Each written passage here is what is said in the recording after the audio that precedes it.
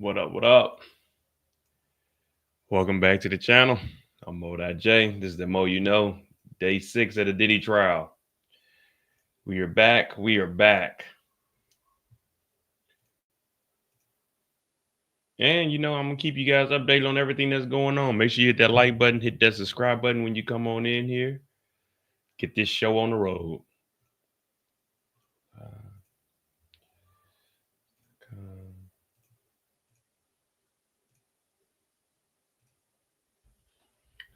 What up, JoJo?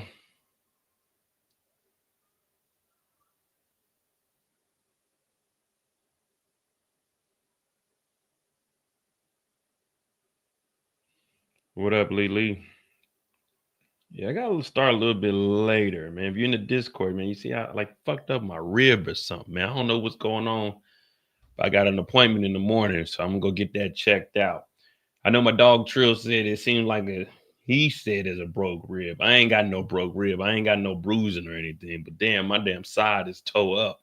I don't know how the heck it happened, but yeah, I'm all right. I'm thugging it. I'm here. We wasn't gonna miss the trial. They said, hey, go get checked out today. I said, after the trial, I'll go in. But I do got an appointment in the morning though. But my left side is messed up. So try not to make me laugh today. Cause man, I ain't gonna lie to you. I can barely put like my shirt on. Man, I'm trying to get up out the bed. I'm like an old man, but it ain't no bruising or anything. It's just damn hurting. All right, man. We're gonna get into this trial in a second. Just let me get set up. You see, we got the scan on here. We got the scan on here. Also, I said during lunch, we're going to have somebody come up and just read us the updates. And then at the end of the week, we'll decide if that person can, each day we're going to have someone else come up here, just do a little recap for us. They just read it off for us. We see how that goes so I can get the sketching in. But yeah, I ain't going to be doing too much joking today because my side is toe up. All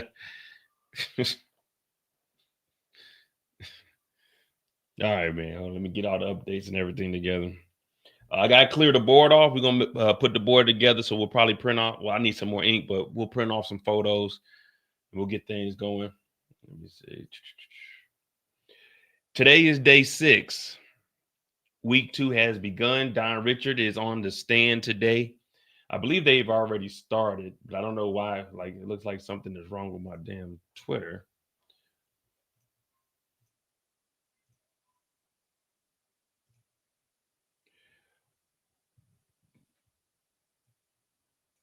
Oh, and that's what I wanted to show you guys. So, we have a lot of people come in here and say, oh, this isn't a domestic violence case.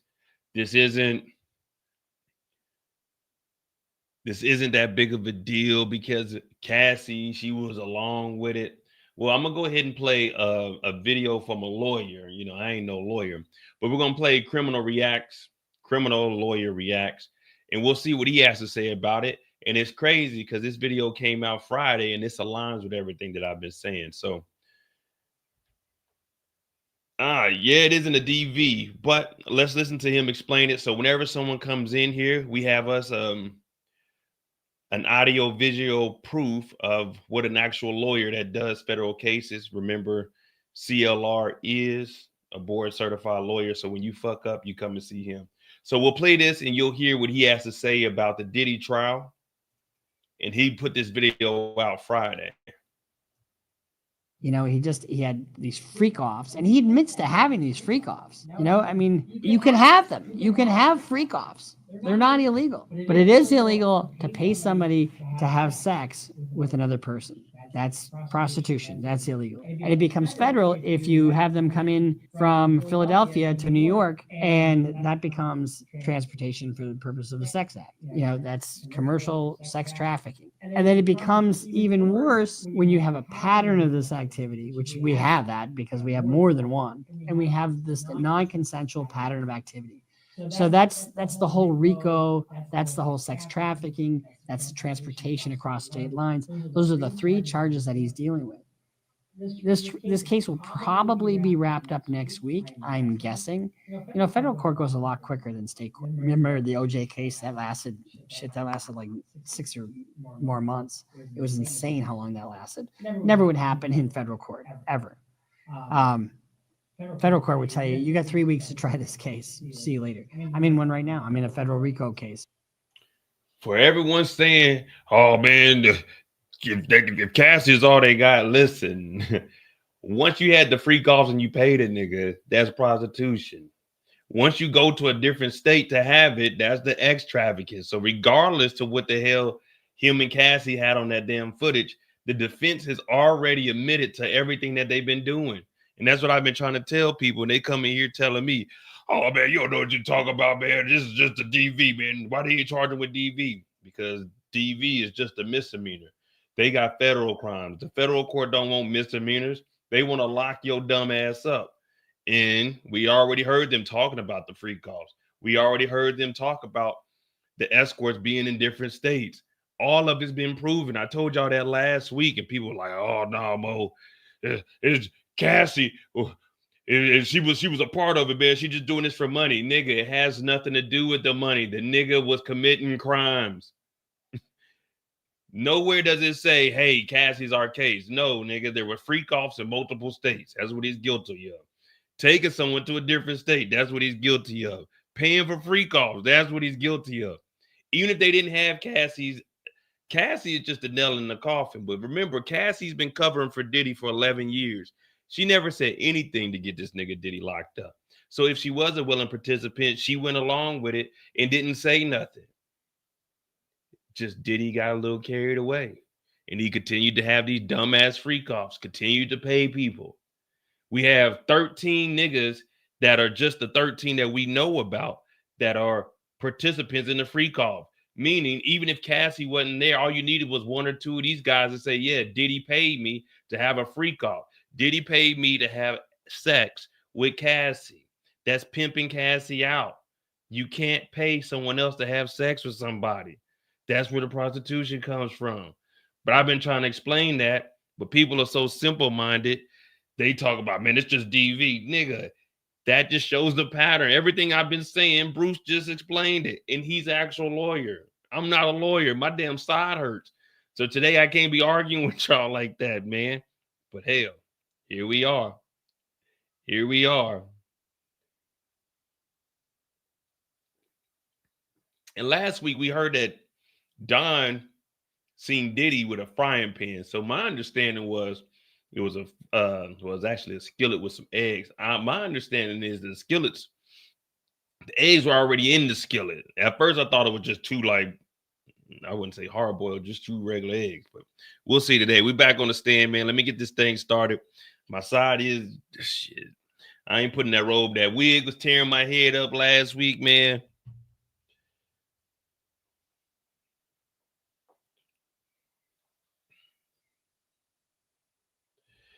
But we still in court, man. The show must go on. All right. So we'll go ahead and get this thing started. Day 6, Modi J, the more you know. Hit that like button, hit that subscribe button. I don't think my Twitter is working for some reason.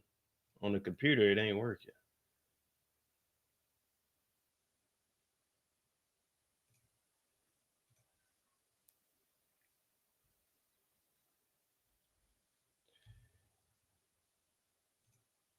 Yeah, my damn.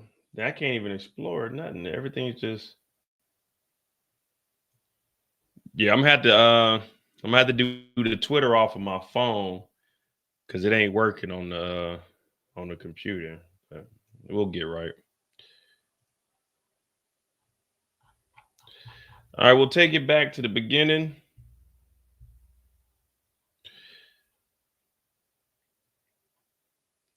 Oh shit. All right, day 6.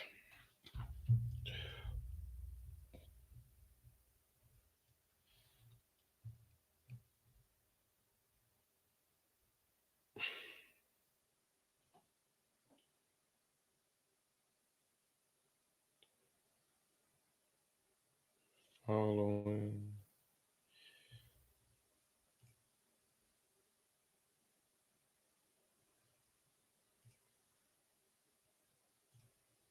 All right, here we go.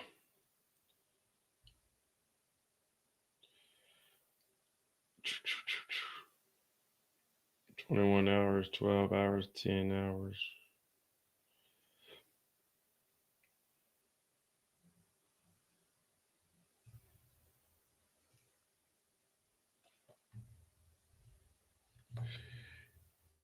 Cassie testified for more than 20 hours. We don't need that. That's what she said. We'll have somebody else come on and read all of that. Ventura's mom and former best friend will each testify this week, according to prosecutor. Prosecutor Comey said Carrie Morgan, we know about her, Cassie's former best friend, will be the next witness after Don finished giving her testimony. So Don will probably be done by lunch. Then we'll have Carrie get up here. Cassie's mama is also among the witnesses expected to testify early this week or early next week, she said. Judge rules on what Ventura's friend can testify to. Cassie's long-term friend, Carrie, is expected to testify today. The judge ruled that Morgan can testify that Ventura told her she was scared of Combs and told her that she couldn't break up with him because he controlled her career.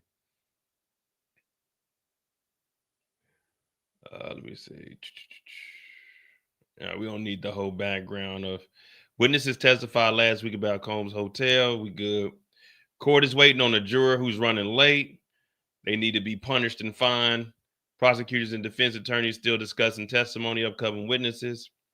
Jury is entering. Don is back on the stand. Don, former Danity Kane musical group formed by Sean Combs as a part of the MTV reality series Making the Band, is back on the stand.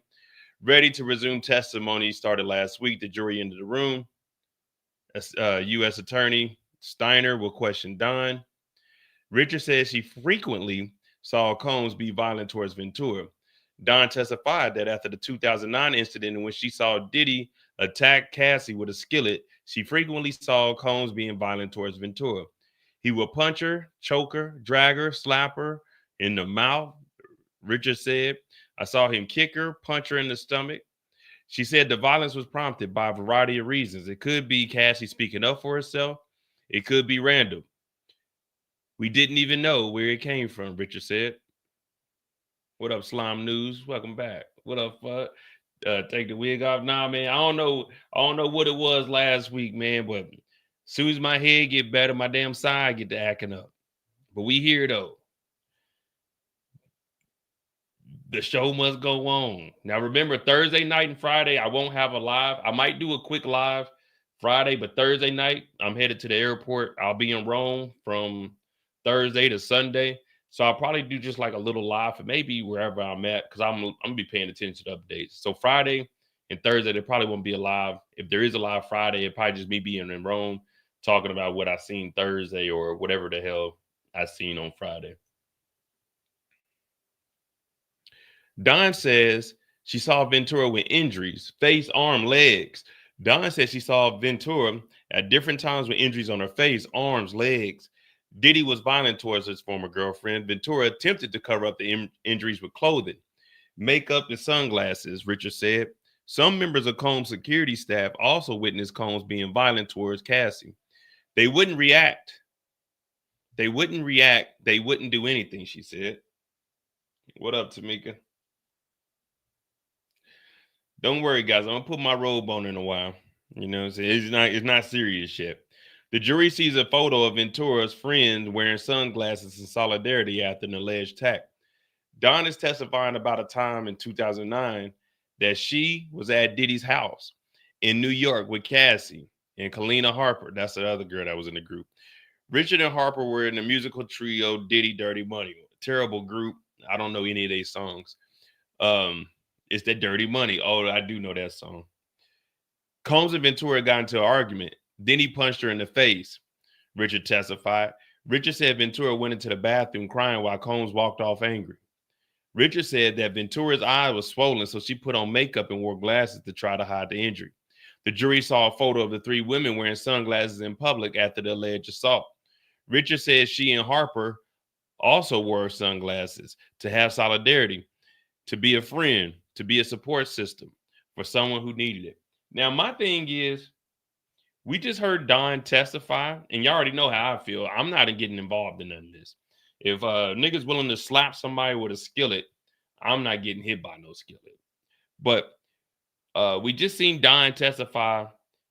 Combs' staff and security, they wouldn't react. They wouldn't do anything she said. But you didn't do anything. So why would you want someone else to do something if you wasn't going to do it? That's like me saying, hey, go stop that. If I'm not going to do it, why do I want someone else to do it?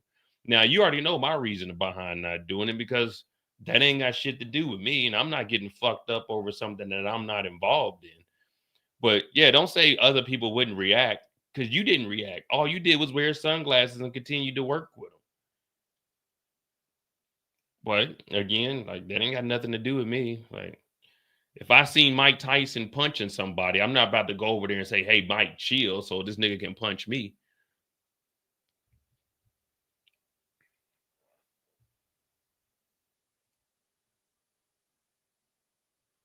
So they were a support system. Don's testimony can be incredibly impactful, says a trial attorney. Oh, we'll go back and read this. We already know how impactful it is. Don testifies Combs punched Ventura at a restaurant. God. Don Richard testified about another occasion in which she saw Diddy punching Cassie, this time in the stomach. Golly, you just got done eating? Several people from the record label were present in the room at the dinner, and Combs and Ventura had been arguing quietly, Richard said. After Ventura bent over, reacting to the punch, Combs directed her to leave. So it was we got the reenactment, so it was a little.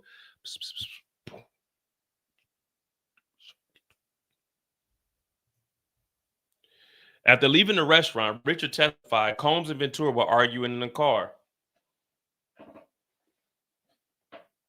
Golly. Sorry, I'm late to work, guys. Said they were arguing in the car. Ventura was embarrassed and told Combs he shouldn't have done it in public, Richard said. So everyone's saying that she was a willing participant. For everyone saying she was a willing participant, we just heard that she was telling them don't do that shit. After she told Combs he shouldn't have done that in public, he then grabbed her by the neck and popped her, slapped her in the mouth. You know, you used to talk back to your mom, but I'm pretty sure that was a little bit tougher.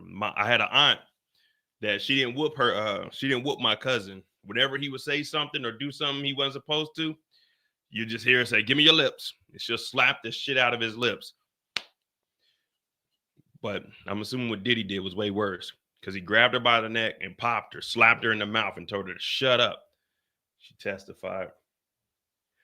Security personnel who were present in the car didn't do anything, and the rest of the car ride was quiet.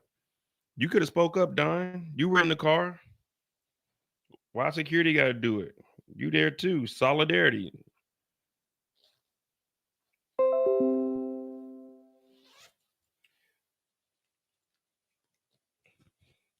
Again, this right here is showing that we have a history of it. Danny Kane members said she stopped commenting on Combs and Victoria's relationship for their own safety. See, now everybody's scared of him. So now no one's going to say anything else when Diddy does something, because it's, hey, we all fear. And again, that goes along the lines of shit. I ain't, you know what I mean? I ain't got really nothing to do with that, and I got to keep my music going. Because you stepping up and losing your job, yeah, I mean, it's the right thing to do. But at the same time, bills is due. Remember, rent is due on the 1st. Richard said, whoa. Don Richards, a former member of the musical group Danny Kane, a music group formed by Diddy, said after she witnessed Combs' violent behavior, she told Cassie she would leave. She should leave. Cass looked torn, like she would listen, but I could see the fear, Richard started to say before he cut off by the defense. Objection, Your Honor. I can't even do it like I want. Objection, Your Honor. Which was sustained by the judge. Yeah, you couldn't see anything. All right. So we got our first objection early in the day.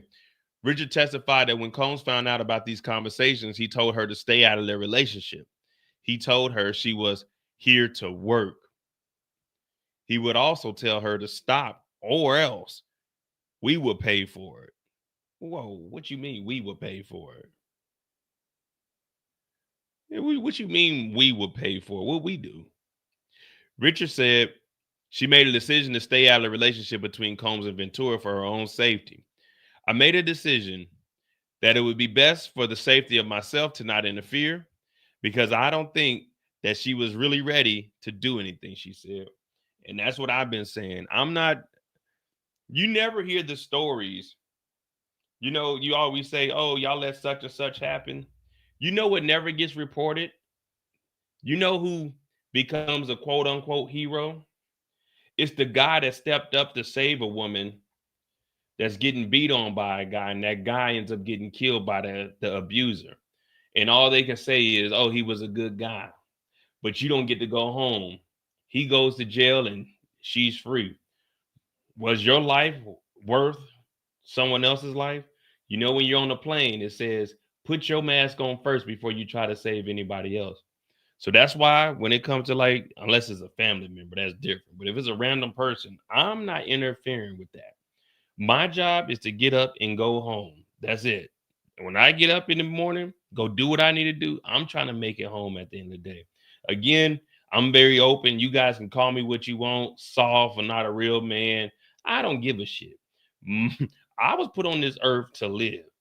Now, if I lose my job, I can't stay over here in Europe.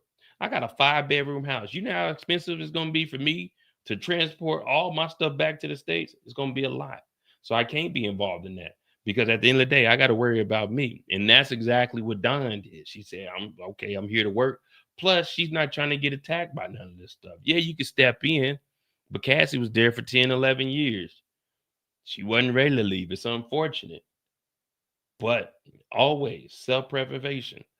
Look for yourself, man. I mean, that's just how I look at it, man. I got to make it home. Richard also testified that Combs said Ventura's career depended on him.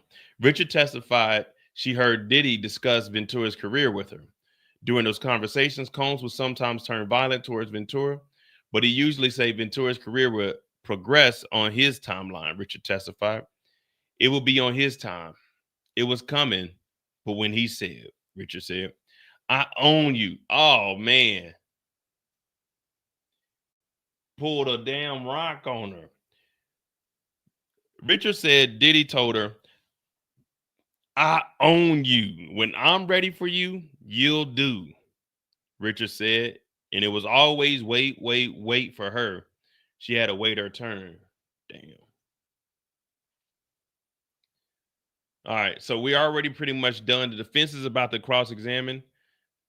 Don's direct testimony is over. Now the defense, Nicole Westmoreland. I think Nicole Westmoreland is our sister that's on there.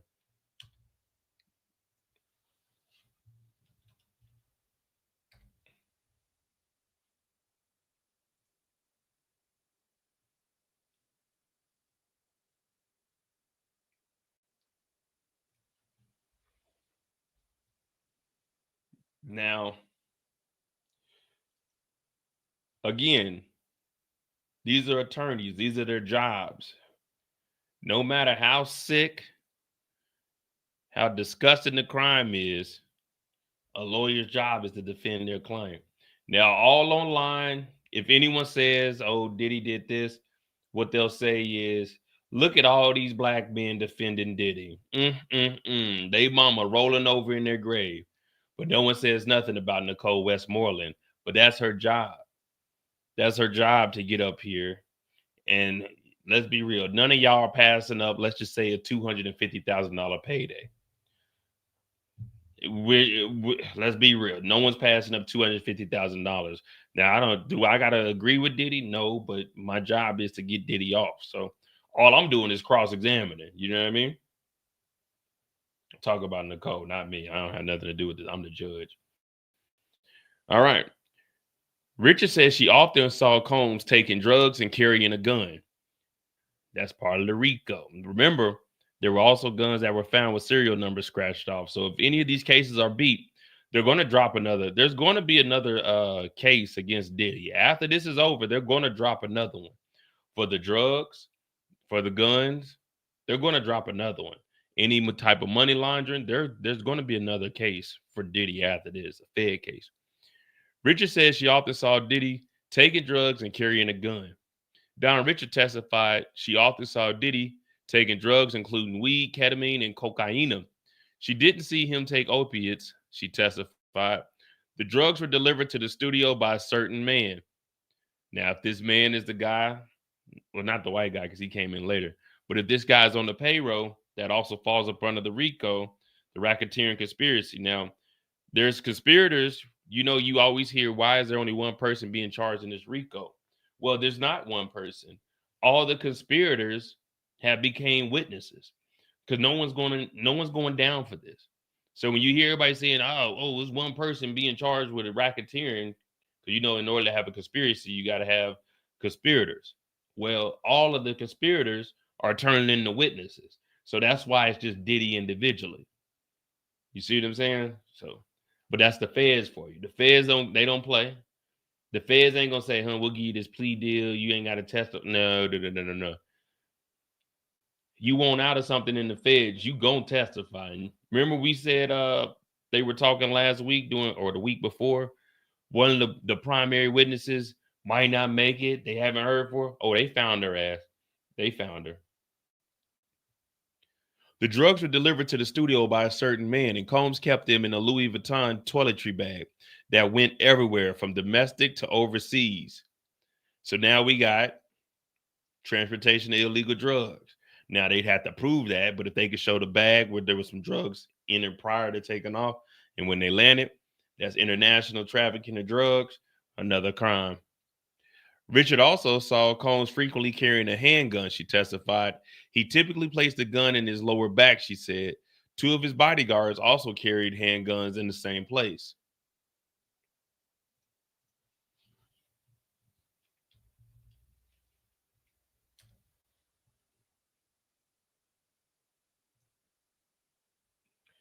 But that goes along with what we were just saying, though. I thought the New York Times they ain't got live updates today. They didn't want anybody in the courtroom for them. Yeah, I don't know what's wrong with Twitter. Hold on, let me see.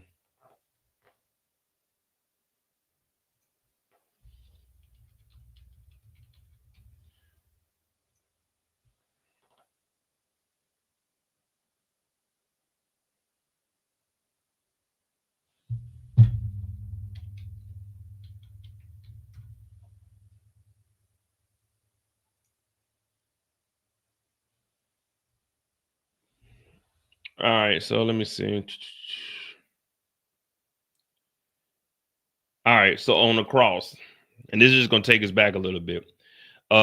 Westmoreland, Diddy's lawyer.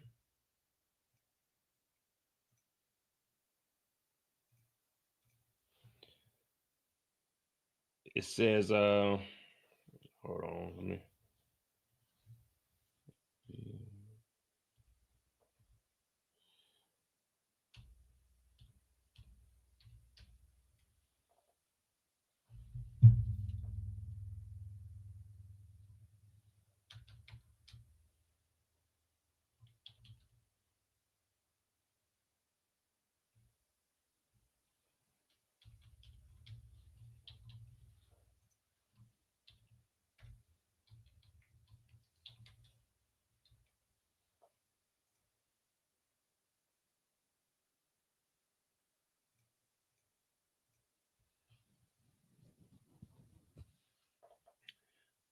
I don't know why it just logged me out.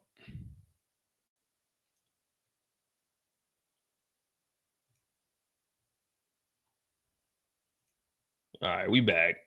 Yeah, I don't know, man. My computer logged me out of damn Twitter for some reason. The truth, thank you for that $5. They said he punched Cassie in the stomach in front of Neo and Usher at a dinner. and some other people, and they did nothing. Yeah, I remember. I remember they were talking about that. I'm assuming that that's the dinner. They said there was some record execs there, but be real. If you seen Diddy punch Cassie and you were at the dinner, what you gonna do? I'm talking about a regular person right now. If you like, we were just all sitting around eating, we chilling, like, oh damn, there go Diddy and Cassie, and you seen Diddy punch Cassie, what you gonna do about it?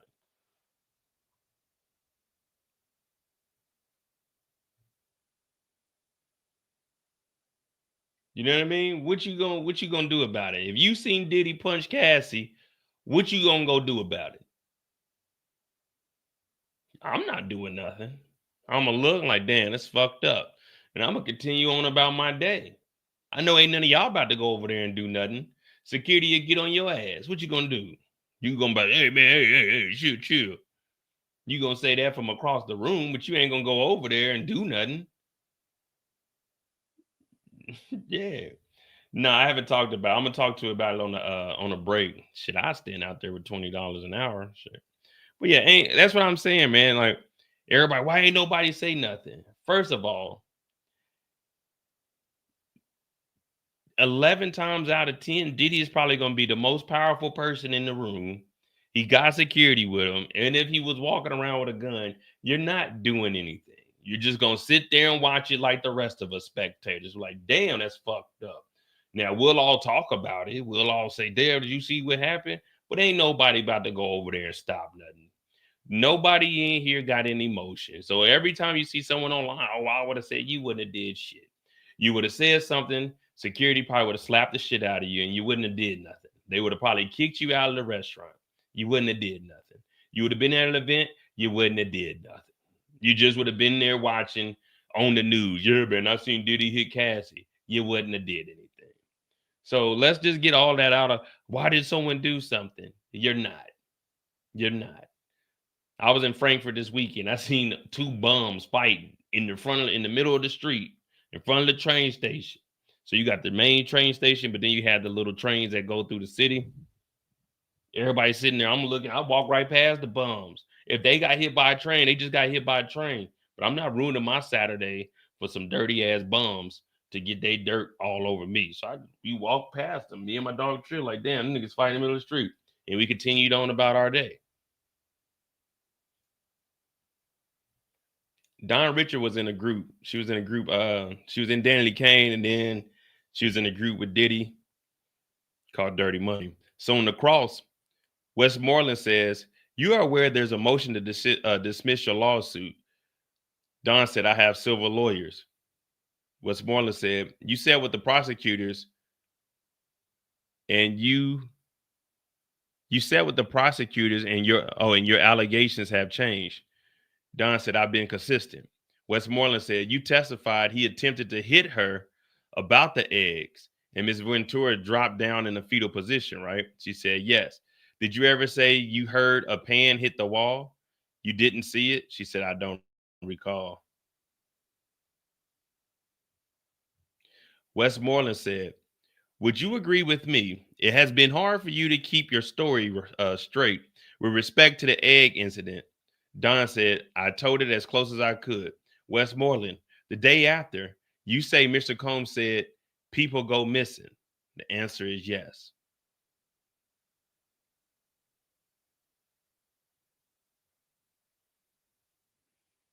Wait.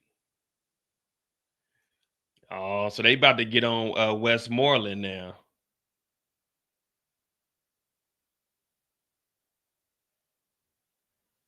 So, all right, let me see if this is a legitimate TMZ post.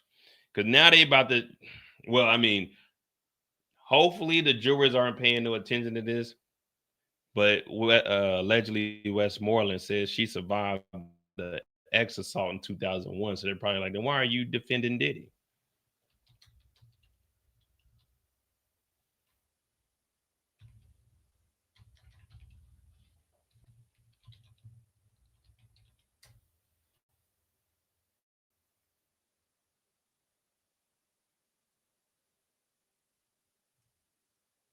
Oh, this is from 2 weeks ago.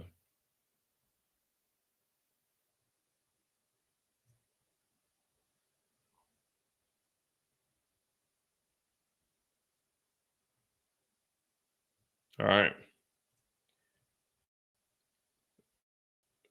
People go missing. Richard says seeing Ventura tell the truth encouraged her to speak about Combs. Richard testified she didn't immediately talk about the alleged abuse that she witnessed between Diddy and Harve Pierre, the former president of Bad Boy Records. Told her not to. When asked what made her speak out, Richard pointed out Cassie. I saw Cassie finally take a stand and tell her truth. Judge sustained a defense objection to her response. Yeah, man. Yo, cut it out. Richard said she left Bad Boy Records in 2011 and would periodically hear from Combs anyway. Anytime her career called momentum. If she didn't pick up the FaceTime call, other people in Combs' circle would call her repeatedly until she picked up, she said. The former Danity Kane member says she also filed a civil lawsuit against Diddy, which is still pending.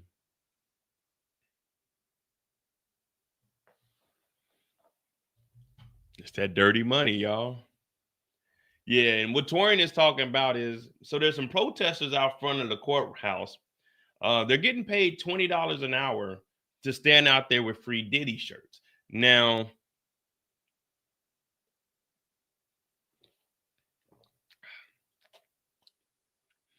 I do lives for about 7 to 8 hours over this Diddy case. So let me see.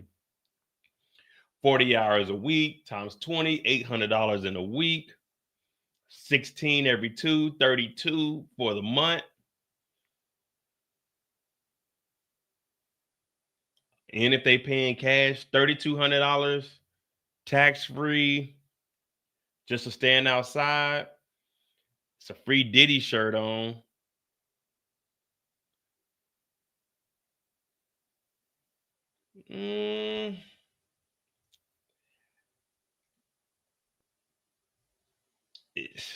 I mean, I don't support Diddy, but we are in New York City, and $3,200, that's a 1-bedroom apartment in New York. I might need to get, well, I'm not in New York. Shit, if I was a bum or something, I'd be, hey, I need that 20 an hour.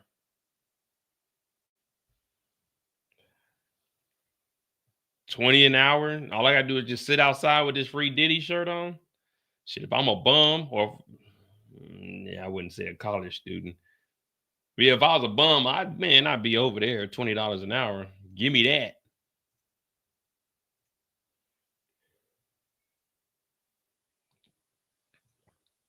Now, Diddy said people go missing. Westmoreland said,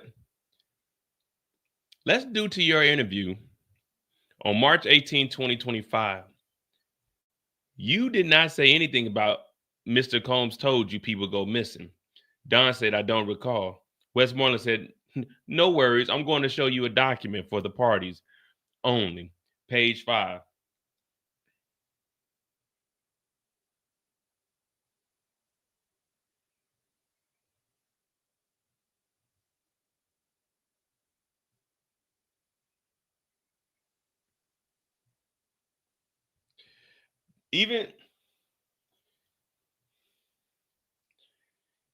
Even once they show that Don didn't say this, hitting somebody with a skillet and telling somebody that people go missing, it isn't going to change the 3 charges that he got. You know what I mean? It still isn't going to change the trafficking, the transportation of prostitution, or the racketeering conspiracy. So yeah, it's going to make Don look like this, but I mean, as long as the rest of her stories is good, like, we're going to see though. Let me see what Westmoreland's Diddy's new lawyer says she survived the actual assault. Nicole Westmoreland, the newest lawyer on Diddy's team, is a survivor of an ex assault because she was allegedly R-word in 2001. The powerhouse attorney who officially joined Diddy's team this morning was just 19 years old in 2001 when she worked for a company that helped reinstate suspended driver's license. She's done there, Brian Steele. According to Westmoreland, Brian Williams, vice president of Cash Money, And a man named Stone met her and asked her to make a sales pitch to the company at Patchwork Recording Studio. One night, Westmoreland says she and three female friends went to the recording studio with a large gathering as it took place. According to Westmoreland, a man named Alfred Cleveland was there, and she says he was a friend to Ronald Williams, the president of Cash Money Records, and Brian's brother. That's Slim. During the evening, Westmoreland says she went to the restroom and Cleveland offered to show her where it was. Westmoreland says Cleveland got her to the bathroom, forced her inside. R-word her. She claims another man came to the door, during which Cleveland allegedly told him to keep guard, and then they allegedly passed her off to him. But Nicole says she begged him not to.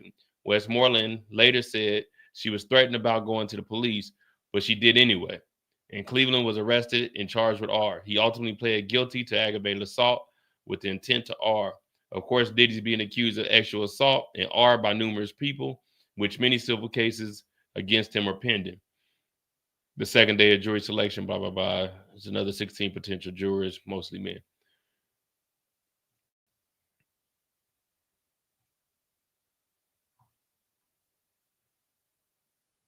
All right, so we can get to page 5. Nah, Diddy need to be in general pop. Let people get to him.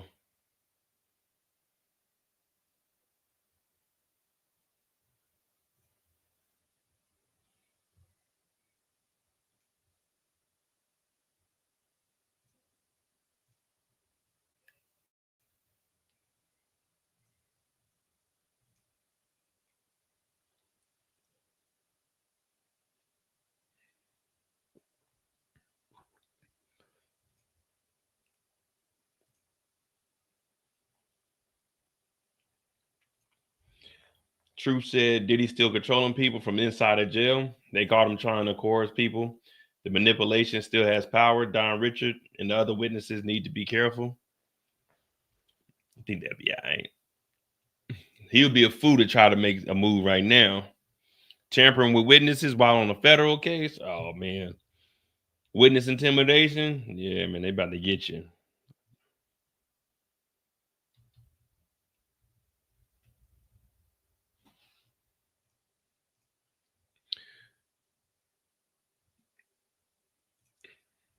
Defense attorney suggests Richard's account of the kitchen incident has changed over time.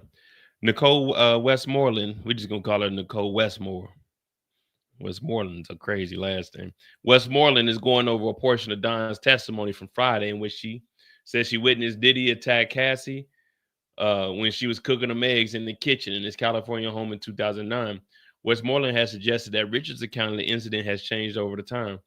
On Friday, Richard testified she saw Combs attempting to strike Cassie with a skillet, but Ventura ducked and fell to the floor in a fetal position. In a demand letter to Combs in 24, Richard's lawyers asserted that she heard the frying hit the wall, but didn't witness the altercation. Richard said she wasn't aware of what claims her lawyers made on her behalf. Yeah, I was going to say, the lawyer said that. I didn't say that. In October 2024 interview, Richard told prosecutors Combs actually struck Ventura with the frying pan. Westmoreland said, citing government notes from the interview. In another interview with prosecutors, Richard said Combs threw eggs at Ventura, not using the pan. On the stand today, Richard said she recounted the incident over time to the best of her memory. Did it happen? Yes. Did it happen the way she said the first time or the second time? We don't know. All we know is there was some eggs in a damn skillet. But again, you got to try to discredit them. What up, Kendall? We got what, 115 people in here. I got a toe upside, and we got 35 likes. Do me a favor, hit that like button, hit that subscribe button if you're new to the channel. Right now, we're just going over the defense and the cross-examine. It looks like we're going to go pretty fast through these next witnesses. Cassie was, of course, the key witness, our star witness. But now we got Don, we got Carrie that's going to take the stand. We got Cassie's mom, We got Jonathan Oddie, I think, is taking the stand. So it's going to be going pretty fast. Again, this is federal court, 15 minutes in between witnesses. Get the next one on the stand. They ain't playing around. They're going to probably try to get this done before 8 weeks. I know the feds are going to want to definitely go over all of their witnesses just to keep piling on, because that's what you got to do to win. But we're going to see.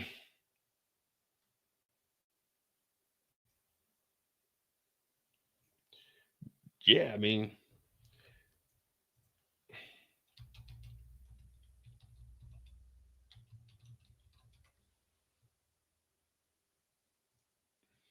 so Diddy did have a chef, but here goes something with this chef. Diddy's former personal chef, come on. Diddy's former personal chef settles work claims suit with rapper. Diddy's former personal chef says she was subjected to harassment and forced to work long hours without being fully compensated for overtime. Settled the lawsuits he filed against an entertainer. The attorneys in the case told the judge. In her suit filed in May 2017 against the 49-year-old defendant, whose real name is Sean Combs, plaintiff Sydney Rudu alleged she often worked long hours and traveled with him, sometimes for up to 2 weeks, without receiving any additional pay. She said she was hired in April of 2015 and fired in May of 2016. Los Angeles Superior Court has sent her case to arbitration in August of 2017, finding that she signed an employment agreement that, among other things, called for her to arbitrate any of her work-related disputes. They previously rejected the attorney's argument that the language of the document she skewed. Anyway, Tuesday, however, the lawyers told the judge the case was resolved. No terms were divulged. She has sworn declaration filed in connection with a lawsuit. Rapper producer. She often worked from 9 a.m. to 1:30 a.m. after signing an agreement to become his personal chef. She claimed Diddy didn't give her extra income. Her duties were included shopping for groceries, stocking the house and kitchen with food, clearing out and organizing the pantry, and prepping meals for Diddy. Also alleged she was exposed to harassing and hostile work environment. For an example, she said in August of 2015, she arrived late because of traffic, and that Diddy present with the house guest Gina. Now you guys know Gina's the one supposed to be taking the stand. She said Gina yelled obscenity at her and then asked, "Can't you see I have company?" Oh, Diddy was at the house with Gina. We heard Cassie testify that she was finding out that Diddy was on trips with either Gina or Kim Porter. This is 2015, before 2018, when Kim unfortunately passed. So all of this is aligning with what was going on with Cassie. Remember, Cassie said she was mad and jealous that Diddy would be out with Gina? Well, in August of 2015, the chef showed up and Gina was at the house. Cassie wasn't at the house. Gina was at the house. Diddy talking about, "Can't you see, you stupid motherfucker?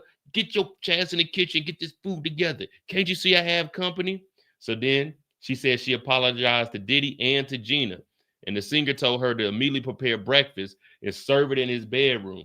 Now, we just heard Don and Cassie talking about a skillet and some eggs. That nigga Diddy, we know, this is what we can confirm about Diddy so far. The nigga gets horny, so horny he can't concentrate. The nigga love freak offs. The nigga love drugs. The nigga love breakfast. That's one thing we do know. And the nigga love baby oil. So then he said, prepare me breakfast and serve it in the bedroom. The chef said that when she finished making breakfast, she brought the food to Diddy's bedroom and knocked, and then entered to set up the meal. Upon entering, I noticed Mr. Combs and his guests indisposed and engaged in sexual activity. There was a freak off going on while the chef was bringing breakfast. Now, we just heard Don say that Diddy wanted them eggs made cheesy with them grits, or no. Wanted them eggs made. Diddy got mad and took the skillet. And now we're hearing that the chef in 2015, which is along the times that Cassie was still with Diddy while he was messing with Gina, she went into the room to serve breakfast during an act of freak off. So we have a pattern here. You know what I mean? So people saying, "Oh man, why Cassie was a willing participant?" No, they got other stuff that they can pull from. We got the personal chef that says she walked in on a freak off. And let's continue on to say what the hell was going on from there. They were indisposed and engaged in X activity. She also alleged in June of 2015, Diddy's manager commented on the size of her lips and that he and one of her bosses asked for a number of sexually oriented questions.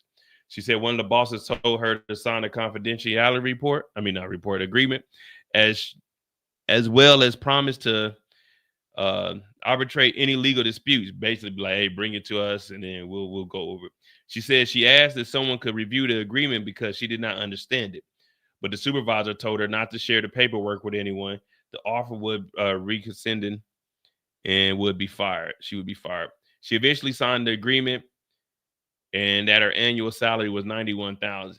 $91,000 ain't bad, but if you got to witness freak offs.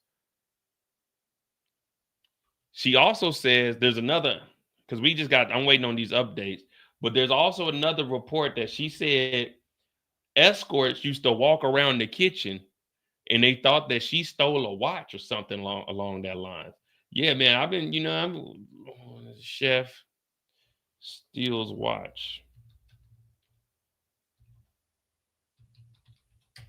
But she said they gave her the watch. Or somebody else that said they were stealing the watch.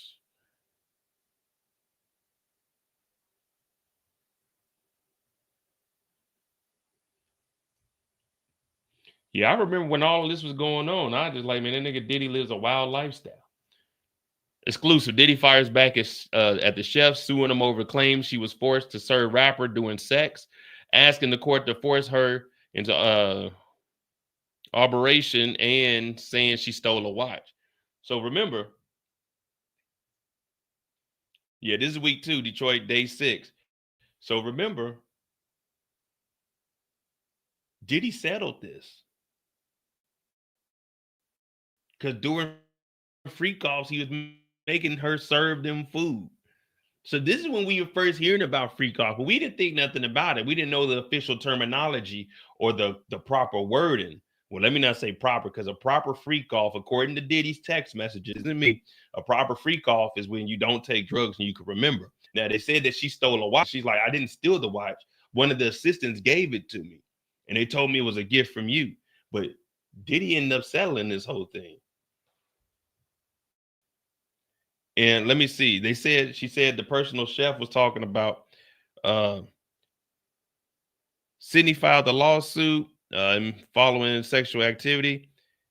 In May, claiming she was regularly summoned to serve Bad Boy Mogul and his guests while they engaged or in immediately following sexual activity in this Los Angeles.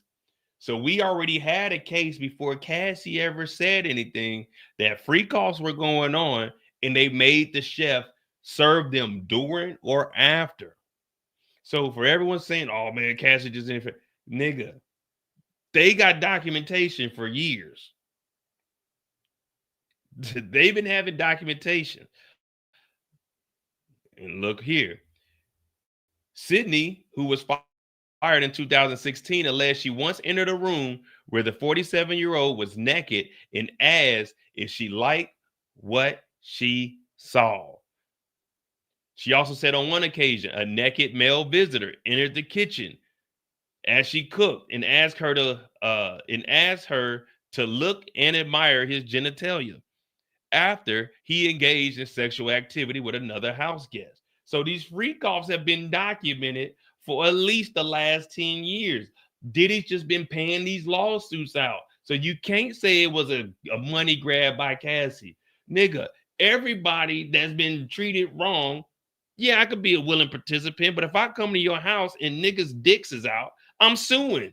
Niggas put dicks up when I come around. Pause. Like, nigga, I'm in the kitchen cooking. Nigga, I'm not trying to see that shit. Get this shit up out the kitchen. So she sued Diddy, and in 2017, that nigga cashed out. So that's why we didn't hear nothing else about it. But I remember when this was going on. And then there's another incident where somebody gives the chef a watch, and she's like, I didn't steal that. And Diddy tried to say, you stole this watch. It's like, I didn't steal the watch. Nigga, the assistant brought it in here and gave it to me. So during freak offs, you had a personal chef in there that didn't want to be involved in it. So think about how many chefs that probably left prior to her.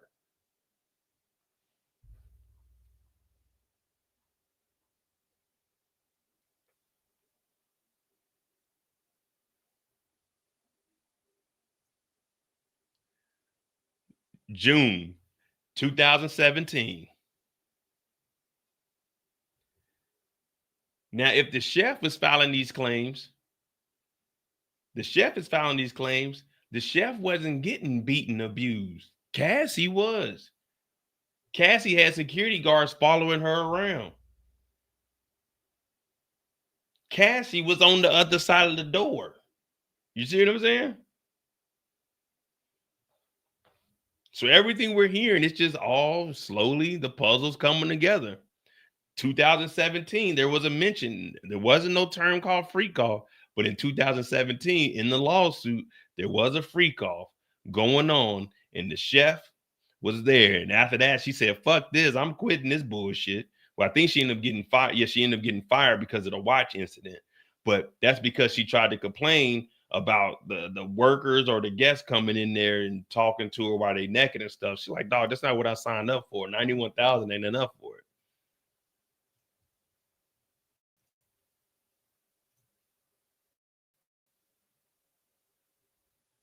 I'm a good judge. Hey, hit that like button, hit that subscribe button. I'm a good judge, man. I'm linking it all together. Go ahead. You got to give me just a little bit of credit. Just a little bit. Because I'm piecing this shit together. I'm piecing it together as real time. Real time. Now, are they going to bring that in? You never know at the feds. They might mention it. They might make a reference to it. But of course, there was an NDA. But technically a crime was committed. Because if somebody was paid in there,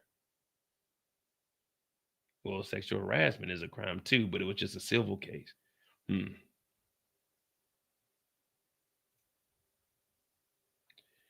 All right, here we go. We got us an update. Westmoreland said, "Let's move to the alleged incident before the Central Park concert. You are aware there was a camera crew." Don said, "Not in the bathroom." Westmoreland said, "You were filmed in the park. Are you aware if the video has been turned over?" She said, "No." Westmoreland, "About the guns. You didn't tell the prosecutors about I saw guns at daddy's house."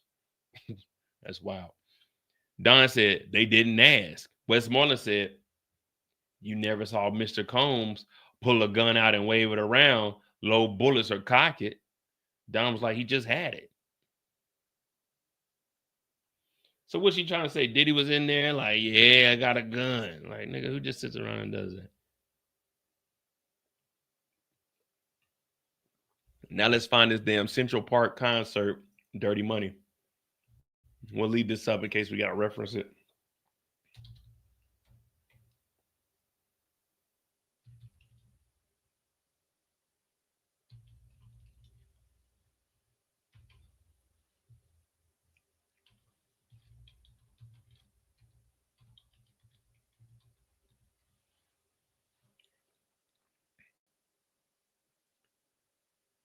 Here we go. Diddy Dirty Money Group, Don Richard, Kalina Harper, and Diddy perform at Central Park as a coming home tour. They perform ABC's Good Morning America. Let's see.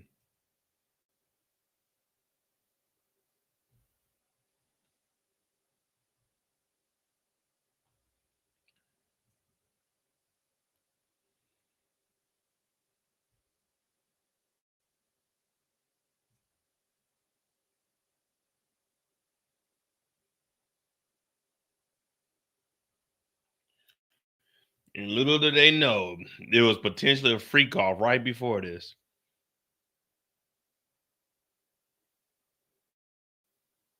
All right, here we go. Did you tell the government you never saw Mr. Combs do cocaine? Don said, "I don't recall." She said, "Your testimony has changed quite a few things." Don says, "As time progresses, I remember more."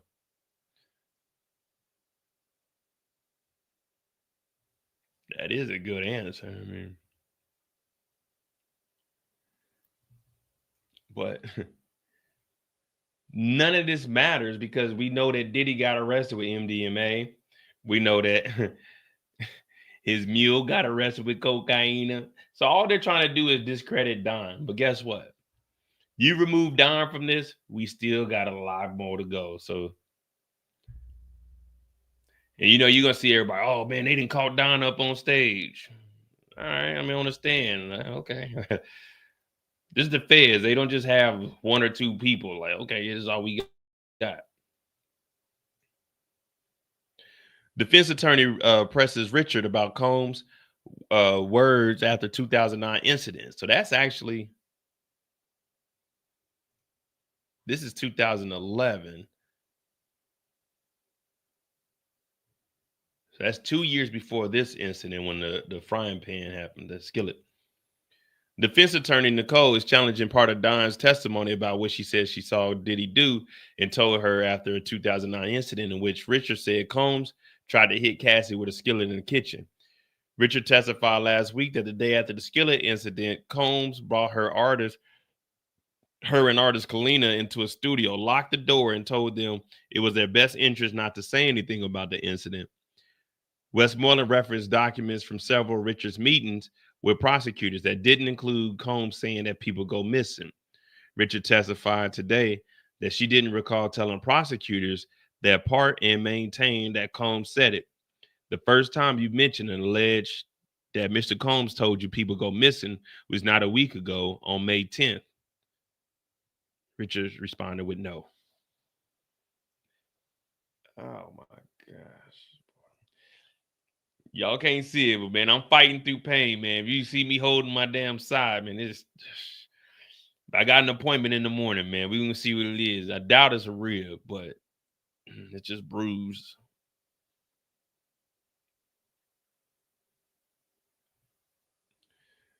You were filmed in the park. Are you aware if the video has been turned over? There must be something on this Central Park concert video. Diddy sent. Let's try to find out if anything happened. Central Park.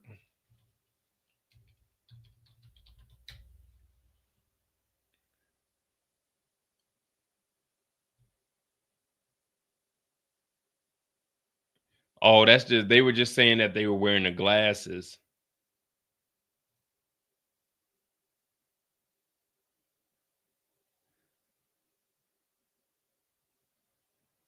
Man, I ain't gonna lie to you. Looking back, this group was trash.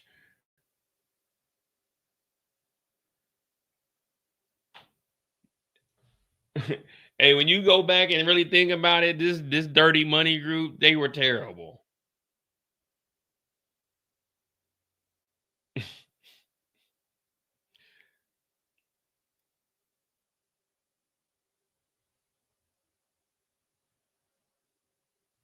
They really gave this nigga a key to the city. Yeah, what up, Eric? You know, we fight through over here, man. Make sure you hit that like button. Oh man, y'all just gonna do what y'all do, man. Y'all support Diddy more than y'all support me, man. Fuck it. I ain't even gonna ask anymore. Don't hit the like button if you don't want to. Don't hit the subscribe button if you don't want to. You know what? Just enjoy your Monday, man.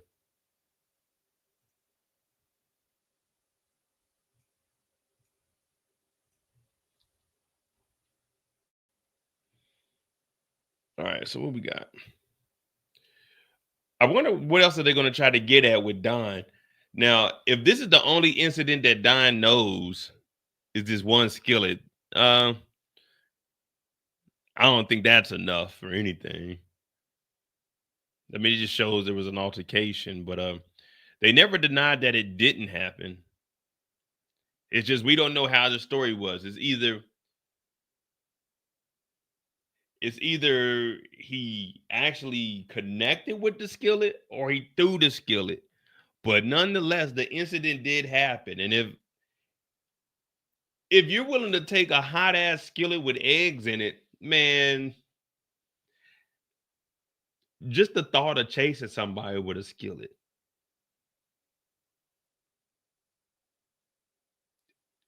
So for me, I'm hearing this, I'm thinking So the defense isn't saying it didn't happen. They just don't know how the story happened.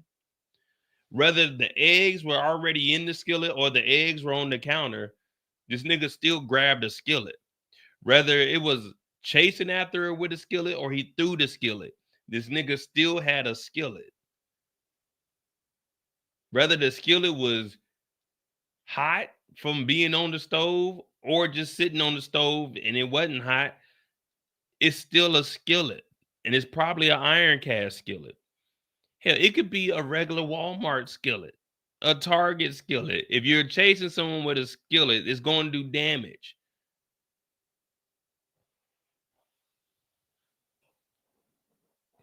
So that's my thing. Like, are they defending and saying it didn't happen, or are they just trying to get the story like, okay, well, your story is off. It happened, but it didn't happen that way.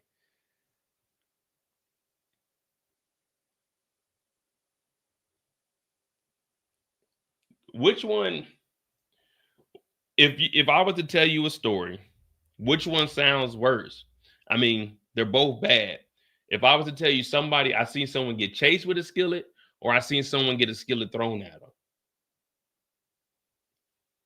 It's like, okay, if you get hit by a skillet, whether they throw it or they're chasing you with it, you're still getting hit by a skillet. It doesn't like what happened. Oh, they threw it. Oh, well, maybe he was chasing after them, but you for sure they had a skillet. Yeah, they had a skillet because the eggs wasn't made. You know what I mean? What else they see you? We just waiting for these updates.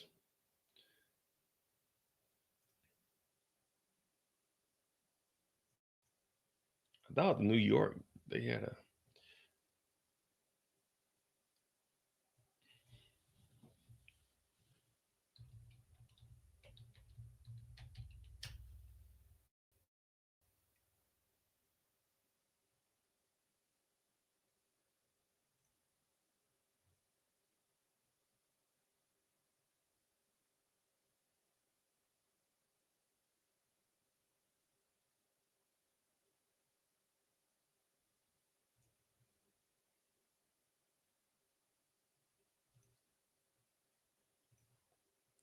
Now remember, it's not gonna all be exciting. Well, it wasn't really exciting, but here we go. See, look, they're getting away from the skillet incident because they can't deny that the skillet incident happened. They just don't know if the skillet was thrown or the skillet was chasing after her. But they moved on. So it says, Westmoreland said, "You saw One Stop sell drugs. You saw him take money." Don said, "Yes." "All right. 1 second. Didn't you tell the government you never saw anyone pay him? So you lied, right?" Don said, "No." Sidebar. Sidebar. Oh man. All right. Sidebar.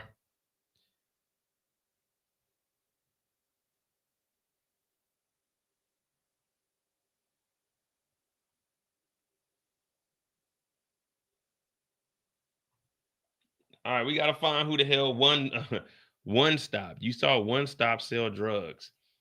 Diddy one. Has anyone heard of a nigga named One Stop? Diddy One Stop.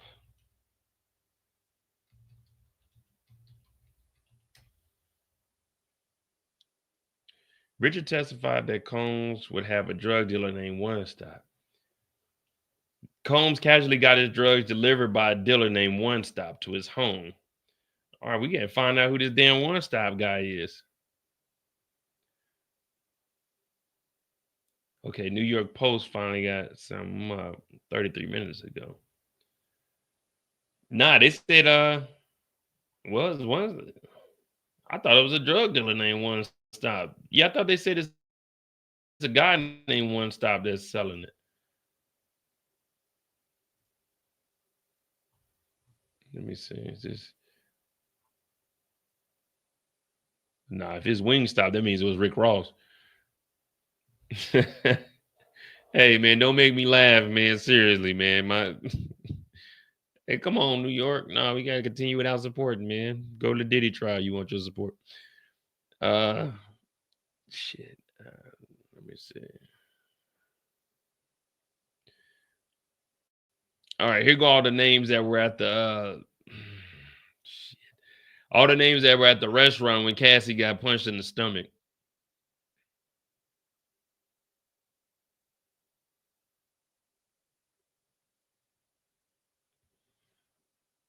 I'm gonna look for some one-stop stuff, but the celeb names included Usher, Neo, music exec, Jimmy Iovine were at the restaurant where Diddy punched Cassie in the stomach. Testimony. Celebrities including Usher, Neo, music exec, Jimmy Iovine were at the restaurant. Diddy punched Cassie in the stomach, according to testimony. Don Richards was grilled by lawyer Nicole Westmoreland about why, on direct examination, she didn't divulge the A-listers were at the West Hollywood restaurant where Combs allegedly got punched. Well, allegedly punched Ventura. Any reason you left out those individuals when the government asked you the question? Westmoreland asked Richard. She just asked me who was there, Richard said. Why didn't you say their names? The defense attorney continued to press. I'm not sure, Richard answered. It wasn't clear from testimony whether the trio notables had witnessed the alleged assault. Yeah, I'm not, man. Man, I seen Cassie get punched. Me and my dog Trill went to a little Afro crowd event this weekend. I don't know who was all there. Was it a couple celebrities? Shit, maybe. I don't know. All I know is the people I came with. All I can tell you is what I saw. You know what I mean? That's all I can tell you. I don't know who else was there. I don't know if they even saw it. So why would I mention their name? Oh yeah, such and such was there. Now I sound like a groupie. You know what I mean? I'm a celebrity in my own right. I don't know if Usher seen it. I don't know if Neo's seen it. So why would I bring up their names if they didn't have nothing to do with this incident? That's what I would have said on the stand. The hell with the defense. Westmoreland. All right, so we still got the sidebar. Okay, here we go. Back from the sidebar. Westmoreland. It was you who reached out to Mr. Combs to work with him again. Don said, yes. Westmoreland, but he had threatened you, right? You asked him to work with you again? Don said, yes. Westmoreland, okay.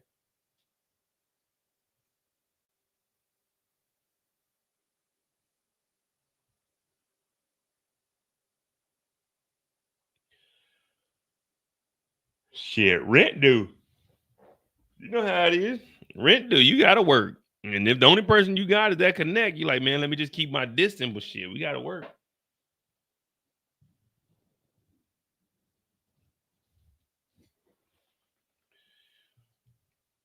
Oh, yeah, mine. You know, Usher done seen a lot of stuff. Oh, man. Put this here. One new entry available. Who is Don? We don't need to know who Don is. We've already went over that enough. Mm-hmm.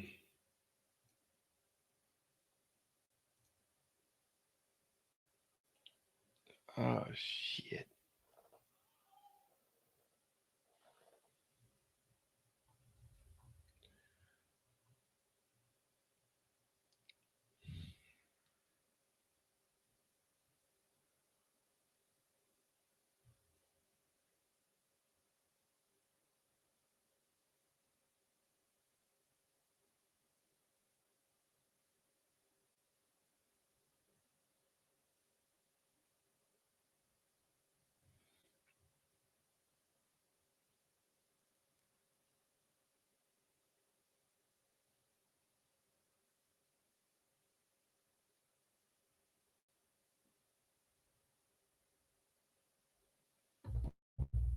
All right. Yeah, I mean, I don't know. I guess just keep discrediting Don. Nickname of a person who Don Richard testifies sold drugs to Combs to his entourage. Yeah, here you guys go. He's giving you the answer. Who or what is One Stop? Is an actual person. Hey man, hey One Stop. Yeah, man. You know I'm that one stop shop. I got mixtapes, I got DVDs, I got drugs, I got liquor, I got whatever you need. That's what we need to do. We need to expose who One Stop is.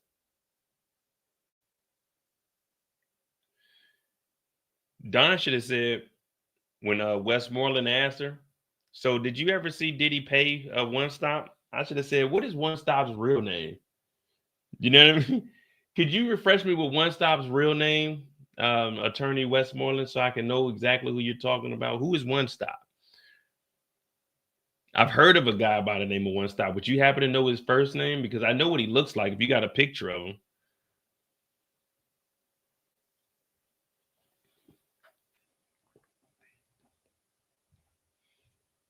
What up, Moochie?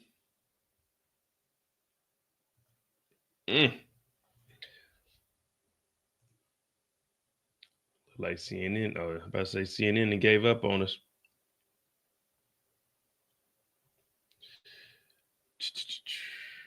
Uh,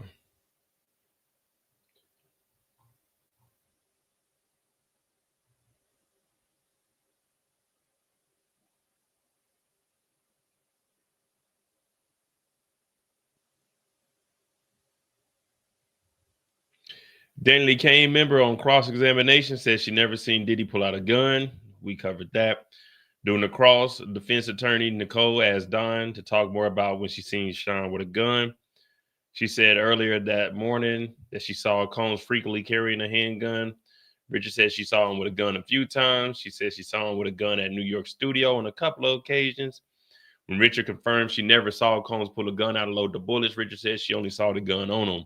In earlier testimony, she said he typically have a gun on his lower back. Defense attorney Richard keeps pressing Richard, so that's about the same thing. They told you they go missing.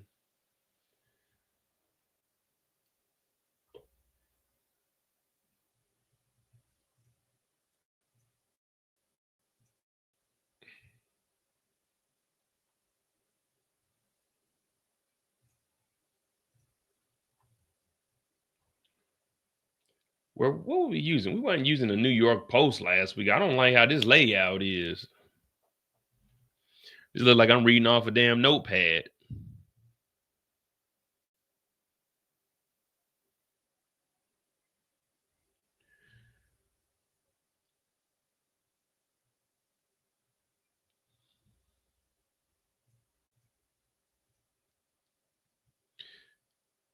Danley Kane member says she reached out to Combs to ask him about working together again. On cross, Don acknowledged that after parting ways with Bad Boy Records and Sean Diddy Combs in 2011, she reached out to him on several occasions.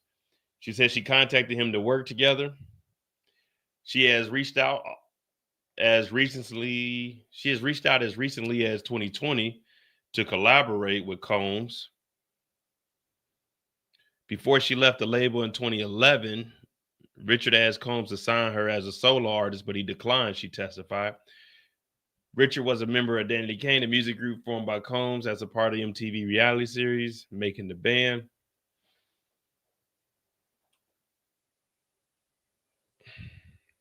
Man, Diddy wasn't about to sign you.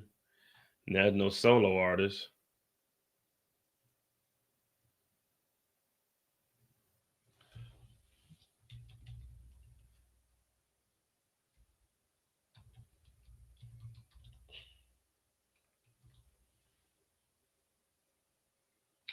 CNN, Tryline, USA Today. I want to check out USA Today.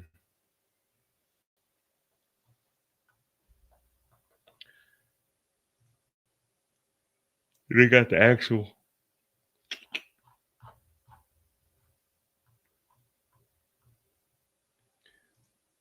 That's all we need is like the actual updates, live, play by play.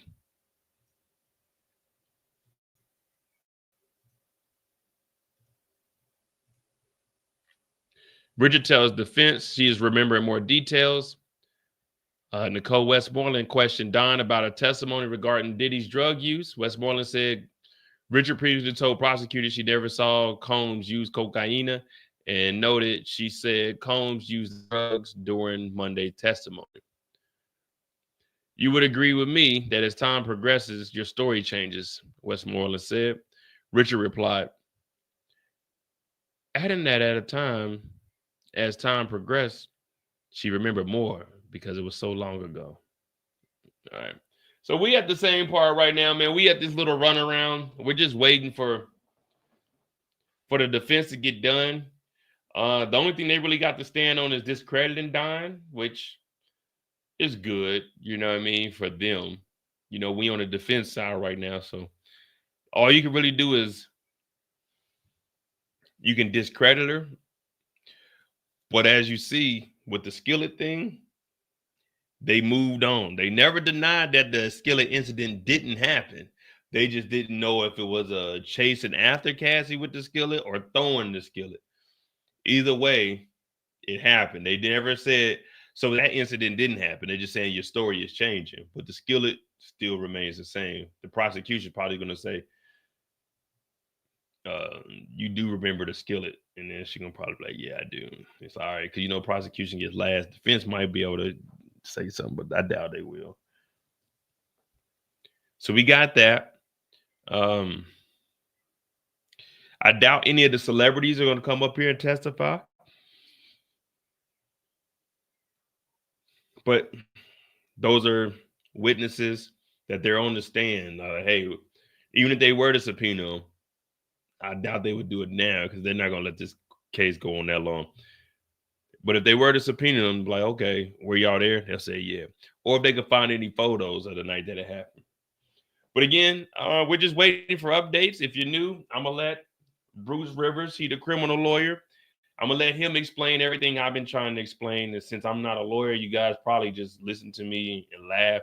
So I'll let him explain exactly what I've been saying for the last week. Now, this video dropped on Friday, and you guys been here with me since Monday. You know, he had these freak offs, and he admits to having these freak offs. You know, I mean, you can have them. You can have freak offs. They're not illegal, but it is illegal to pay somebody to have sex with another person. That's prostitution. That's illegal. And it becomes federal if you have them come in from Philadelphia to New York, and that becomes transportation for the purpose of a sex act. You know, that's commercial sex trafficking. And then it becomes even worse when you have a pattern of this activity, which we have that because we have more than one, and we have this non-consensual pattern of activity. So that's the whole RICO, that's the whole sex trafficking, that's the transportation across state lines. Those are the three charges that he's dealing with. This case will probably be wrapped up next week, I'm guessing. You know, federal court goes a lot quicker than state court. Remember the OJ case that lasted like 6 or more months. It was insane how long that lasted. Never would happen in federal court, ever. Federal court would tell you, you got 3 weeks to try this case. See you later. I'm in one right now. I'm in a federal RICO case right now. You see? So everyone talking about Cassie, ain't got nothing. You paid motherfuckers. They didn't win cross state lines, man. That's everything. And again, it is a racketeering conspiracy. It's just all the conspirators, they didn't turn to witnesses. So that's why it's just Diddy by himself. Everybody else are like, hell no, we gonna tell what we know because we don't want nothing to do with this. Everything, Diddy did it. Did you do such and such? Yeah, I did it for Diddy. Did you do this? Yep, Diddy told me to do it. Oh, yeah, I was setting it up because Diddy said do it. Yeah, Diddy said go do that. No, I did that, but yeah, Diddy said do it. No, I was going to go do this, but then Diddy told me to go do that. So that's why I did that. So that's why there's just Diddy. Everybody's, remember, fingers point up. They can't point down.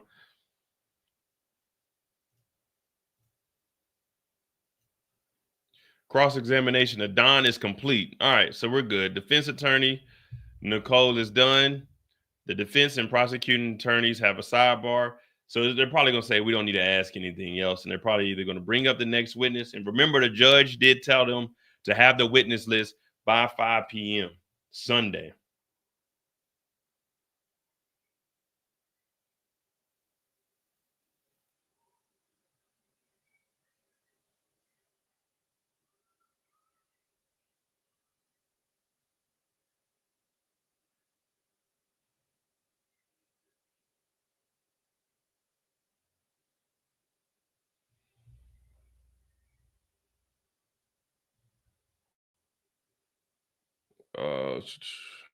So now they're talking about some damn music.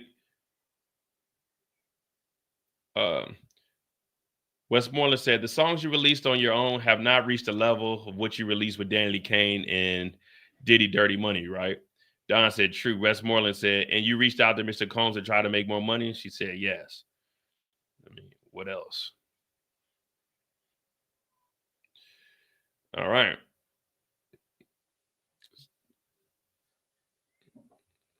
Attorneys ask, can we have a short sidebar, and it's not short. Still wondering why decides legal arguments to the judge. Judicial documents will only go on the docket on a week's delay. We'll be doing weekly ebooks, week 1. I might, depending on.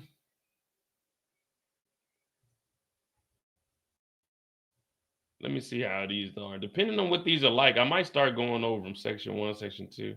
Oh, no, there's too many sections on here. Section 10 is 108. Nah. Oh, he wants to buy the ebooks. All right, well, shit. I don't blame him. He's selling these ebooks for each week for $5. If I was really that invested, I'd buy it, but I'm not.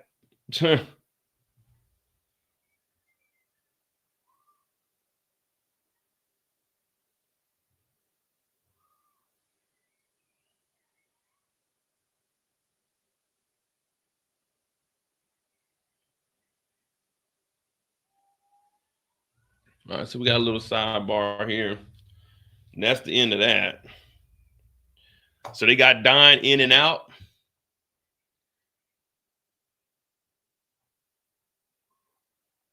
Don confirmed that the musical group she was a part of, Danny Lee Kane and Diddy Dirty Money, both went platinum. She testified she felt saddened by Diddy deciding to dismantle both of these groups and confirmed that the music she released since hasn't reached the same level of success. Hell, even Diddy's music ain't reaching that level no more. Danny Lee Kane was formed by Combs as a part of MTV reality series, Dirty Money, blah, blah, blah. You felt like Combs ruined your career, not once but twice, defense attorney Nicole said. Don said yes. Westmoreland asked Richard to admit that she filed a lawsuit against Combs to get a lot of money. Richard said no, but she wants to be compensated for the work she put forth. Yeah, I mean, they trying to catch her up so that damn her silver shoot won't go anywhere. Trying to look out for the back end, the tail end. All right, so we got her in and out today.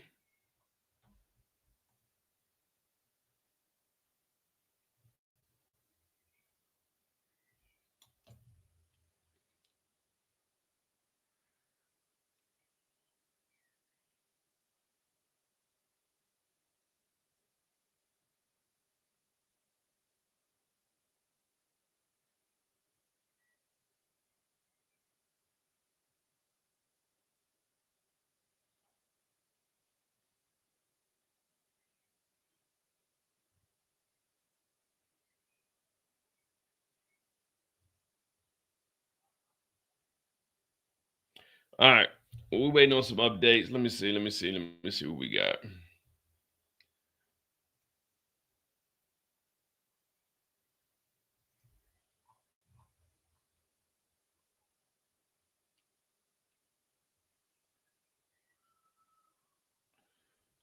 So back to the chef that we were. Oh shit!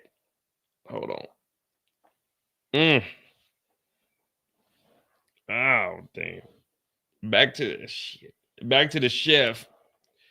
Sydney, who began working part-time for the singer in September of 2015, was later promoted to head chef, was fired last May after she allegedly stole a musician's watch. According to Sydney, the celebrity cook was set up for the theft after she complained about the sexual harassment from one of the assistants. In court documents, she said Diddy's housekeeper had salvaged it from the garbage and offered it to her. She was ultimately fired after she returned the watch. Despite their arguments, Sydney then publicly filed a 14-count suit against her former boss, claiming ex-harassment, hostile work environment, wrongful discharge, defamation, failure to pay overtime wages, and other charges. What up, Danny? And Diddy settled out of court. The chef said she was working from 9 a.m. and ended up around midnight or 2 a.m. and was paid $150 a day. She said she was, she claimed she was required to take trips with her boss without extra pay. The chef's name is like Sydney Redu. I'm terrible with names. I just know her as Sydney. Uh, mm. On June 28th, the day before Diddy filed a petition, his lawyers responded to the attorneys and the chef for arbitration.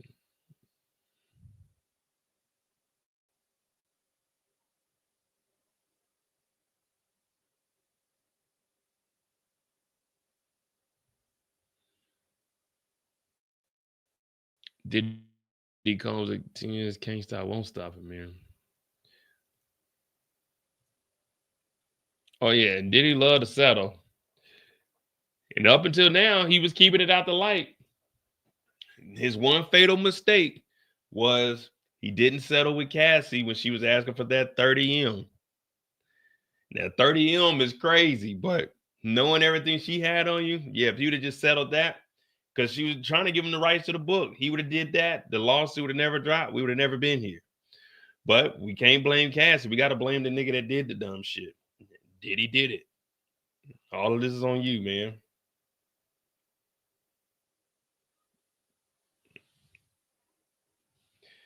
$30 million for a book. And then, like I said, if he gets found guilty, then Cassie can go ahead and either drop that book, which I don't even think she had a book written.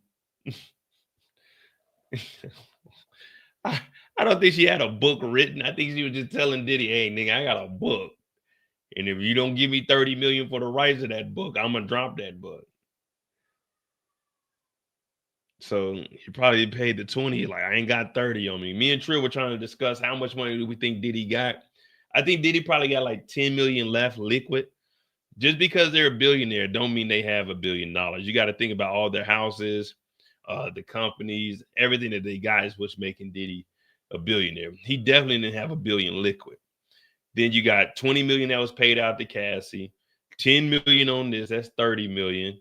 Multiple other lawsuits that are going through.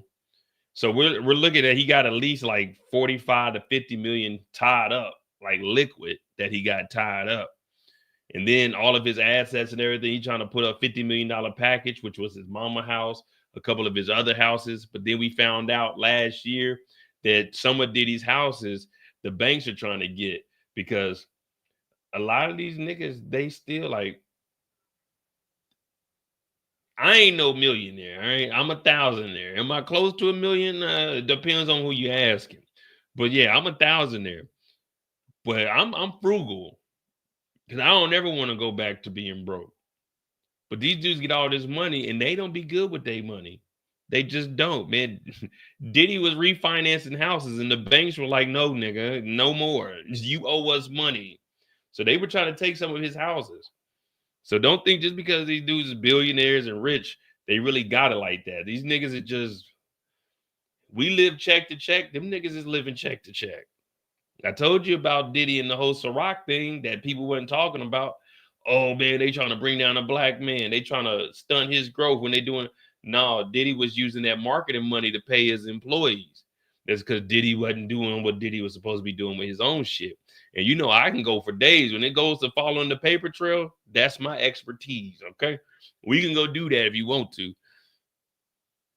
Shit, this ain't pocket watcher. This is public information.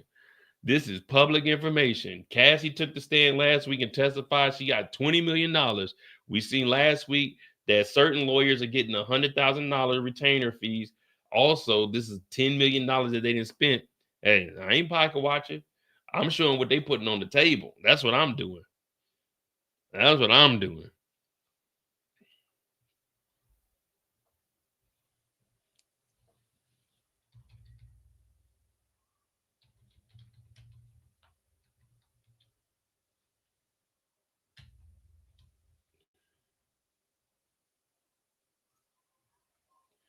Yeah, y'all thought I wasn't paying attention last year? Look at this.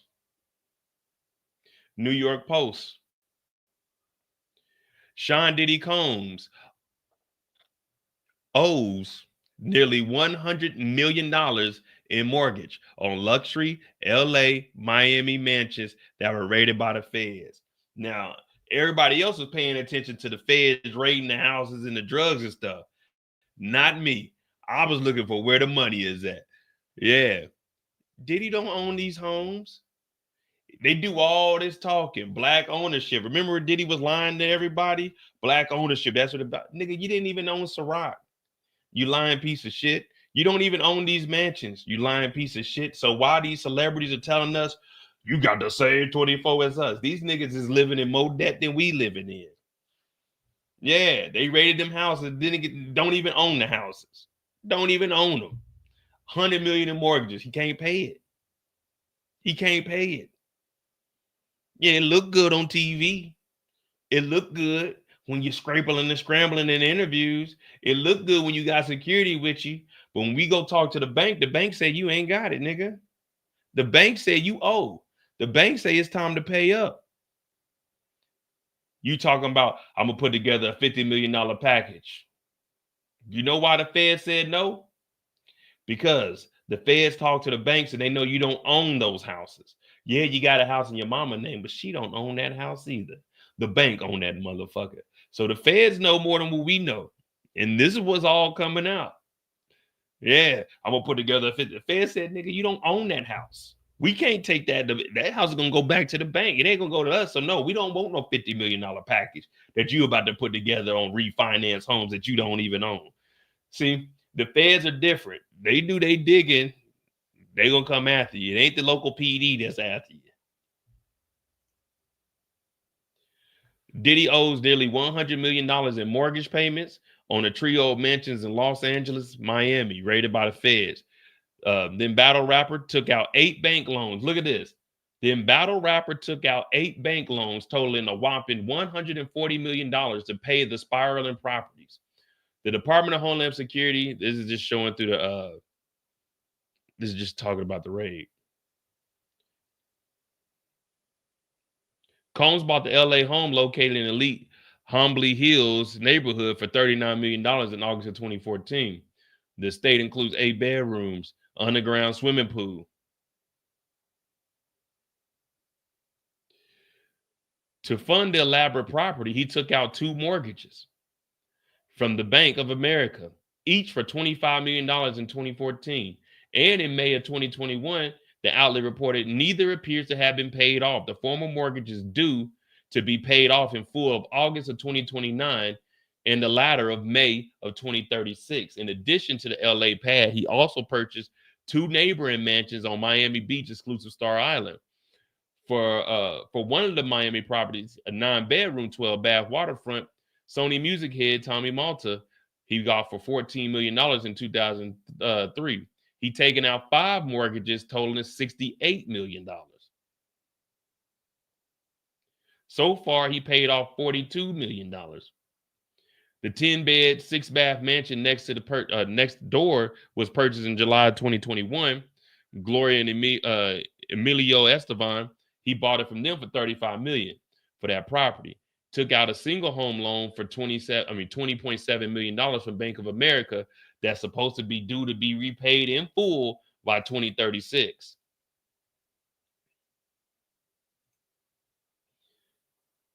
He never had the money. Owed $140 million, and he just taking out loans. When you hear somebody say, oh, I bought a house, you didn't buy a house. All right. You went to the bank, you got a loan. You don't own that house. Once you pay the house off, then you bought a home. Right now, you ain't bought a home. I mean, you can get the equity out of it, but you don't own the home. You only owe however much you paid is however much equity you're gonna get. You paid $100,000 on a $500,000. House is still $400,000 to the bank, $100 to you. You didn't buy that house. Now it's in the step of you're in the process of buying a home. So Diddy took all these loans, $140 million. He ain't got it. He ain't got it.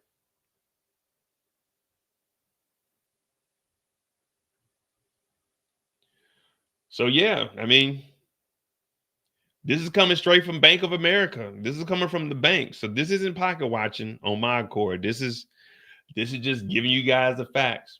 What up, Suburbia Jones?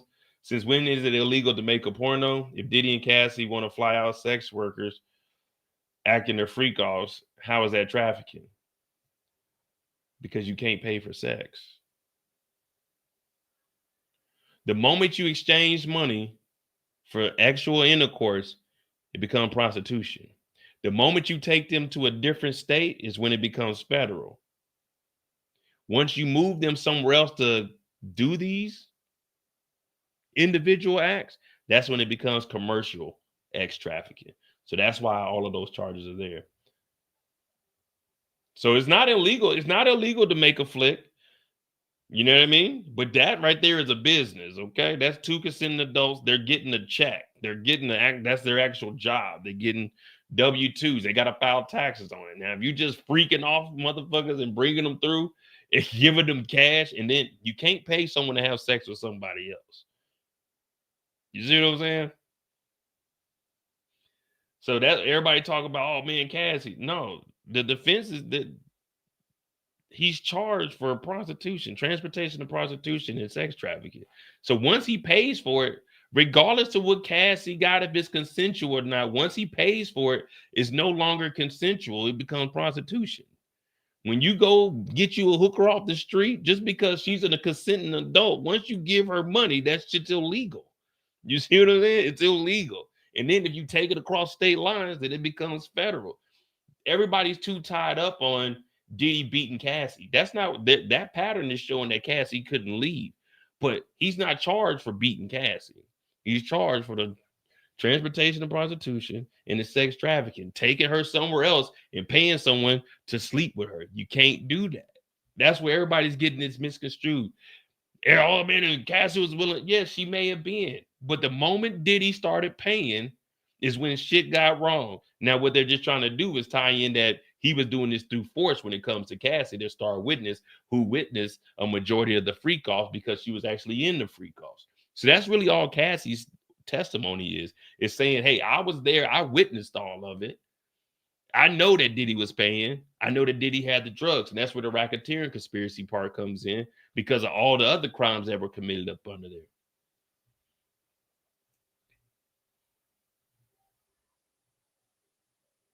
Yeah, it's not about just the movement. Is you're forcing them to do it. Now, the way I'm explaining it is if you hire a prostitute and take them somewhere else, that's sex trafficking. That's what Diddy is getting hit with. Now, once you pay a prostitute to go across state lines, that becomes sex trafficking because you're moving them, you're trafficking them for sex. It's really right there in the name. Like, okay, again, here we go. I'll play this for you. This is an actual lawyer that actually is on the board that's fighting federal RICOs right now. I'll let him explain to you exactly what I've been trying to say. You know, he had these freak offs, and he admits to having these freak offs. You know, I mean, you can have them. You can have freak offs. They're not illegal, but it is illegal to pay somebody to have sex with another person. That's prostitution. That's illegal. And it becomes federal if you have them come in from Philadelphia to New York, and that becomes transportation for the purpose of the sex act. You know, that's commercial sex trafficking. And then it becomes You got sex trafficking, you got commercial sex trafficking. There's different forms of sex trafficking. This is an actual lawyer, so I'm just gonna let him explain it to you guys because when I was trying to say it last week, everybody like, oh, Mo, you don't know what the fuck you talking about. I'm like, it's really plain and simple. You just read what they tell you and it explains everything. And then it becomes even worse when you have a pattern of this activity, which we have that because we have more than one, and we have this non-consensual pattern of activity. So that's the whole RICO, that's the whole sex trafficking, that's the transportation across state lines. Those are the three charges that he's dealing with. This case will probably be wrapped up next week, I'm guessing. You know, federal court goes a lot quicker than state court. Remember the OJ case that lasted like 6 or more months. It was insane how long that lasted. Never would happen in federal court, ever. Federal court would tell you, you got 3 weeks to try this case. See you later. I'm in one right now. I'm in a federal RICO case, right? Who we got coming?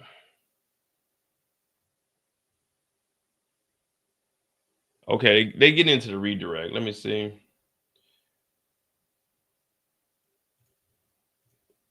Yeah, but so the difference is if If a woman was to fly out to come and see me,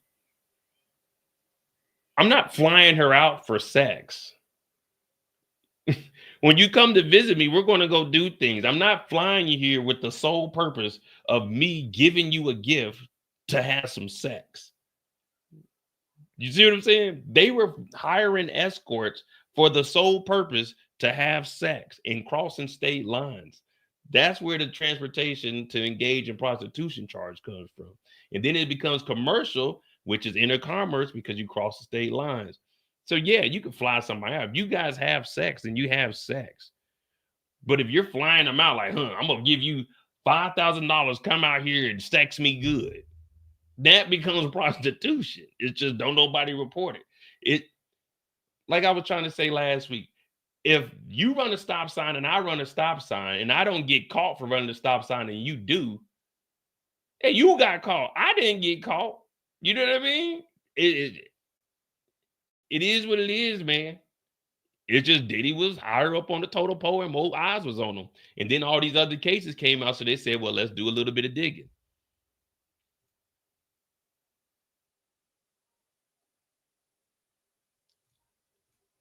I think the judge need to be disbarred. First of all, the judge can't be disbarred. The judge can't be disbarred, and this isn't making a porno.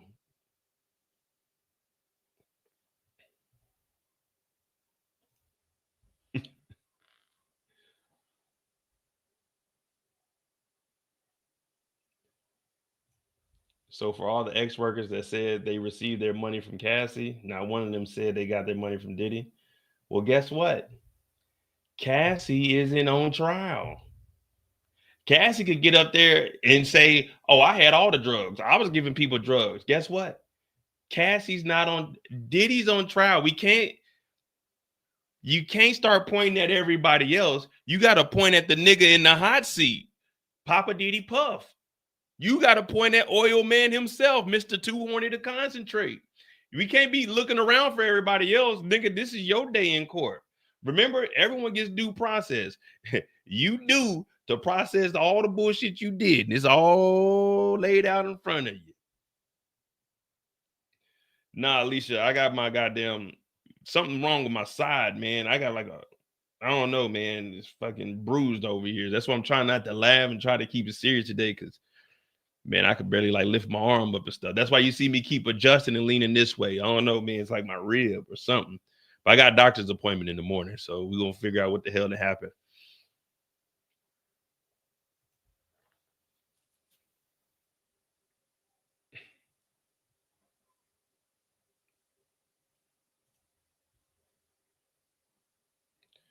Yeah, and like I say, when you make a porno, that's a job.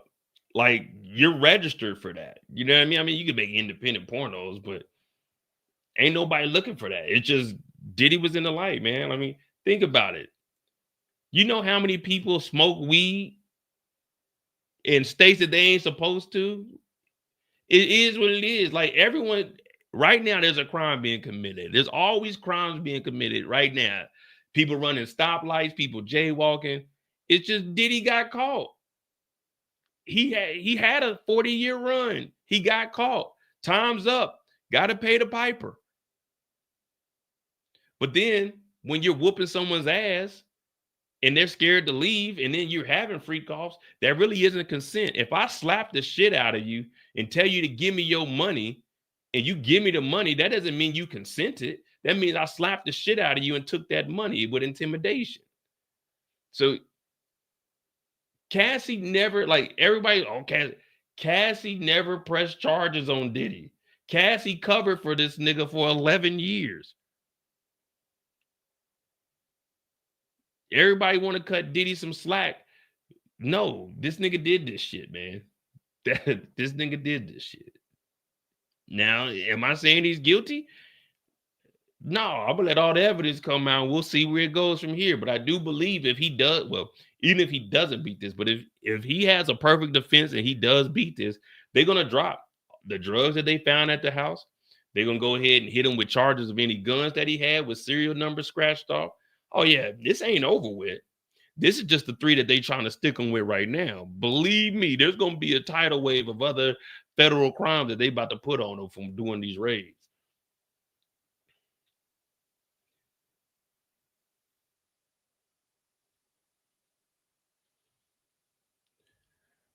But we'll see. We here, man. Hey, look, that's what I like. The open forum. That's all. I'm not arguing with anybody. I'm just giving you my opinion. But the thing is, this is my channel. I'm the judge. I make the rules. I made the rule. This is my channel, so we could talk about it. But I ain't arguing with nobody. I'm just saying I'm giving my opinion. Now, if you want to start, you know what I mean? If you want to start a channel and invite me over there so you can lead, all right, let's do that. But over here, we do things my way. My way, oh, my way. What I say goes. I'm in control. Don't hate me because I'm doing this jury. Yeah. All right, let me see what we got, y'all. Come on.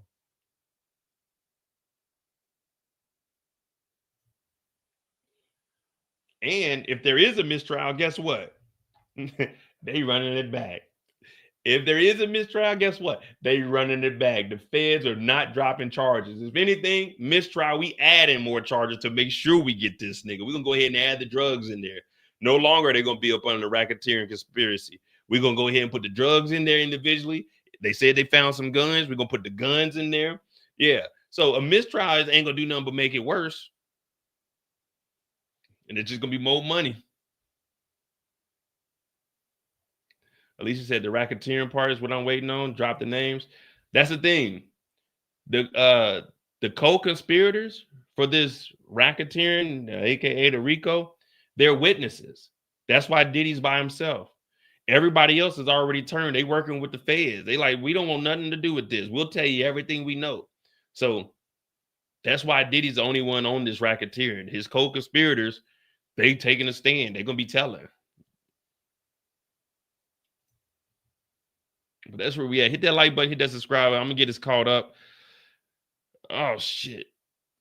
All right, they got a break. All right. So we'll read the last one, then we got a break. Shoot. Golly. Oh, they brought in Lori Ann Gibson's name. All right, here we go. 11 minutes. Jeez, 11 minutes ago. All right.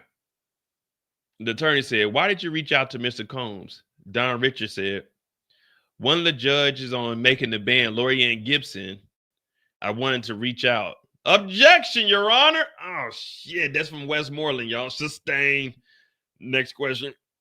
How often would you hear from Mr. Combs after you left Diddy Dirty Money? Don said, sporadic. Why did you reach out? She said, to help Kalina Harper. No further questions. Westmoreland said, may we have a brief conference at the bench? We got a sidebar. God damn, man. What the defense is trying to get at? Don Richards' civil lawsuit includes charges of forced labor. I believe that's why she just answered as to no sleep. No sleep, I don't get it. You had a job, though, to say I don't feel like to do this job again. All right, let me see. Westmoreland said, you sued for money, right? She said, for justice. Westmoreland said, but the suit asked for money, right? Don said, yes, no further question. Ms. Salvik. No redirect, sir. Break. All right, so we got a break. Oh, man.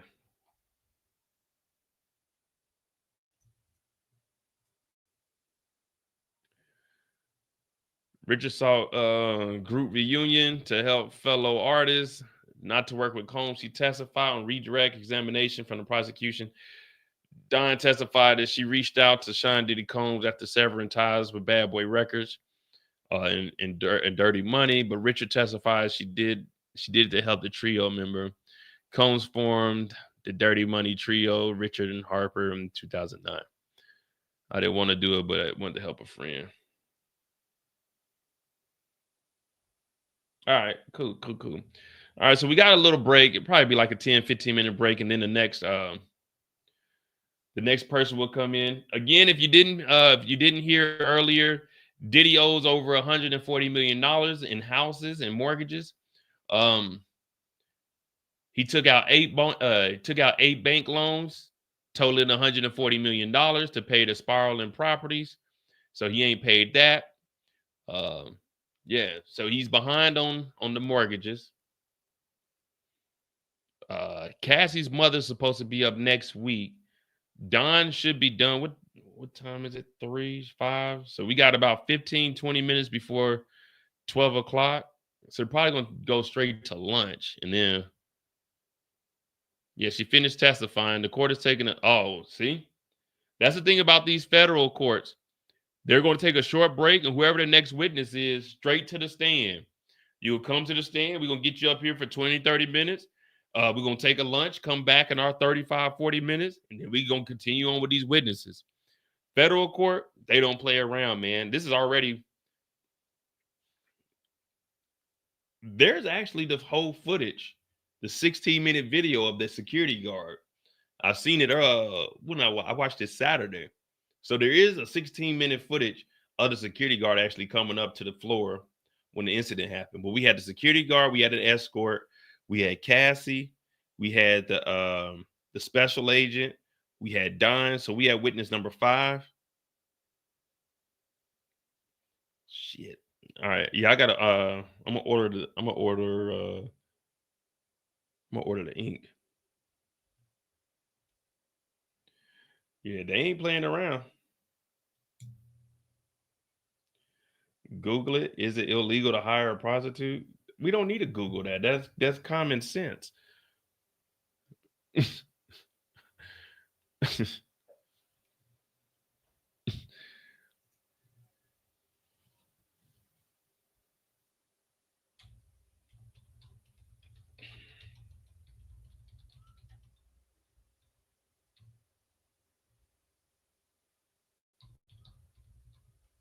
Damn it.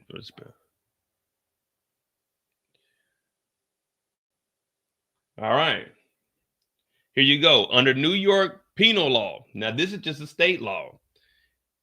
It is a crime to engage in, agree to, or offer to engage in sexual conduct with another person in return of a fee.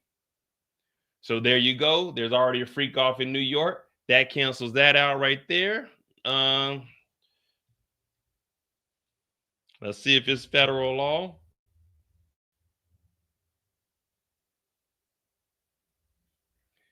In modern America, prostitution is illegal but occurring in 49 states. Only Nevada is prostitution legal. So there you go. Right then and there. As soon as you hire one of these escorts, guilty.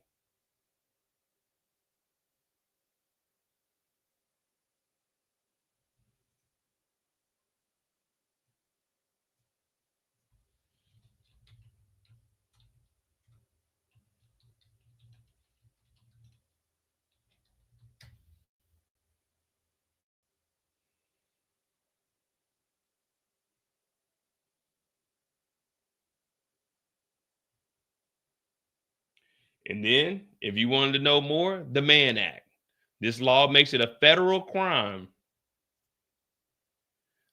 The Mann Act, the law makes it a federal crime to knowingly transport any individual across state lines or international borders with the intent to engage them into prostitution or illegal X activity.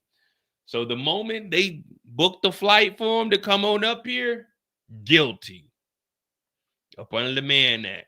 So there, we're not just making this up. That's what it is.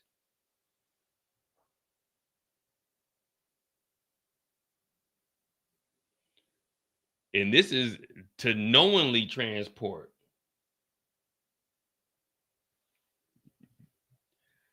No, you can fly somebody out. The problem is when you say, I'm flying you out to fuck. Sex me good. That's where the problem lies. You can say all that, but once you say fly out and I'm gonna give you $5,000 to do me good. Do me, baby. Do me right. The moment you say I'm flying you out here to fuck and I'm gonna give you money, you're guilty.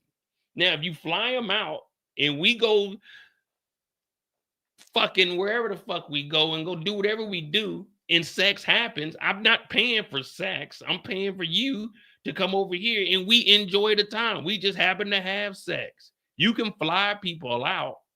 It's the moment you start paying. That's when the prostitution and the transportation comes in. Like, what are we getting? What are we getting?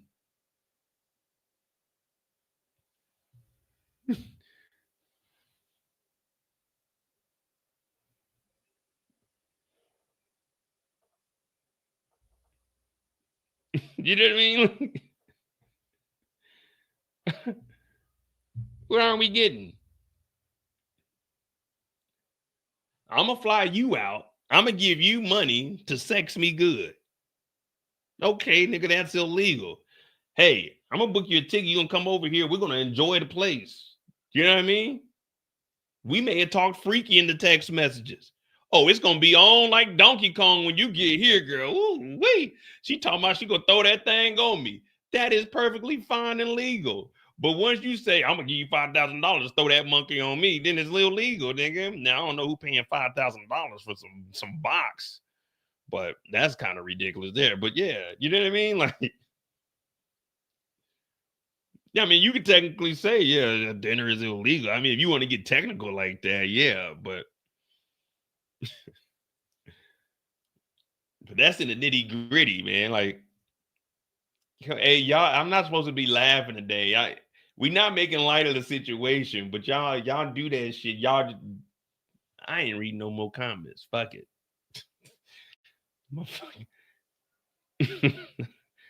I ain't reading no more comments, man.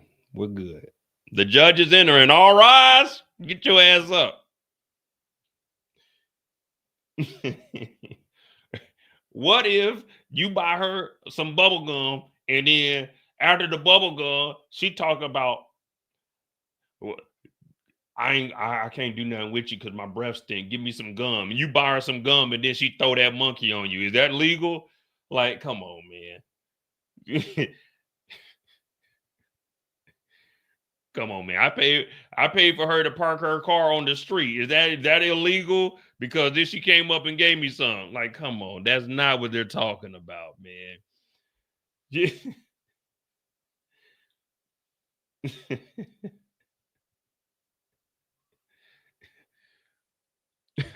Yeah, man. She came through and I got on DoorDash and ordered her some food. And then after that, it went down. Is that illegal? Hey, nigga.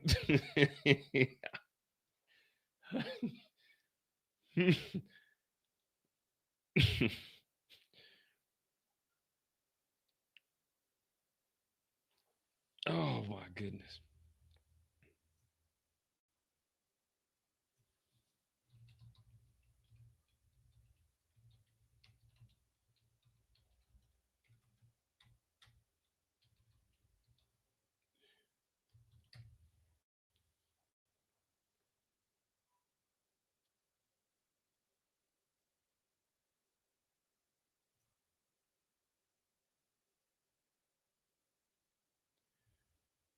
Well, here you go. You got age verification. You got informed consent. You got model release forms. You got record keeping, 2257 compliance. Producers are often required to comply with record keeping requirements under 18 USC 2257, which involves documenting information about performers, their ages, and identification. So there you go. They're actually documenting everything that's going on. Okay, this is who we got. We got the consent forms. We got their records, their medical records from when they've been tested. We're keeping records of what we're doing. We're actually paying them, giving them well, I doubt they're getting W-2s, but we're actually paying them. So there's documentation is what makes pornos legal. All right, it is two consenting adults that aren't on drugs, that are sober when this act is taking place, that they can sign off. They are getting paid legally above the table, not Diddy paying you $5,000 in the back room while you walking around talking to the chef. It's actually, here's your money. Now, this has been developed over time, but come on, guys. But that's what we're here for. We're learning, guys. We're learning. Hit that like button, hit that subscribe button.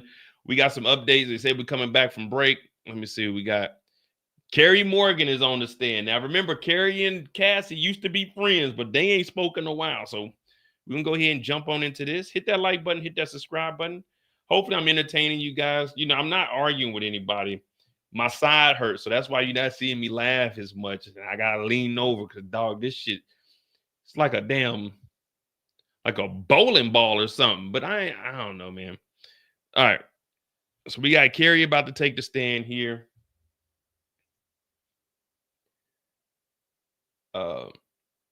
Yeah, we got Carrie about to take us in. Oh, no doubt, Terrence. Yeah, it's like, so there's documentation, and then you got like record compliance and everything. And then you got state and local laws. However, some states and localities might have regulations or restrictions that impact the production of adult film. So checking local laws is advisable.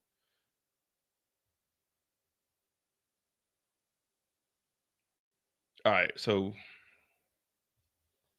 we got Carrie about to take the stand, Carrie Morgan.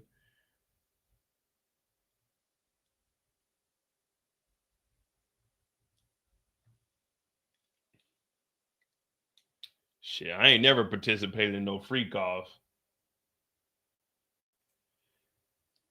Judges entering. All rise. The government calls. Carrie Morgan.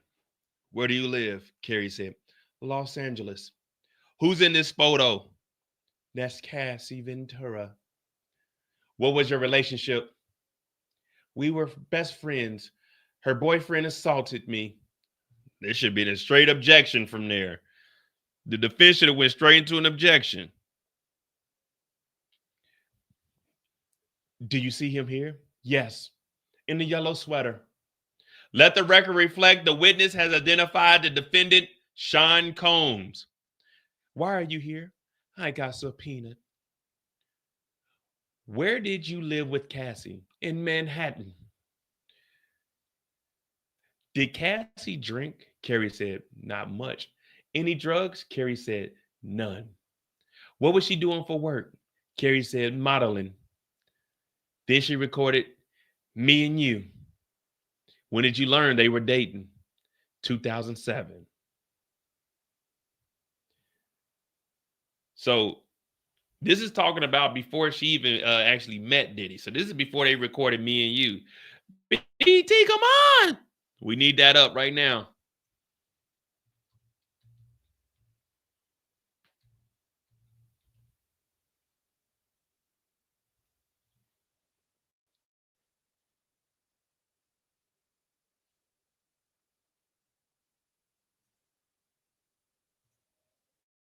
Yeah, this is the one that gets hit by the wooden hanger. I think she had a concussion.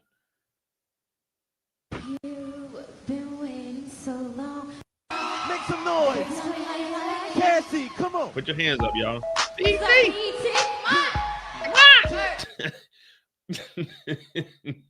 What's up, BT? Come on.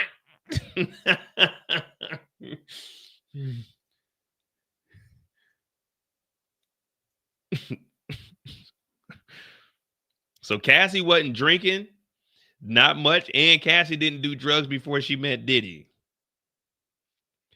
Did you travel with Cassie and Mr. Combs? Carrie said, yes. Ibiza, Miami. What drugs did Mr. Combs provide? Molly, marijuana, ecstasy. Which did Mr. Combs take? All of the above. Did you take drugs along with Cassie? Opiates. Nah, see? So now we're getting the drugs by Diddy. The defense needed objection, Your Honor. How did Mr. Combs act? Carrie said, he would yell at Cassie. She lost her confidence. Big time. Lost her spark. Did Mr. Combs talk down to Cassie? Yes, about her looks. Who she talked to? Did he contact you looking for her? Carrie said, A lot. Well, they didn't get on drugs till they met Diddy. But she said they were in Ibiza and Miami. And they lived in New York. And she's saying Diddy was providing drugs in different states, in different countries. I'm telling you.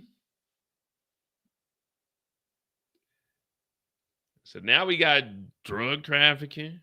Was One Stop providing the drugs? I don't know, man. Interesting.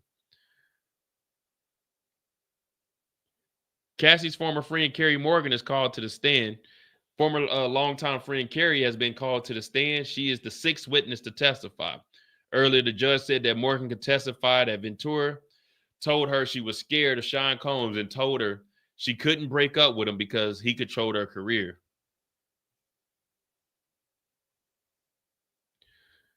Cassie's former best friend says they no longer speak because Diddy assaulted her. Carrie says she was the best friends of Cassie between 2001 and 18, 17-year run, but they currently don't speak. She said that they had stopped being friends in 2018 because her boyfriend assaulted me, specifying that the boyfriend was Sean P. Diddy Combs, Mr. Too Horny to Concentrate himself.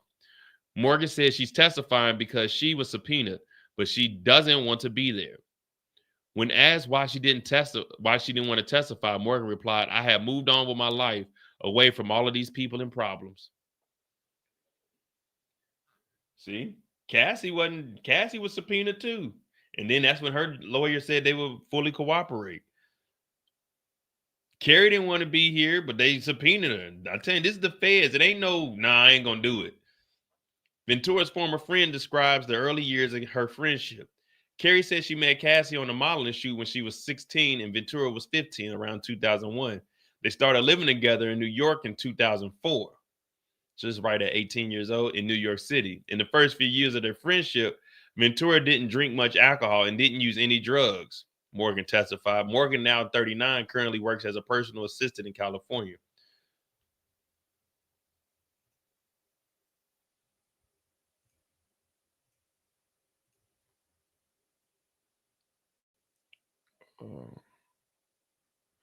So this is Carrie right here outside the courtroom.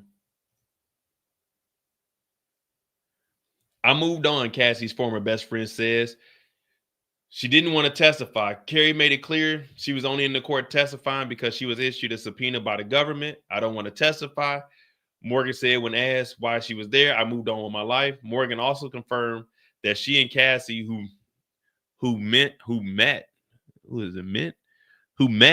on a modeling shoot as teenagers, no longer speak because her boyfriend assaulted her.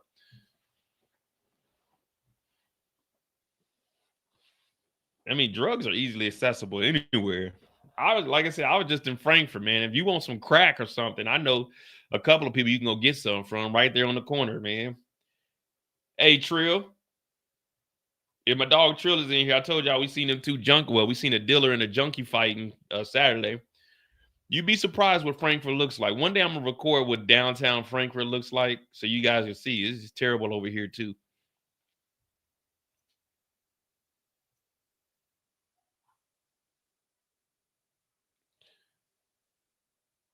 Okay, here we go. Carrie Morgan. Sometimes he would call 50 times in a row. This is after they asked, did Diddy ever contact her looking for Cassie? She said, sometimes he would call 50 times in a row. Will others call you for him? She said, yes. Christina Corum or KK. Did you witness assaults? She said, yes. First in the Hollywood Hills. Ruben, one of his security guards, was there. Okay, so we got security guards. We're getting names.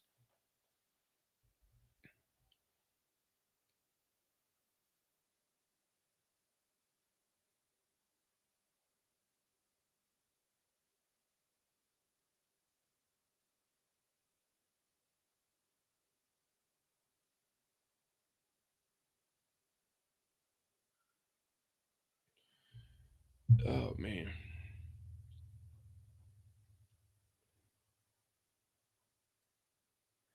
I wonder if Carrie ever witnessed a freak off.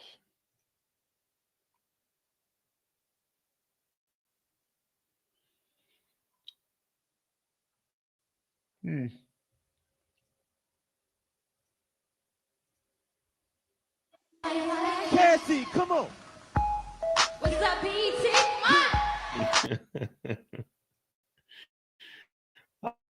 I love that, man.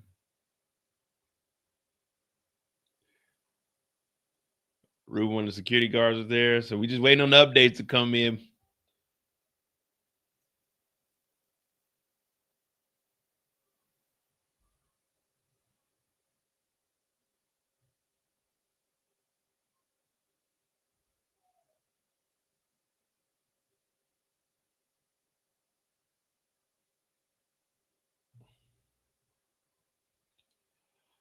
Oh man.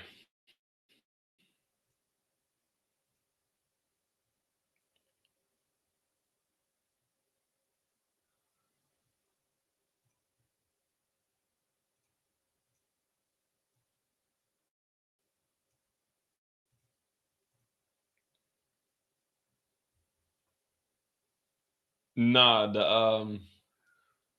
the woman he hung off the balcony, I don't think that's Carrie. I think the woman they said he hung off the balcony was like 4'11".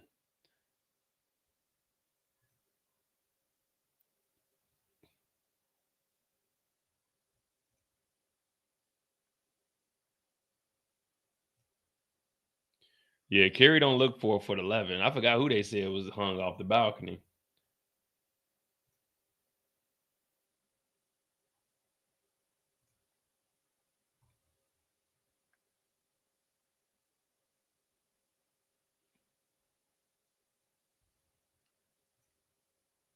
Yeah, we're just waiting on these updates, man.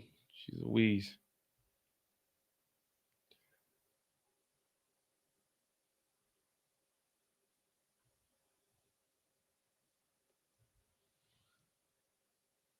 Oh fuck, bro.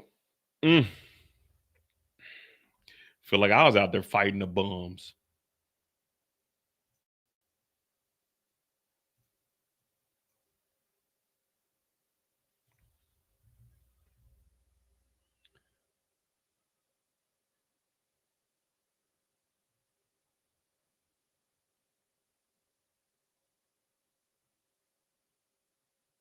All right, here we go.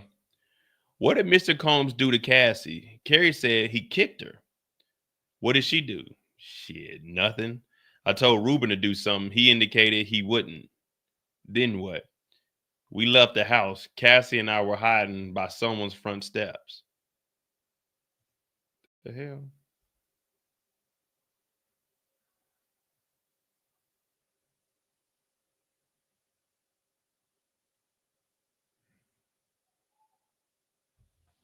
No, I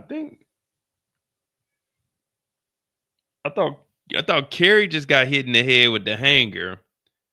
And then hold on, I think I sent it. I think I emailed myself the link. Let me see.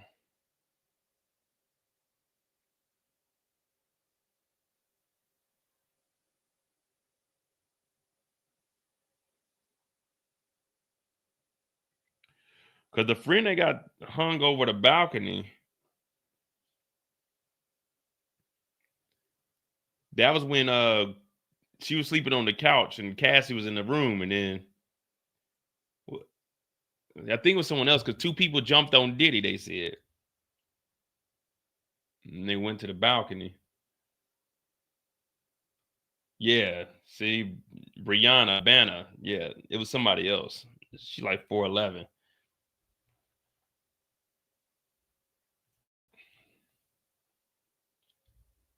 Yeah, we looked her up. Yeah, here we go. Remember, we looked her up. This is the one that was held over the balcony.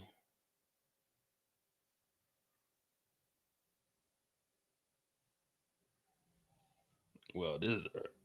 This is her. I think. Nah, it definitely ain't her. Hold on.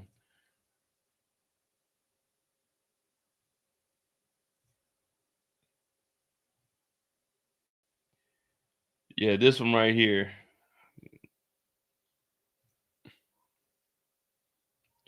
Yeah, that's who was hung over the balcony. It wasn't Carrie. I don't think Carrie was kicking it with her at that time anymore. All right, so we got the mood swings here. We'll go into that.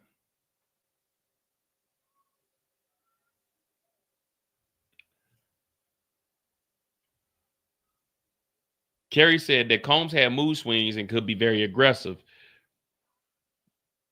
Is it Kelly or is it Carrie? It's Carrie. They named it wrong over here. Carrie told the court she got to know Combs very well in roughly 11 years and that he was dating her former best friend. She described him as someone who was sometimes very nice and generous, but also someone who had mood swings and could be very aggressive. Morgan testified that Combs would get mad at Cassie and that Cassie lost her spark and confidence while with Combs. When asked whether Combs ever spoke down to Cassie, so this is just a recap of what we already did. Morgan said it would be often, and it could be regarding her looks or her behavior. Morgan also told the court that Combs would sometimes call her up 50 times in a row to look for Cassie. Morgan testified that she personally witnessed Combs assault Cassie 2 times, once in Jamaica and once in Los Angeles.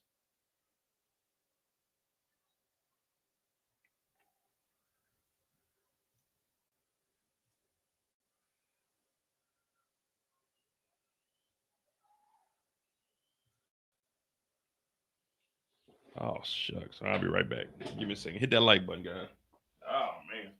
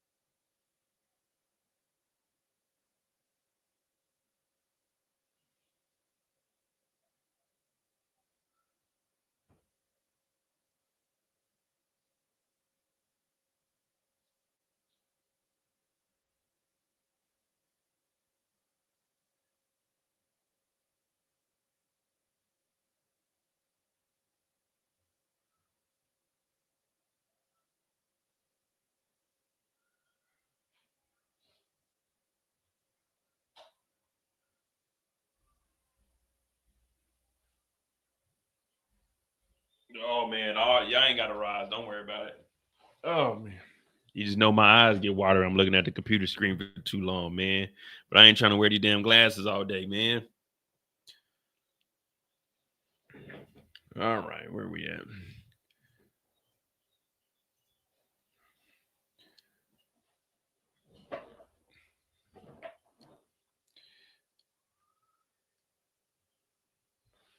Morgan said she witnessed Diddy assault Cassie twice, and both times he was sober. Carrie testified she saw Diddy assault Cassie on 2 occasions, adding that Combs hit Ventura, pulled her hair, kicked her, and pushed her.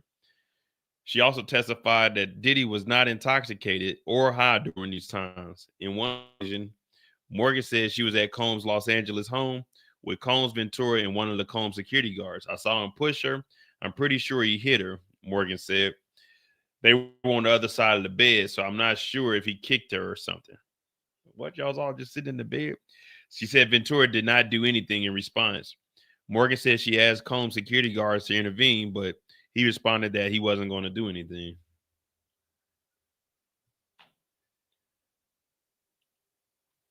All right, we don't need no history of Diddy.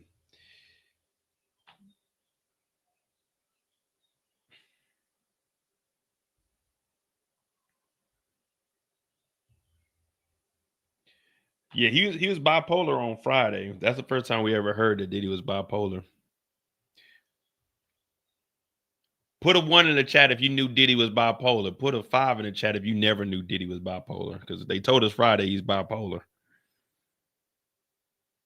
That was news to my ear. I never knew that.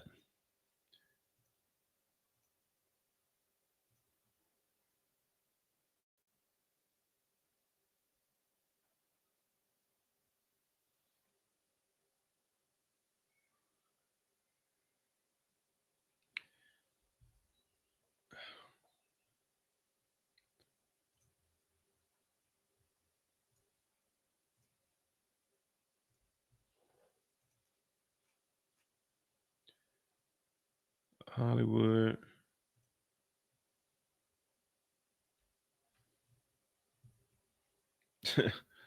Talking about I'm bipolar. Okay, nigga.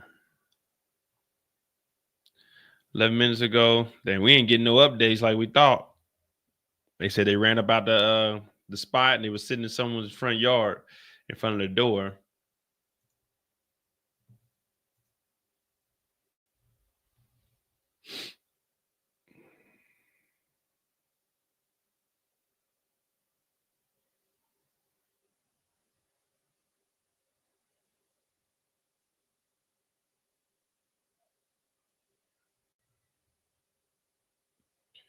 Nah, I ain't got no heating patch, man. This stuff just happened. I ain't had no time to go get it.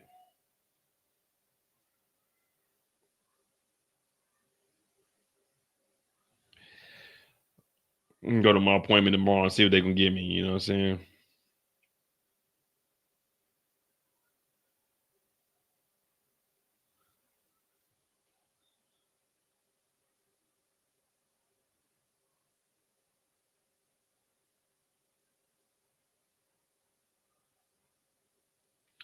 Oh shit.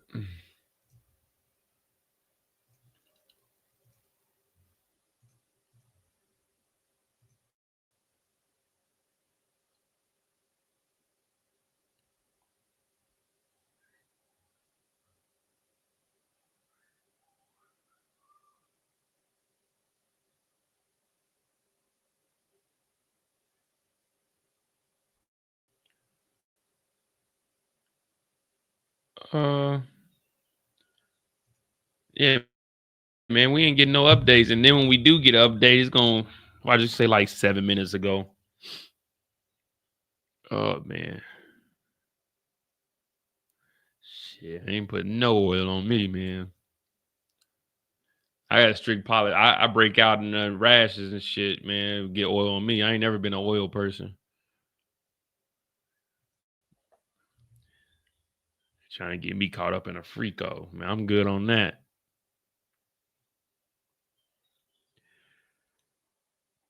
All right, here we go.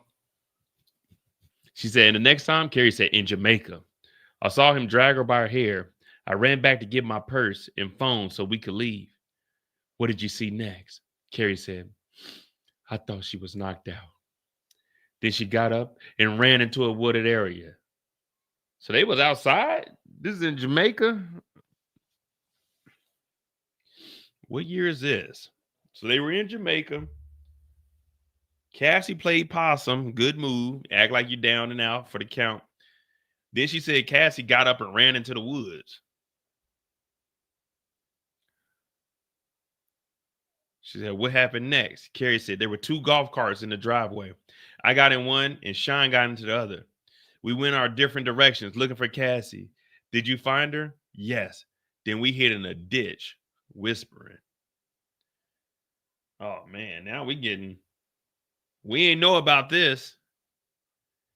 We ain't know that they was on a Jamaican safari. We did not know Diddy was chasing her through the woods trying to find her, and her and Carrie were out in the woods. Now, remember, this is early when Cassie got with Diddy. So they out in the woods hiding in Jamaica.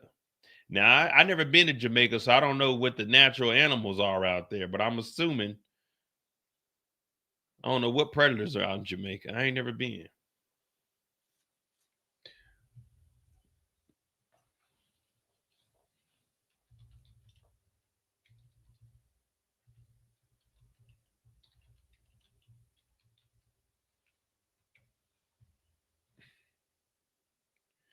Okay, they got the boa. Now, the thing about the boa is you ain't got to worry about that too much. They just going to wrap on to you. They probably ain't big enough. Well, Cassie was small, so a boa could get on her ass. They got the American crocodile. Yeah, you don't want to get out there. The Indian mongooses. Mongooses are cool. You want the reflex of a mongoose.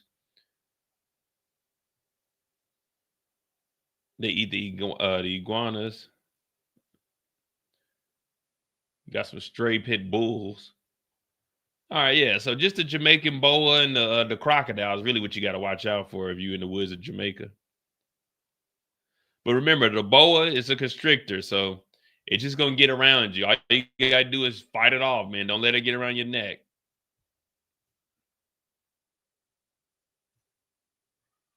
What up, Nina?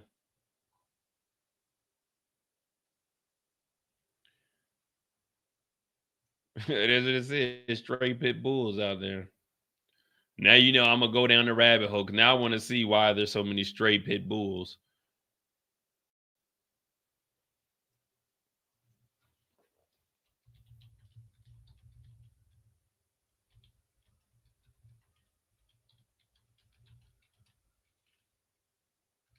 Because this is a commonly asked question.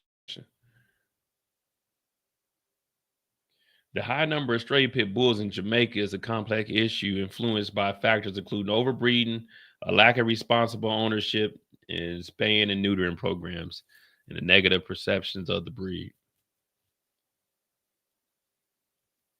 Oh, so they just breed them and just let them loose then. They ain't supposed to have them anyway. Yeah, so be careful for stray pit bulls if you're out in the woods in Jamaica. I'm going to get to Jamaica one day. I want to get to St. Lucia.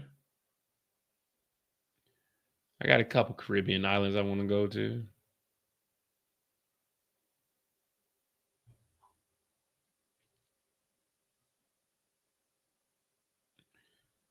All right, so they were hiding in the ditch whispering. We found out about the animals out there.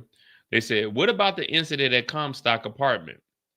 Cassie came back with a hoodie covering her face. Then Sean came and tried to get in, hitting the door with a hammer.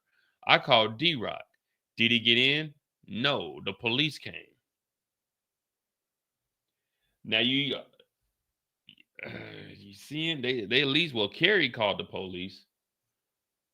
So Diddy tried to get in the house and he hit the door with a hammer. What was this dude on, man?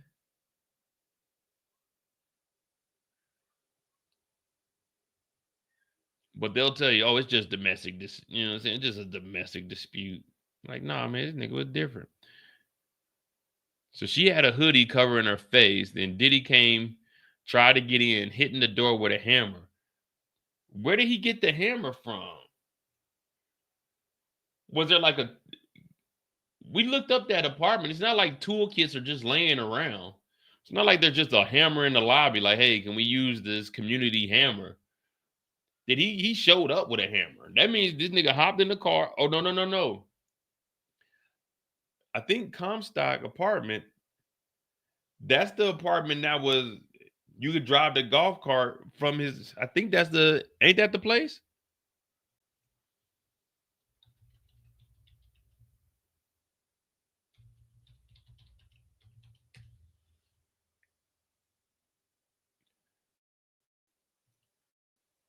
This is the apartment that's 6 minutes from Diddy's house.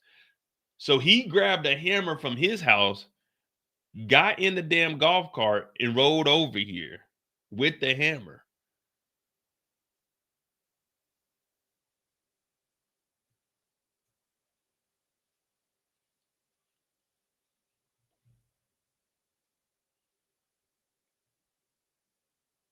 So just listen to this shit. So the nigga hopped in his golf cart, rode from his house 6 minutes down the street, had a hammer, and was trying to get it. What was he gonna do with that hammer once he got inside?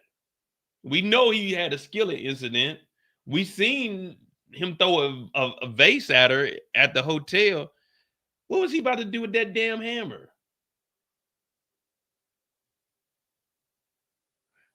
They said he didn't get in. The police came. So I wonder where the police there. I wonder if they're gonna go into details. Did the police show up while he was there or he left? Like, I'm gonna get you later. He said he'll come back or something.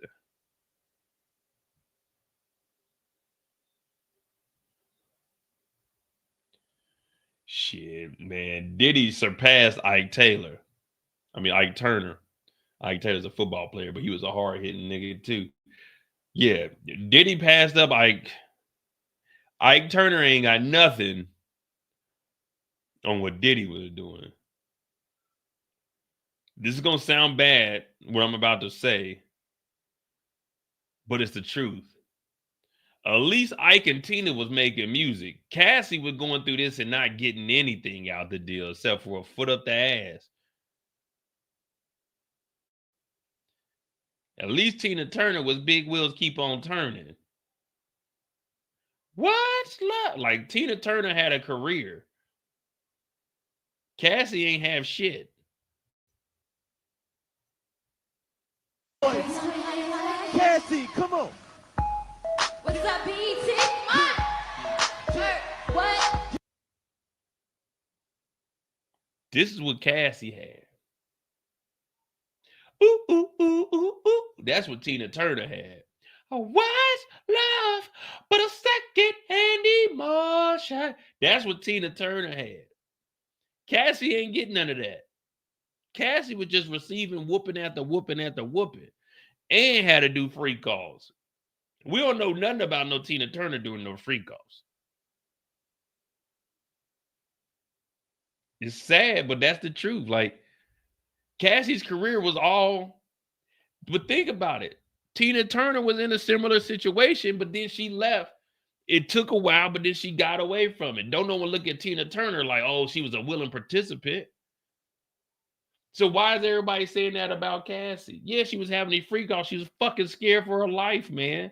If a nigga showing up to the house with a hammer, I don't care who you are. Like, shit, nigga, what you need me to do? Pause. I ain't doing none of that shit, but nigga, what you need me to do? Oh, you need, yeah, it's over there in that drawer. You can go get it. But you see what I'm saying? Like, when we look at Tina Turner, we all say that was fucked up what was happening to Tina Turner, but she had to stay around. That's all she had at the time. And then she finally got the courage and she left. It's the same thing with Cassie. But it's just these niggas is weird. Oh man, they're trying to bring down a black man. So you trying to say they were trying to bring down Ike Turner? That's what you saying? If you agree with this shit, oh, it's just DV. It was, oh, they were trying to bring down Ike Turner. Ike Turner didn't even get charged for that shit. Ike Turner was on national television saying Tina walked around with a fucked up face, so he slapped the shit out of her. But don't nobody say, oh man, you know, they just trying to bring Ike down. Like, that's what I don't get. Yeah, she may have been participating in these free calls, but now we know that she was getting whooped from the beginning. It was never a time that we just seen, all right, Cassie was good. According to Carrie, shit, when I was living with Cassie before she even met Diddy. She wasn't doing no drugs or anything. So now when people, man, she was a junkie. She was on drugs. Where'd she learn that shit from? The nigga that was putting his foot up her ass. You think she just was willingly, let me just take these drugs. She even testified that the first time she took some drugs, and then the next time it was in a Gatorade. She accidentally took it because it was in Gatorade. Not that she wanted to just pop a pill. What'd she say? They went out to Miami. Diddy gave her the drugs. Not her, hey, Diddy, let me try some of them drugs. Diddy gave her the drugs. Where did she learn this shit from? This nigga.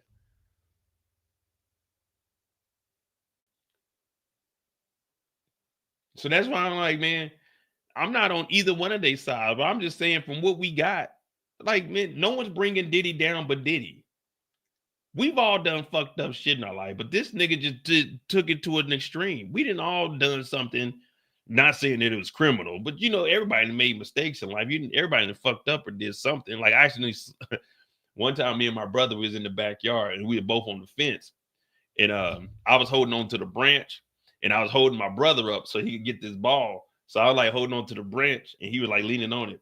And I let him go. I was playing around, but this nigga hit his face on the concrete that was back there. I fucked up, but we all make mistakes. But this nigga took it to another level, man. Not comparing that nowhere to what this nigga was doing. But where did she do all of it? When me and you first came out, we knew there wasn't no issues with Cassie doing drugs. The song was doing good. She had a bad performance. And guess who swooped in to make up for that bad performance? Oh, that's right, Diddy. They talking about, yeah, Cassie, she admitted that she cheated and went down there to Miami. She's 19 years old, 18 years old. She's trying to get in the music business. Who's the record exec? She went to go talk to Diddy. It was on nobody but Diddy to tell Cassie, no, we can't do this. You're up under me. We're not supposed to have this type of relationship. That was on Diddy. Yeah, and everybody, oh, she consented. That's your employee, man. You can't do that. So regardless, we talk about Diddy being a good businessman, then you know you ain't supposed to fuck with your employees. That's on Diddy. You see what I'm saying?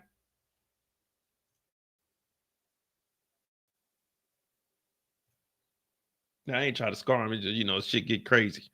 I try to simplify it as much as possible. Again, I don't. If Diddy is found innocent, he's found innocent. If he's found guilty, he's found guilty. It's not gonna make me no difference. I'm covering it for you guys. I do want to know how this plays out. But if he's innocent or guilty, it doesn't make no difference to me. My rent's still gonna be due on the 1st. I'm still gonna be booking my trips and going to do what the fuck I want.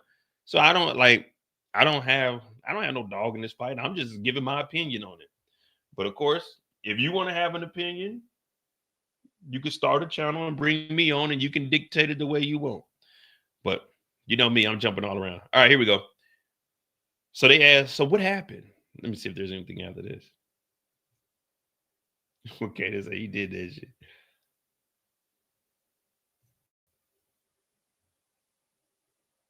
Did he get in? No, the police came. So what happened after that? Cassie wouldn't show them her ID. Nothing happened. They left a card. Read this message. Did you send an attachment? Yes. A photo of the card the detective left. So again, oh man, Cassie was a willing participant. Again, we see that Cassie never pressed charges on Diddy. If anything, this nigga Diddy need to be thanking Cassie because she gave this nigga an extra 15 years of freedom. Cassie never pressed charges on this guy. She didn't even press charges this time. She said, I got a book and I want $30 million. He said no to the book. So she said, I'm going to drop a lawsuit on you. She gave this nigga an out. No one would even, everybody talk about, well, yeah, she dropped the lawsuit. No one would have known about the lawsuit if Diddy would have paid the $30 million like he paid everybody else. But guess what? Diddy ain't got $30 million. We knew Diddy was broke. Diddy got $140 million in mortgages, and he got 3 of them that are due. One in 2036. One said it needed to be paid out in total in 2028. He ain't had the money. If Diddy would have just paid this out like he normally did, we would have never known nothing about it. You can't blame Cassie. You got to blame the dumb nigga that did the shit that didn't pay the $30 million she was asking for. Because what did he say? Oh, I ain't paying that $30 million. She said, all right, well, I'm going to drop the lawsuit. Right after that, he paid $20 million. But when they were asking for that $30 million, you should have paid that shit. Like you paid the chef, but you were late on the chef. So now we got a history of you paying people out. We know that the chef had to cook food, breakfast, which was in her lawsuit, during a freak off. You made her serve you breakfast in the room during a freak off. So now we know you do like breakfast. So now when Don is up there talking about you having a skillet, we know you like breakfast, you nasty nigga. Now we know about the lawsuit because you didn't pay the $30 million. Cassie gave you an out. Cassie never pressed charges. Cassie said, give me $30 million, nigga, or I'm going to drop this book. That nigga said no. So she said, all right, I'm going to drop the lawsuit then. $20 million that same day. Can't blame nobody but Diddy for this. Oh, man, this suit wouldn't even came around. You think if she wouldn't have dropped, man, all these goofy ass niggas on Instagram, because you know I'm trolling their ass. I'm giving them the facts. You think they wouldn't have did this case if it wasn't for Cassie? I said, nigga, they got 13 motherfucking escorts. They got drugs. The feds arrested them with drugs. Like, nigga, they been after this nigga. But Cassie gave him an out. From 2000, whenever, to 2018, she gave him an out. 11 years, she never said anything. All she wanted was $30 million for a book that she was going to write. You didn't pay it. The lawsuit dropped. That's on Diddy. This case was formed because of Diddy. The feds found out all this information because Diddy didn't pay the $30 million. You can't blame Cassie. She wanted the fucking money. He paid everybody else out. You see what I'm saying? Like, you can't blame Cassie. Even right here, what happened to Cassie? She came back. A nigga was at the door with a fucking hammer. She didn't press charges. She didn't even tell the cops her name. She didn't give the cops no ID. They were in Jamaica. She was out in the woods with stray pit bulls. She was out in the woods with American crocodiles, with boa constrictors, out there in the woods in Jamaica. hiding from this nigga. She never told on this nigga. She gave this nigga 11 years of outs, all the way up to 2018. The lawsuit dropped 6 years later. That's 17 years this nigga had to settle this case with her to get her to be quiet. But instead, what this nigga doing? Lifetime Achievement Awards, talking about, man, I want to give a shout out to Cassie. Nigga, you need to be shouting out that $30 million, you stupid nigga. Thinking you did all this shit. You get up there talking about making a love heart. All right? You're going to be loving how this motherfucking case plays out. But we would have never known nothing about it. Yeah, Diddy gave her 20 million, but she was asking for 30. And he didn't want to pay the 30, but we know he couldn't.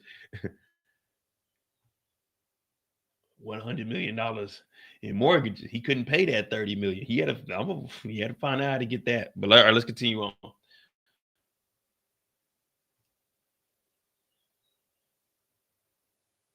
After the hotel assault, Combs sought Ventura at her apartment, banged on the door with a hammer.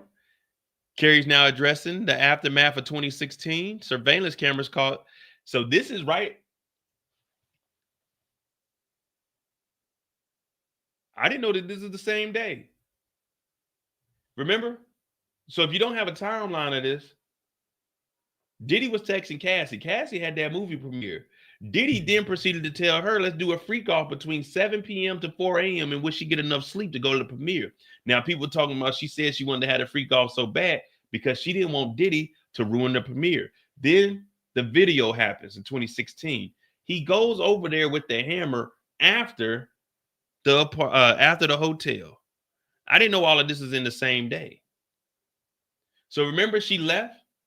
She had the hoodie on, security escorted. She got taken to the apartment. Diddy then proceeds to leave the hotel and go to the apartment and banging on the door with a hammer after we seen what he did in the hotel lobby. See, we didn't even know all of this happened after that. But Carrie was a witness for the aftermath. They called the police. Cassie told the people at the hotel, nope. They said, why didn't anyone press charges? There was no victim. Cassie gave this nigga multiple outs. So for an ass whooping for 11 years, she wanted $30 million. I think that's reasonable. So Carrie's addressing the aftermath of the 2016 incident at the hotel. Morgan recalled the day Cassie came home to her apartment after the incident. She had been staying with her ahead of the movie premiere. Cassie had a black eye, which, remember, hotel security said that, and they were trying to say, well, why didn't you put it in the report? Well, guess what? We don't need it in the report because her fucking roommate seen the black eye. That's what I'm saying. They got more than one witness. We all been a security ain't credible. Well, they got more than one witness for this shit. So Morgan recalled the day that Cassie came home to the apartment after the incident. Morgan had been staying with her ahead of the premiere. Cassie had a black eye, Morgan said. About 30 minutes after Cassie came home, Diddy arrived, yelling and banging on the door with a hammer. Morgan was freaking out, and she called Combs' security guard and assistant, hoping they'd get him to stop, she testified. Cassie sat on the couch, Morgan recalled, unmoved. I don't think she cared if he came in and killed her. That should have been an objection there, Morgan said. Eventually, Combs left, never gaining access to the apartment. The police arrived at some point after that, but Morgan can't remember who called him, she said. Cassie wouldn't cooperate with the officers, and they left after Ventura refused to identify herself or speak to him. Again, Cassie gave this nigga multiple outs. They asked to call the police at the hotel. She said no. She went home. This nigga still came over there with a hammer. She still told the police she ain't cooperating. She really than most niggas taking the stand. She didn't tell on this nigga. Morgan says Morgan says she encouraged Ventura to call the police after the altercation. The jury saw messages. Carrie and Christina Courtroom, KK, one of Diddy's assistants, exchanged after the police came following the incident. Morgan sent KK a photo of the detective's business card and wrote that the officers were looking for anyone to say the wrong thing so they can call domestic abuse. The message were read out loud in court. Cassie never told on him. Carrie was trying to get people to call the police, but Cassie wouldn't cooperate. That's how We'll continue. I'm not going to keep reiterating what I've been saying the whole time. Cass just asked me to send that to you. Morgan testified she encouraged Cassie to speak to the police that day. She said that she never called law enforcement when Combs was violent because Cassie didn't want her to. Oh, tell your mom thanks, Dana. You know, one doctor to a doctor. You know, tell your mom thanks. You know, I'm just trying to give the facts and give my opinions. But Cassie never, ever cooperated with police. Gunner took the stand and told them he knows about crimes. All these other niggas in court cases testifying. Cassie went through 11 years of brutal attacks, freak offs, everything to stay afloat. Never told on this nigga. And look at us. Now we hear everybody blaming Cassie for what Diddy did. I bet y'all didn't know that nigga after that hotel incident, y'all talking about it was just DV. I bet y'all didn't know that he went to the apartment with a hammer and was trying to break that motherfucker down. If he did that off camera, what was he going to do in that damn apartment with a damn hammer? Like, come on, man. We got to use some kind of common sense here. If he would do that in a hotel hallway and then go over there right after it, 30 minutes after Cassie got home, he would go over there with a hammer. Do you know how much work? If I was to go get my hammer, I'd have to get up, open this door, go up the stairs, hold my damn rib cage because going upstairs hurt, go into my damn, past my living room, open up this door, reach up to the top shelf, pull down my little toolkit, open up the hammer, turn back around, put some clothes on because Diddy was just in a towel, put some clothes on, put some shoes on, hop in my golf cart, drive 6 minutes down the hill to go to her apartment, go up to the 17th floor and bang on the door with a fucking hammer. All that time, he had over an hour to cool off, but this nigga decided to go up there and bang on the door with a hammer. What would he have done if he got in there with that damn hammer? If he did all of that, not only that, we forgot the nigga checked out the hotel room. He checked out the hotel room, probably went to his house because I know he ain't have no hammer at the Intercontinental. So he had to check out of his hotel room because security said checkout time was at such and such time and reminded them. They checked out the hotel. Diddy had to go home. And then he went to Cassie's house with a hammer. But y'all didn't know that part, did y'all? Y'all just talking about, man, that's just DV. No, this sounds more a little more than that. So now we getting the whole story by an eyewitness that was there who actually took a picture of the damn police card and sent it to KK, Diddy's assistant.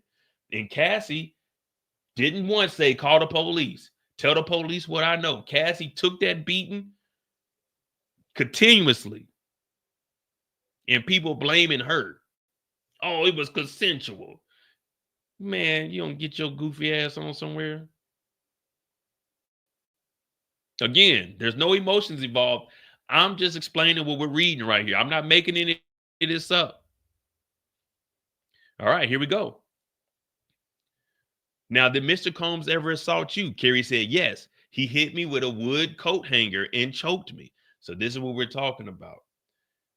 Where did the hanger hit you? Behind my right ear. That's that, what do you say? The dubla allegata, that, for your balance. Behind the right ear. What did he express concern about?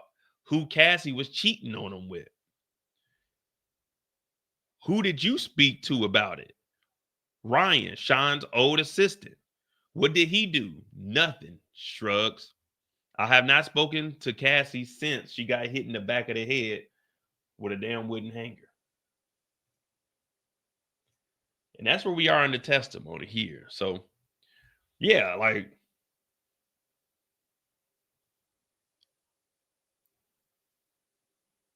so remember, we're talking about the conspiracy.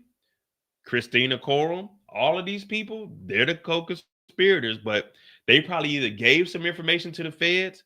That's why no one else is charged. They like, oh, hell no, we done with it.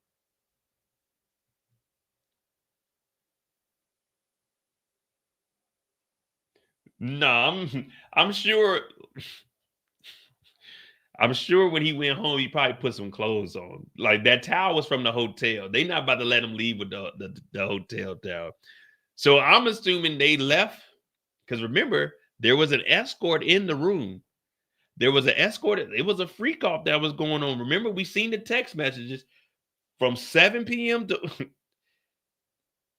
from 7 p.m. to 4 a.m. was the freak off hours. This happened around 10 o'clock in the morning when the security was called. It said 10:30. So security got them. He escorted Cassie out. Cassie left and went to the apartment. Carrie said 30 minutes after Cassie got there, Diddy showed up. So I'm assuming he checked out and probably went to his house, grabbed some random hammer, and then remember they said he would drive a golf cart because Cassie lives 6 minutes away from his mansion, which we know he don't even own that mansion, goofy ass nigga. So I'm assuming he took whatever he had in there. Freak off was crazy. You know, the baby oil was in there. The escort was in there. Who knows where he went? He probably just went home. And then Diddy went to the house and got the golf cart and rode down there. Because I can't see Diddy just walking home. Well, they said that nigga was running down Wilshire Boulevard. This is all over the place, man. They really do need to make this a movie.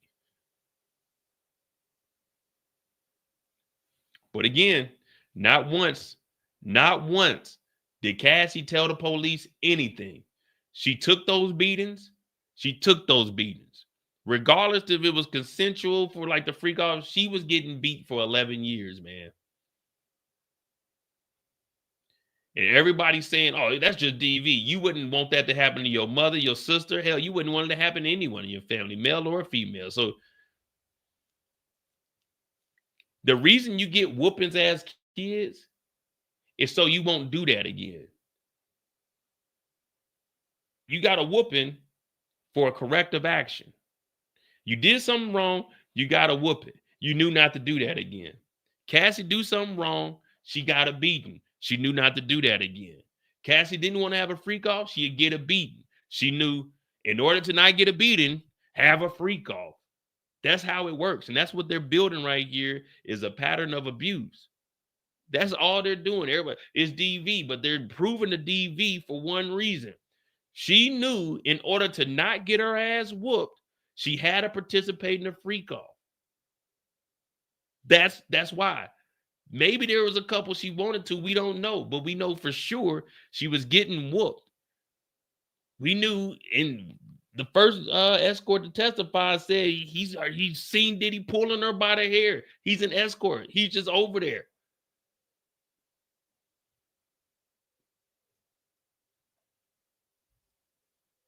Oh shit, man. The police can't. All right, so we waiting on updates. Yeah, like your mama tell you to get that chicken out. You don't get that chicken out. What does she do? She whoops you. So now you know next time she say get that chicken out, you getting that chicken out because you don't want a whooping. That's like it's fucking. This is elementary.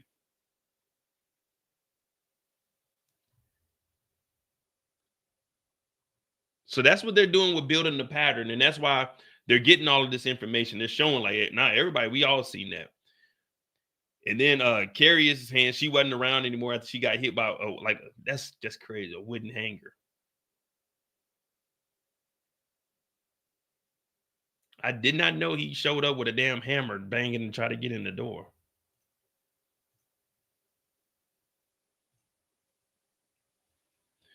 I'm not for sure. They did say that the witness list was given yesterday. It had to be turned in by what do you say, 5 p.m. yesterday?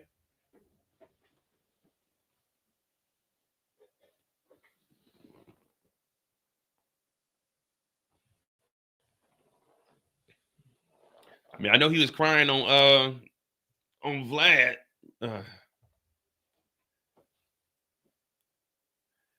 Court adjourns for lunch break later than planned. All right.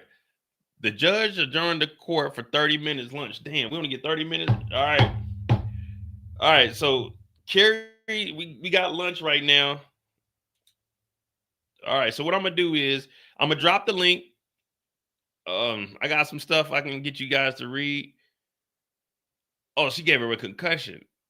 God damn. All right. What do you think I want to know about it?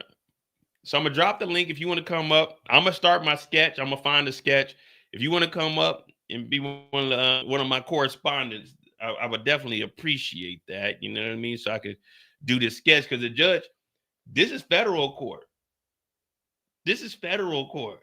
The judge said 30 minutes. That's all y'all getting for lunch. I don't give a damn how hungry you are. 30 minutes. This ain't the state where we're gonna take an hour lunch, try to be back in 50 minutes. Like, nah.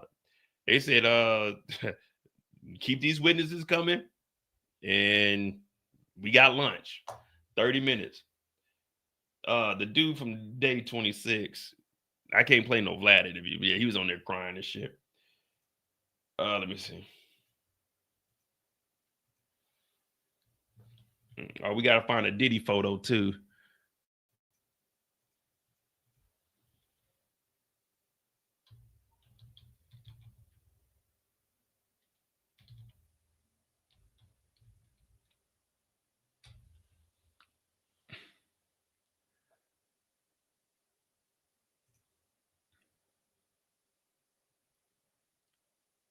So we got this for this is what we need right here. Oh no, we said we are gonna do the point for Monday.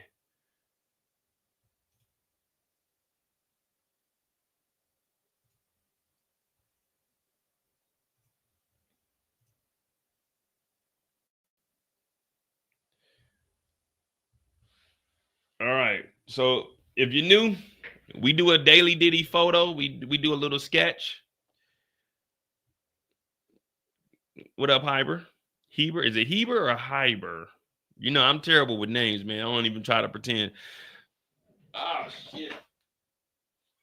So if you're new to the channel, we do have, well, I got the scan too.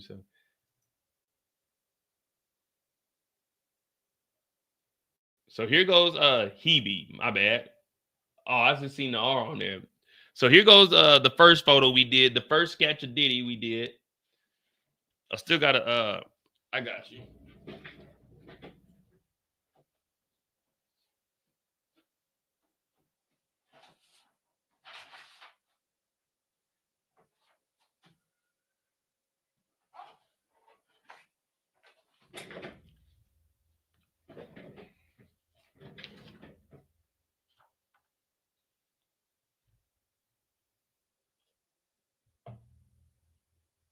Oh boy.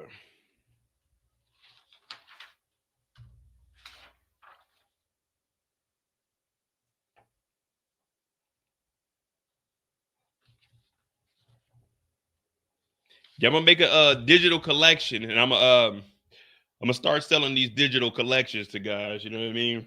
You need a thumbnail for the Diddy trial. You know, I'm drawing them live in the studio.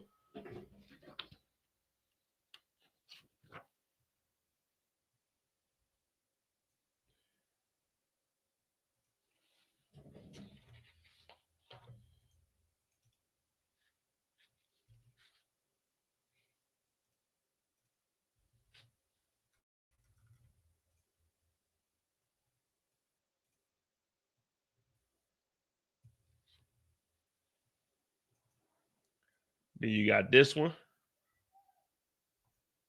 Yeah, this is one of my better pieces of artwork right there. That's one of my better pieces of artwork right there.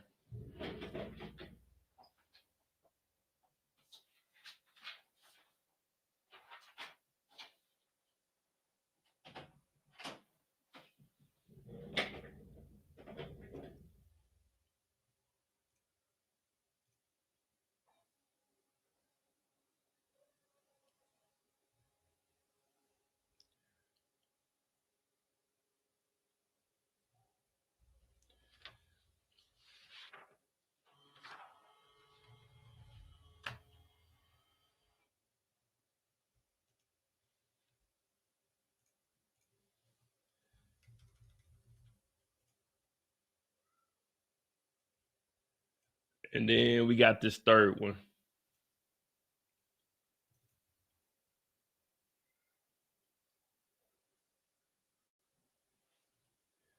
So these are actual sketches from the courtroom. So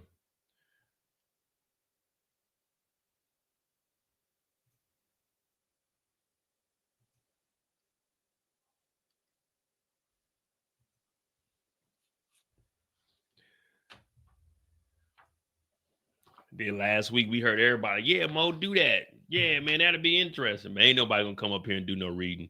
So cause I just try not to have, me being quiet, because I know you guys wanna see a sketch. So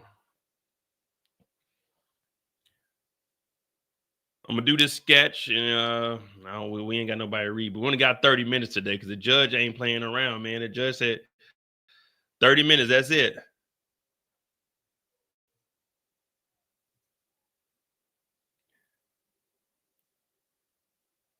Also, it says Ventura cannot leave because Combs controlled everything. Morgan says, Carrie Morgan said Cassie told her she couldn't leave. Diddy controlled everything. The friends would often talk about Cassie's relationship with Diddy. Carrie said she would tell her to do what she wanted and advise her to leave Combs. Cassie said she couldn't. Morgan testified when prosecution asked why Ventura would say that. When the prosecution asked why Ventura would say that, Morgan said it was because of her job, her car, her apartment. He controlled everything. She would have lost her all livelihood. Aside from her, Morgan said most of her friends were employed or associated with Combs, and she could see their influence on Ventura. After Ventura would hang out with them, she wouldn't want to leave Combs, Morgan said. She could tell he was convincing her, she testified, or they were convincing her not to leave Combs. Cassie, come on. What is up, BT?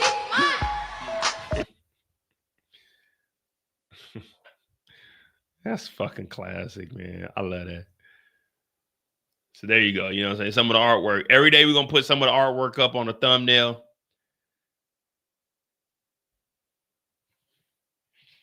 We're on a lunch break right now. Actually, I'm about to go get me some water. We don't. I think Carrie's still testifying. I don't think she's off.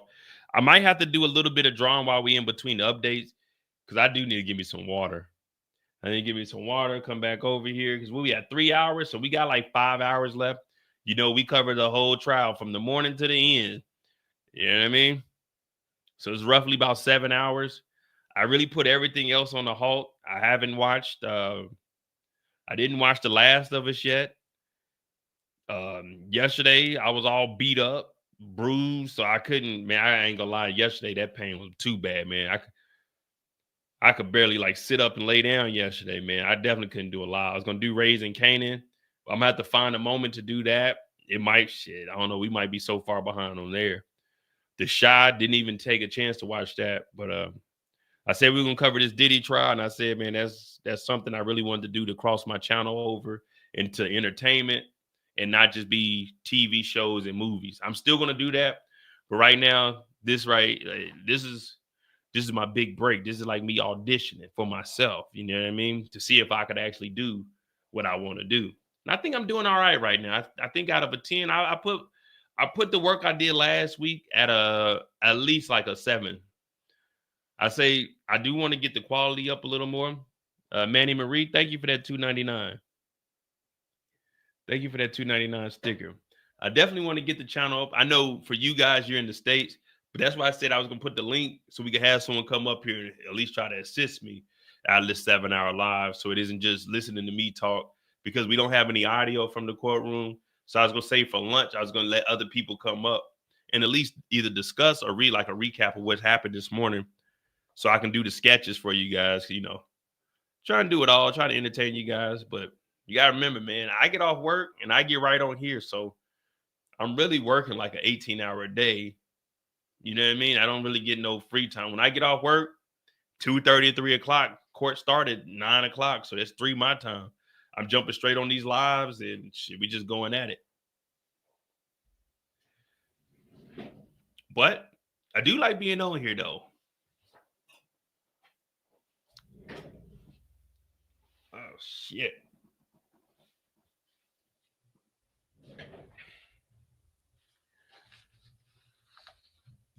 Oh, my girl, all in. All I see. All right. Let me get my motivation back, though, man.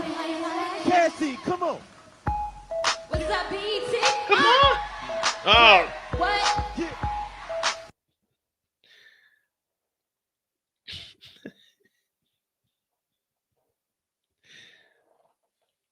Boys,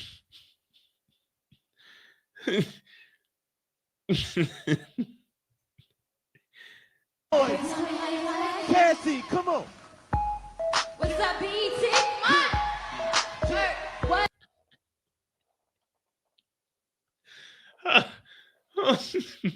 I'm starting to cry, man. Come on.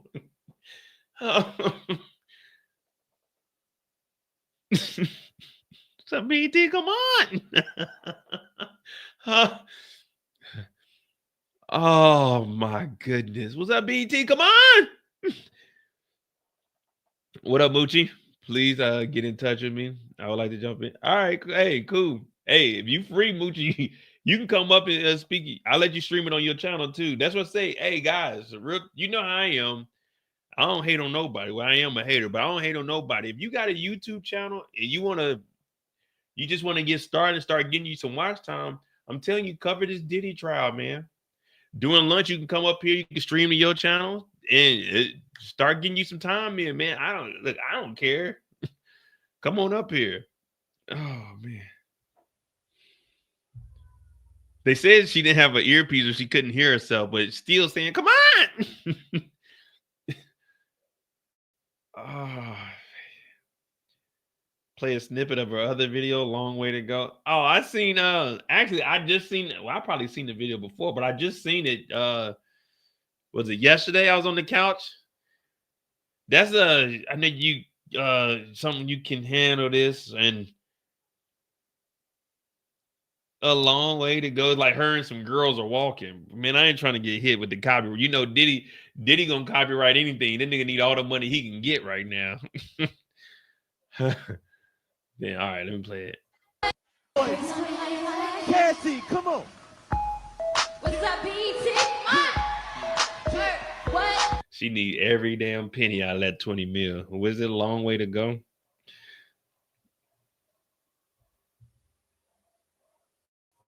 Well, let me see.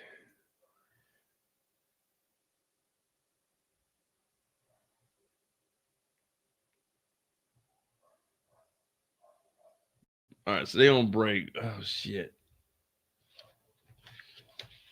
I really gotta get this picture drawn, man. What, man? I ain't. This is on the internet forever.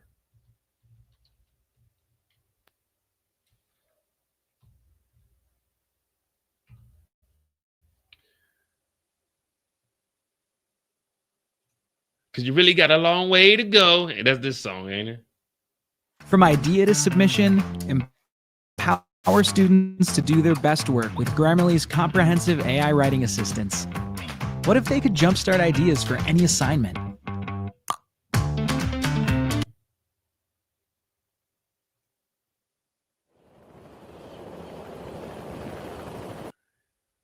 Hey, Diddy was going all out though. She got a helicopter.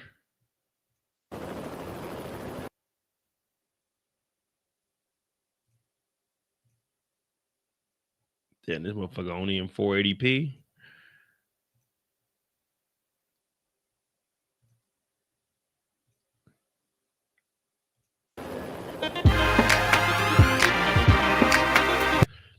Infamous Miami free calls, man. You know free calls were going on back then.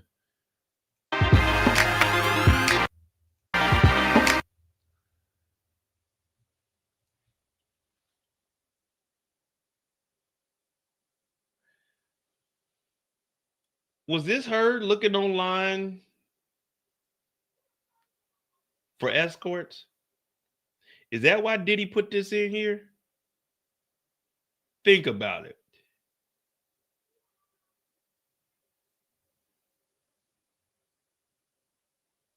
This is literally what she testified about doing, going on there and finding escorts. Oh man, Diddy, you're a sick individual if that's what you had in mind when you put this in the video. Ain't no one caught this yet? I love it when they try to get intimate, even though they know I really ain't into it. You're not. I hate when they trying to get into it, or no, intimate, where they know I ain't really into it. Look at Ryan Leslie on here. Into it. I'm not into it. I already know the game and I've been through it. See, I buy my own bags, my boots, my jeans, will rock. Cassie, you don't buy nothing of your own. Everything was coming from Diddy.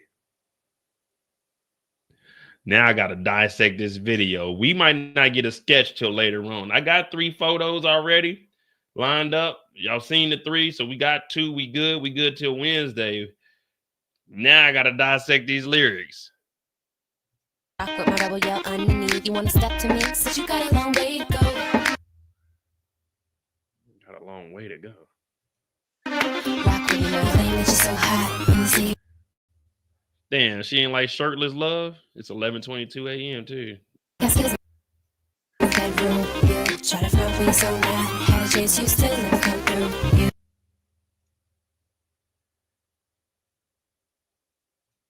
Yeah, he had to know what he was doing. say you wanna.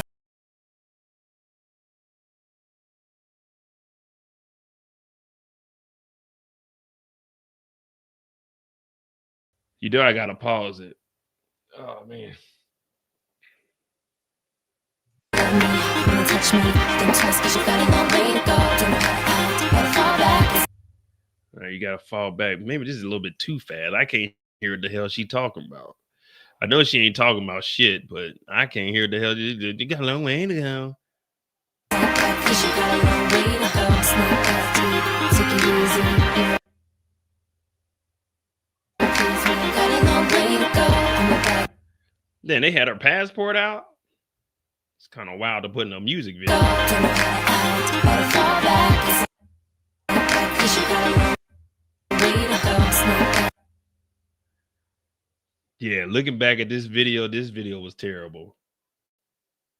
deep, take it easy. Please, man, got a long way to go. Man, it's a real passport.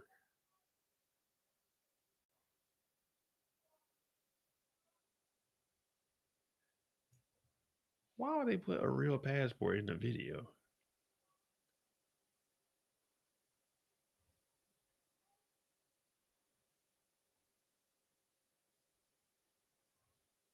Something just ain't right about this. No, this can't be a real passport. It ain't got enough pages. Unless Diddy ripped out the rest of the pages, so you can't go nowhere unless I go. Yolanda's calling.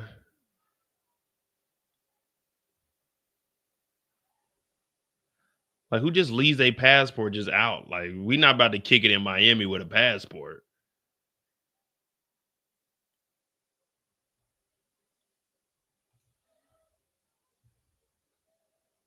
I'm a bad girl, you wanna get close. Answer, cause you got a long way. I love it when they try to get scandalous. See, this is what I seen.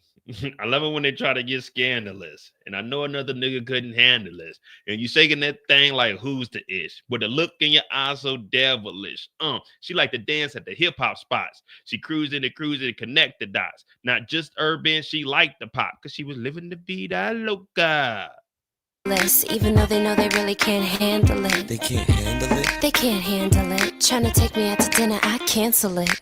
If you Oh, this song is terrible. really wanna know me, first of all, you should never try to get too personal. Cause I'm in That nigga just trying to holler at you and you poking a nigga in the head. Who you think you is? Diddy Jr.?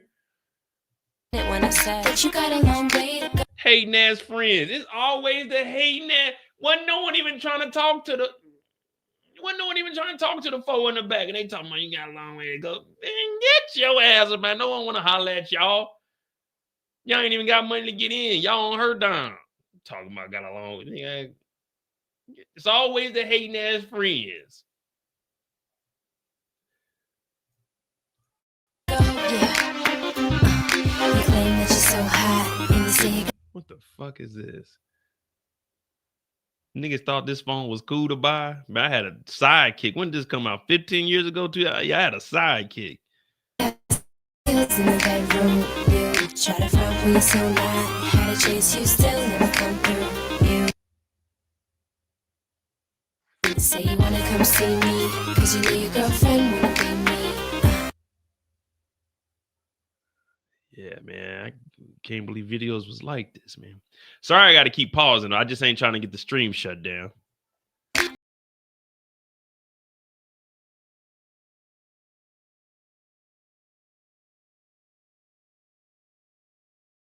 Leslie, she was talking about can't handle it. And this video is terrible. Now she's in the P. Diddy lair. Like, what does this have to do with anything? Why are you in a dungeon? This nigga Diddy was a sick individual. This is where the freak offs were happening. Down here, this is the only place you could have a 4-day freak off without people knowing. It's down in the dungeon.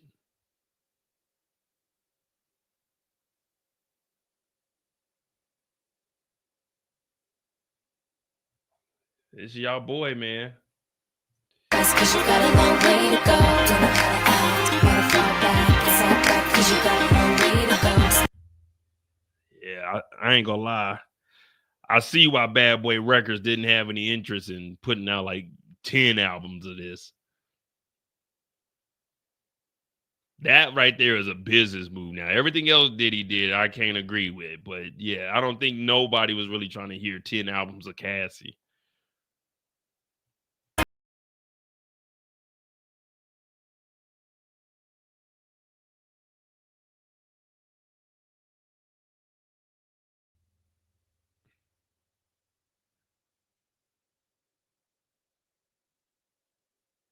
This is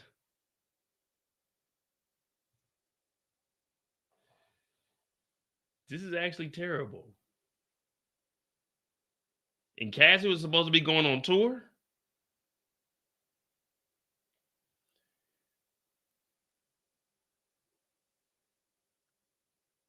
Now, we on lunch break right now. We can clown around on lunch break. You know what I mean? When we get back on the stand, we got to get back serious. But this shit is terrible. I'm pretty sure I heard this song a couple of times. I was probably in the club. This is what, 2006? So I was what? I was 21? 2006? So 23. 2005 was 20. Yeah, I was 21. Oh, yeah. I know whenever this came on in the club, I was pissed. This is back when I used to drink vodka. I used to drink that Grey Goose. Oh, yeah. Terrible. Grey Goose and like cranberry or Grey Goose and orange juice. Yeah, I would have been pissed. Whenever this song came on, I wasn't trying to hear this. Don't play this shit in no club that I was in. Hell no. Me and you was all right, but this is terrible. So hot, and you say you got skills in the bedroom. Nigga, who says they got skills in the bedroom? Hey, what's up, girl? What's your name? Shit, they call me Mo. I mean, my name is Julius, but they call me Mo. So what you do, Mo? Shit, I got skills in the bedroom. Yeah, that's what I do. I got skills in the bedroom. What does that even mean? Oh, no Diddy. I got skills like I make beds up. Like I'm good at making up beds. If you need a TV mount, I got all kinds of skills in the bedroom. You know what I mean? All kinds of skills in the bedroom. You know what I mean? I know how to like hook a lamp up.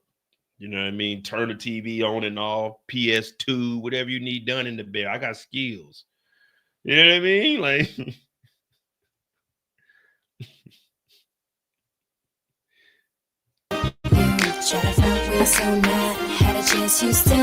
I definitely wasn't doing this shit in the club. I definitely wasn't doing this shit in the club.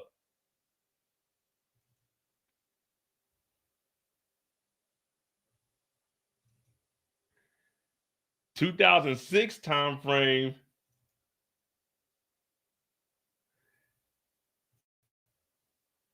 This is what I was looking like around that time. This is what I was looking. I was a hood nigga at that time. I wasn't doing no motherfucking dancing in no club. I was beefing. In 2006, niggas was shooting at my cars. Like, I didn't have time to be dancing in the club. Nigga, I had to get a bottle.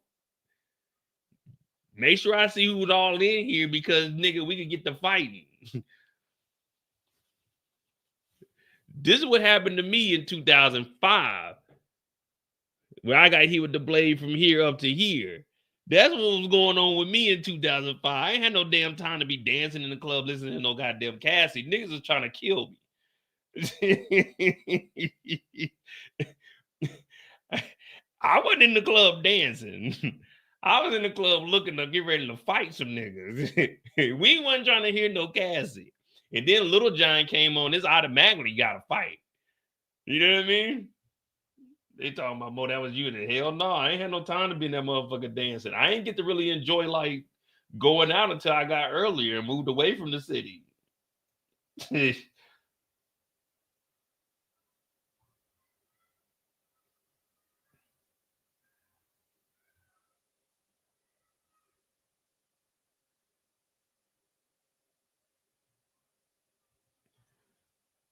Yeah, it wasn't no Harlem Shaking. I'm from Kansas City. Wasn't no Harlem. You get the Harlem Shaking, mean nigga, you done got shot.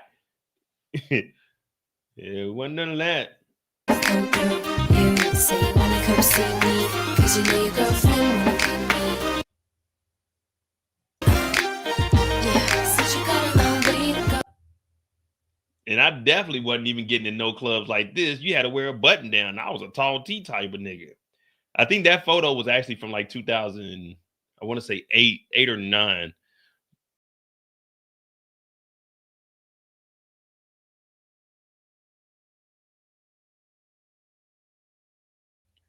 And I definitely, like, at that time,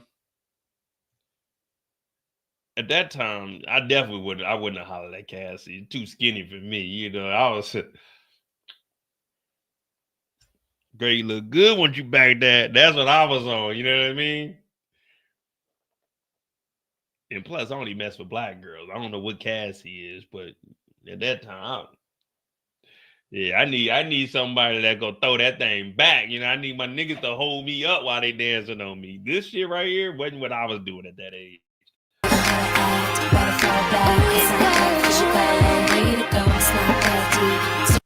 Yeah, that's what I'm saying. I listen to that Girl Give Me, even though when you listen to that now, Girl Give Me That is kind of crazy.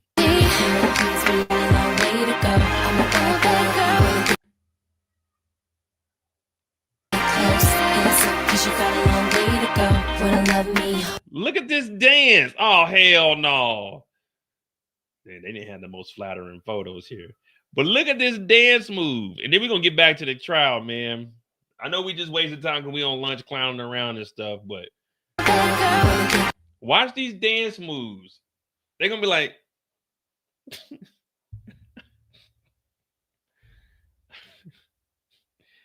this is from the movie Step Up, Step It Up.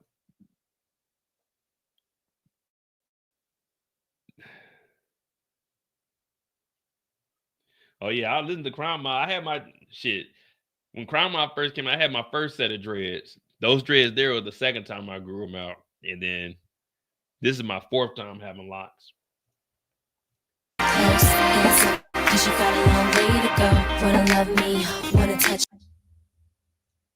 Hold on, let me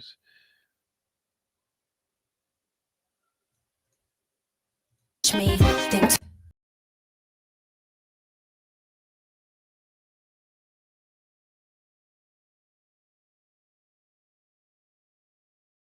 Oh, hell no. She's standing on top of this nigga. Easy, you got a long way to go. Yeah, since you got a long way to go.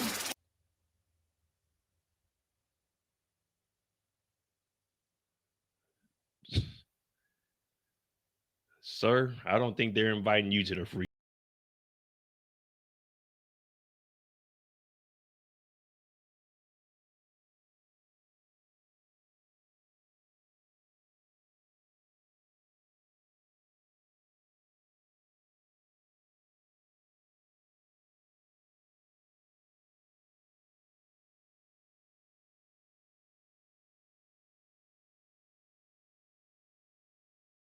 $43. She went to the club and found this nigga at 2:25 in the morning. Oh shit, they trying to take it. See?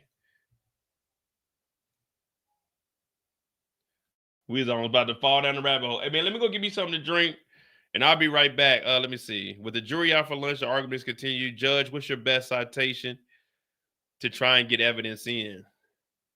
So they still trying to submit evidence now, guys. Judge, you all need to get something to eat. Break. It can wait. Let me see. Judge, what's your best citation to try and get evidence in? 614.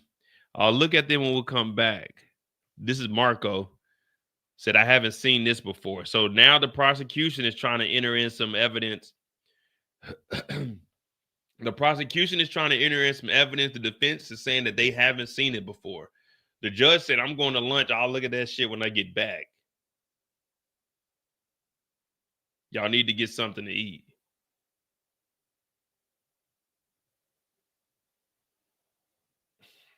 All right, man. So it looks like everybody's trying to pull over a fast one. What time they say we'll be back?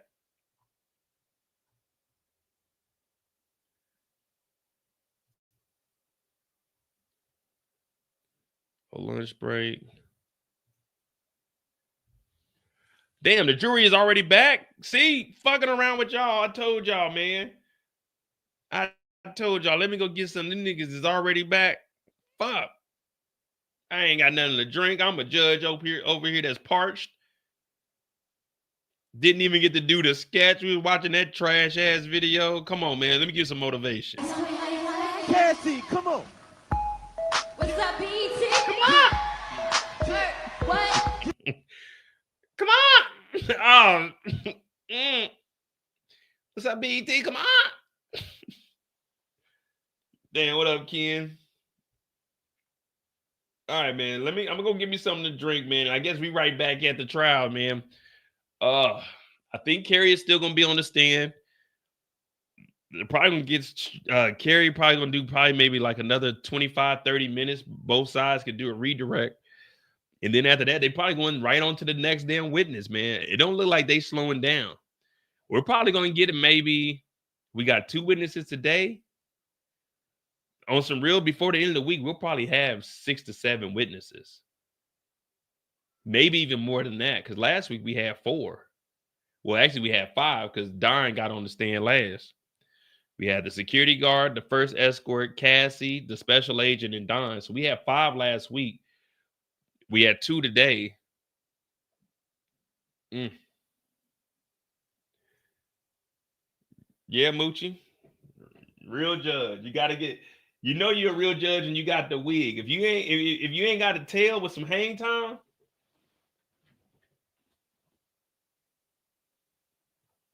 if you ain't got a tail with some hang time, have you really been putting in work in the court? All right, I'll be right back, man. My damn side hurts, man. But yeah. Unfortunately, guys, we didn't have anyone come up here. I think Moochie. Me and Moochie probably has something going on. You know, I had these lives going, and as it progresses throughout the day, it is going to slow down a little bit. So I might start having somebody just come up here and like co-host with me, depending on, I don't know. We'll see how we'll do it. Whatever's entertaining to you guys is what I want to do. But I do want to get it to a point where maybe for like 10, 20 minutes, where someone else would just come on here and they can talk about like recap what we got. You know what I mean? And answer some of the questions also. So I can go and get me a lunch because I'm going 7 hours. Last week we did 4 days, 28 hours, and then the first day was 5 hours. So I'm averaging 7 hours a day. So that's why I'm trying to get someone else to like at least give me a little bit of a break in between. I mean, I don't need it, but it would be nice. All right, so I'll be right back though. We have one new update. Both sides return from lunch. The court is back. Golly. All right. But whoever the co-host is, man, you got to know, man. Like when the trial is on, I might make a little bit of jokes. But, man, you can't be up here in your feelings about it, man. We're going to talk about it. But then when there is a break, I do get me some jokes here. Miss J, thank you for that. Member for 9 months. Okay. What that dance they be doing? Oh, shit. All right, hey, I'm gonna be right back, man. Court is back in session. Lunch go by fast. We got a long way to go, guys. Ain't that what you say?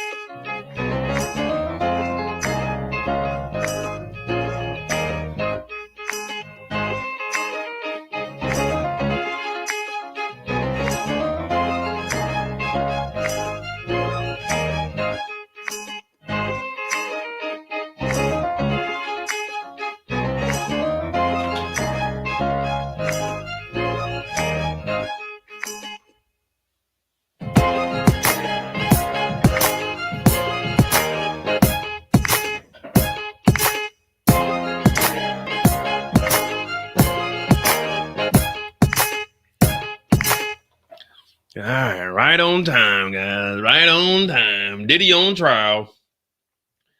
Diddy on trial. Let's see if we still got Carrie up here. I'm pretty sure we do.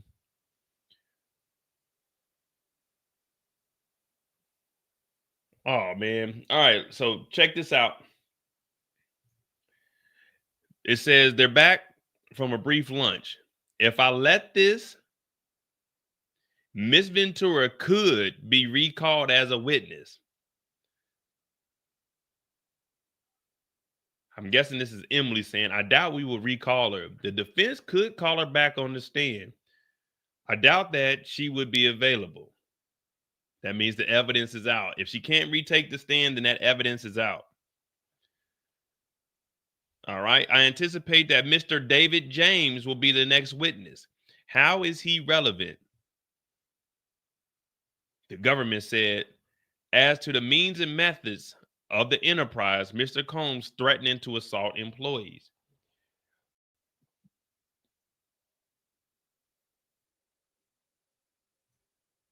So that evidence is out. So Cassie won't be recalled because the evidence isn't being admitted.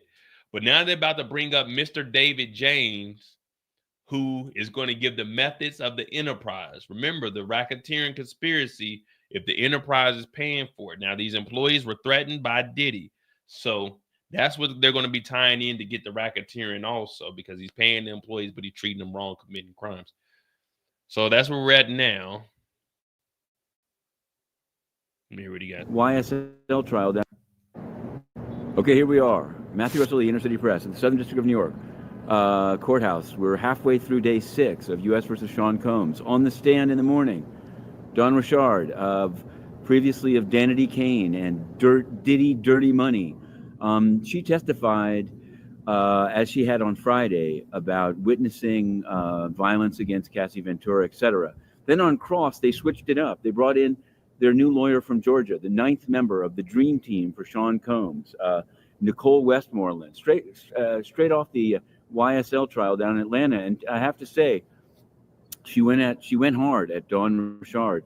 She questioned her about her 3500 material, interviews that she'd done with the government in which she hadn't said that she saw the alleged assault, that she hadn't, various inconsistencies. I mean, it's very hard to tell the same story exactly the same way, but she really highlighted for the jury some inconsistencies in the various tales. But Dawn Richard, to her credit, said like things she remembered more the more she thought about it. There were also questions about her civil suit, and that she had a monetary message. Next witness, and still on the stand as when we go in after the break, Carrie Morgan, the best, quote unquote, best friend of Cassie Ventura, although she hasn't spoken to her since 2018 when Sean Combs assaulted Carrie Morgan. She ran through various violent incidents, including one in Jamaica, in which she said Cassie Ventura had been dragged by the hair, and Carrie Morgan, and Sean Combs both got on golf carts and went in different directions looking for her. There's going to be some cross. I think it's going to be done by Agnifilo. We'll see how it goes. Some are saying that maybe Westmoreland should have done the cross of Cassie. This is, it's not without just saying in terms of how it was done. It was done in quite an aggressive way, and we'll just have to see. Now, in what did I say last week? We should have had the black lady up there, Westmoreland. I was saying that last week. Whoever Anna was, she was terrible. I knew we should have had Westmoreland up there. That black lady wasn't going to let that shit slide like that. She earning that paycheck. Nicole Westmoreland was going to earn that. That's why I was saying we need to put the black lady up there. At first, I like Brian Steele. Like, nah, we got to put the black lady up there. You know, she wasn't going to play around. Nah, they ain't found no Stevie J. They need to subpoena his ass, bring him on in. But hell, he got that tape with Eve. Some other freaky shit that went down too. In last week, Inner City Press, we filed an application saying that there's far too much not going into the docket. Every morning, the lawyers argue and talk about what they put in overnight to the judge, and none of it's in the docket. So we filed it. Nothing was said until today. Judge Sermadian said, we have an application from the press that everything should be docketed, everything that you've done so far, redacted as necessary, and file it next Tuesday. What, in 8 days? And thereafter, once a week. I don't think that's how it's supposed to go. I guess the idea is that it's delayed so that they can redact things, but I haven't seen such a delay on docketing. So we'll just have to. So we might have to file again. But for now, we have to go back in. We've put up an ebook.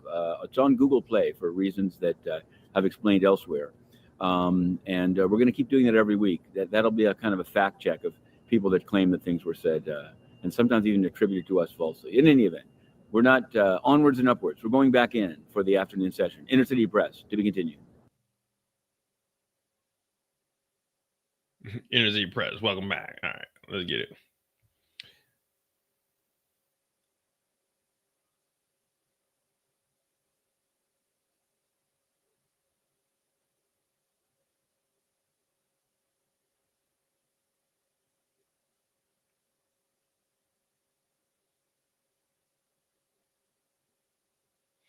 All right, what updates do we have?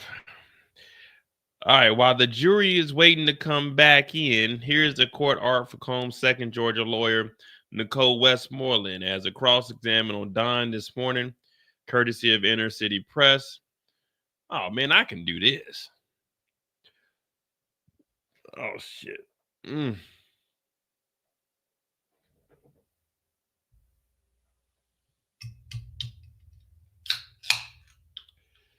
All right, God, I just had to give me a little truth or something. You know, I gotta, I be shy on these lives, so I gotta, you know what it is.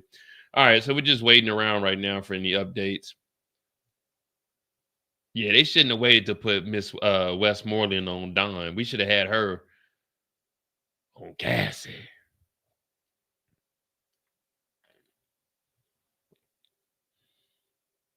Mr. David James. Who is he?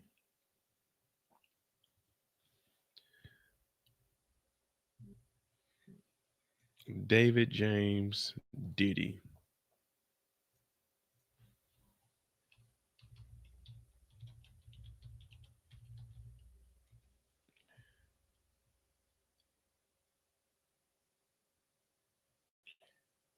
She also named Neil Dominique and David James when asked about Combs' trusted assistants. Okay, here we go, right here. P20 TV episode 37. David James, that's who we was looking up. That made the OG. Oh, remember I went to his YouTube and he made the OG Diddy. It was a Ciroc drink. Remember? I was also saying that, hey, who's the co-conspirators? All of them niggas turned witness. Gotcha. Why are they charging him with a RICO by himself? Because everybody else that was a conspirator, they turned witness. They giving the government information. Yeah, I seen Diddy whoop on people. Oh, okay. So this is who that was. This is whose YouTube we were looking at. Bitch assness. I forget. Oh man, not these niggas. So this is going to be showing David James.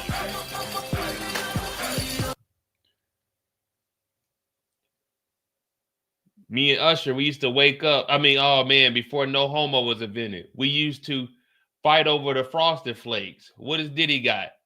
Frosted Flakes and Ciroc, man. This nigga has been telling on himself from the beginning.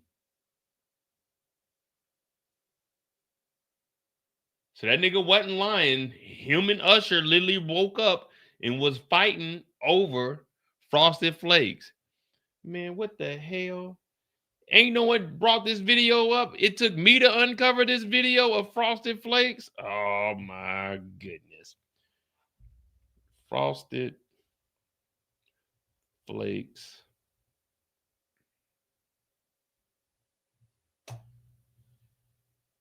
This nigga Diddy is different. This whole time he's been telling on himself. Some of them going to sleep. Fuck God!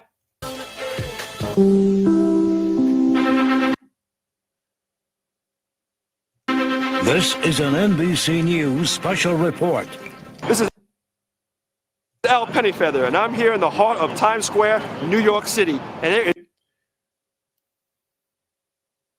It's just bitch assness rampant everywhere I look, up, down, and all around. I just seen about a dozen people walk by me that had just so much bitch assness in them. It was All right, man. We ain't trying to watch all this. We trying to see where David James is. But you know, there's all kinds. I'm gonna have to watch these on my own because I'm not trying to get fucking Diddy's damn YouTube to block nothing.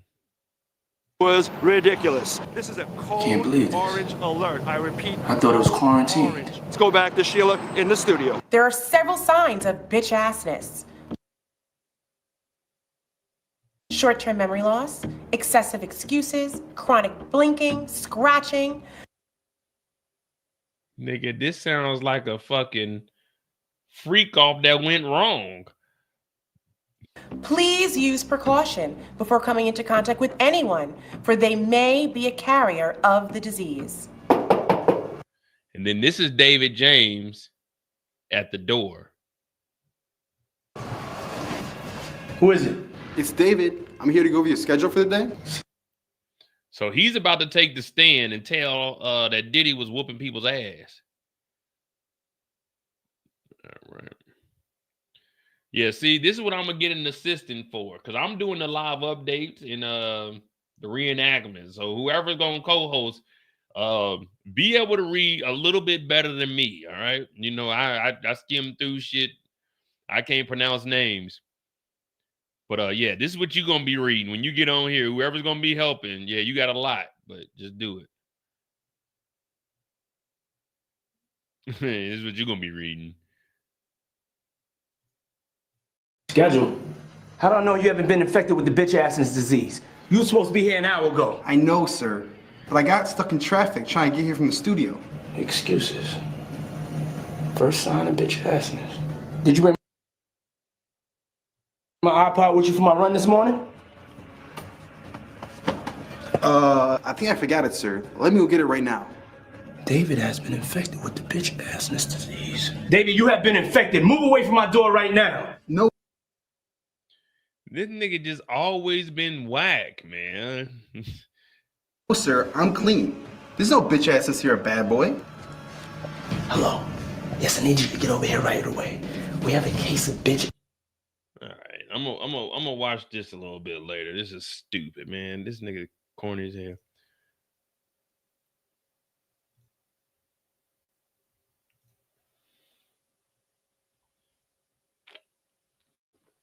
Judge is entering. No further questions, Miss Morgan. Judge Cross. Marco said, Marco's doing the cross now, so.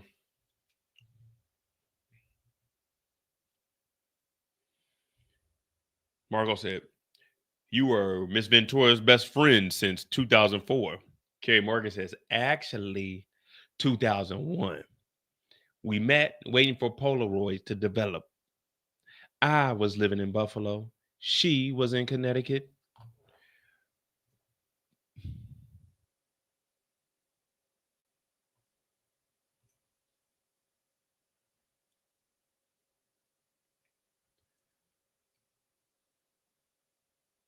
All right. Let's see if Marco can stomp her. Let's see what Marco got up his sleeve. Let's see if he can finagle something and make it make sense where we're like, good one. And remember, we're on the defensive side now. We're not supporting Diddy, but we got to look at this from the lens of the defense.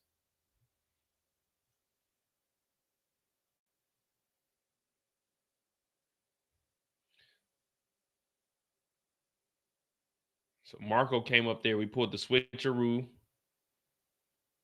on Carrie.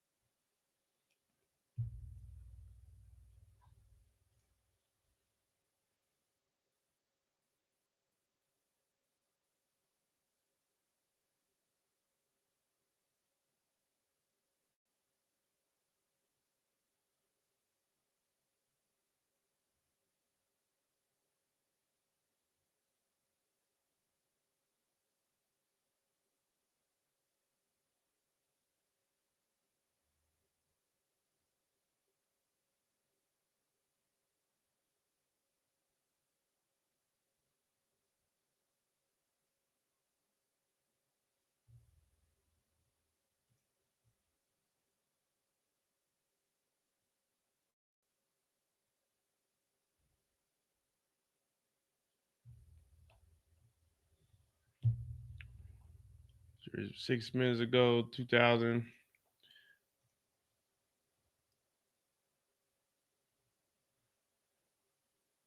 Oh man.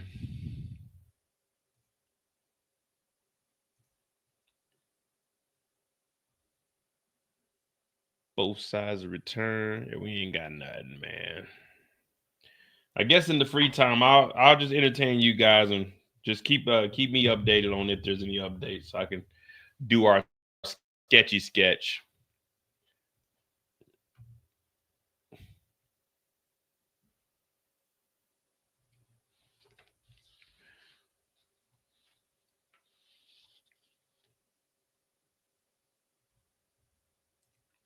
Cause we ain't getting updates from anywhere.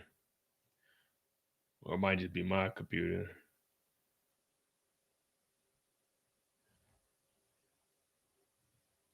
Damn, look how they did Diddy in this one.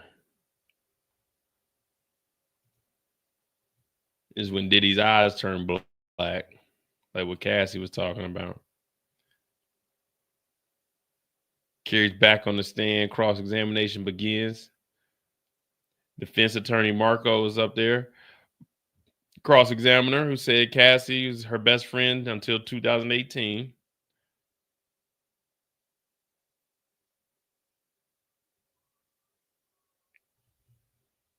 Shit, Diddy ain't got a haircut. He ain't got to dye his hair.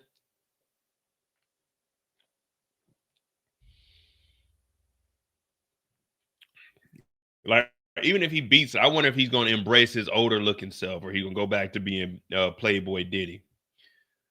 I think if he beats this, he's going to go to being humble Diddy. You know what I mean? He's going to come out, be all soft spoken. Marco said, then you both were in NYC. Carrie said, I stayed downtown. She moved to Harlem. Have you ever met Kim Porter? Carrie said, yes, probably at a concert. Was Cassie ever jealous? Morgan said, yeah.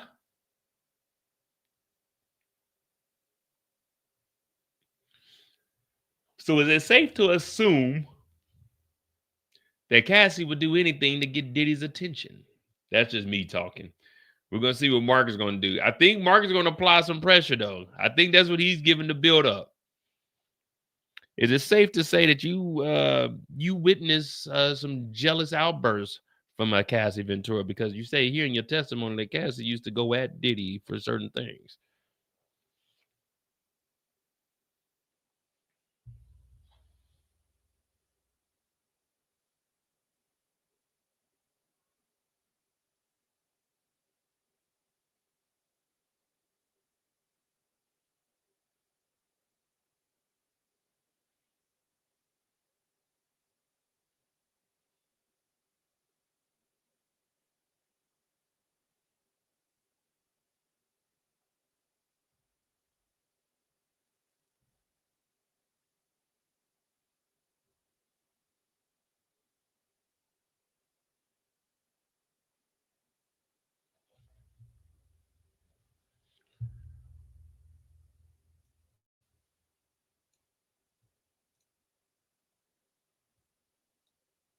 Some of them going to sleep. Yeah, we need faster updates. We need somebody in there right now just getting it.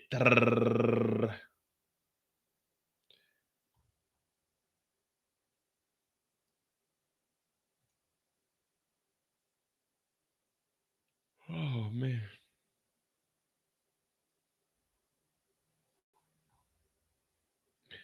I'm ready for David to get on the stand. We see what David talking about because he was actually an employee for Diddy. So, he's seen all the ins and outs.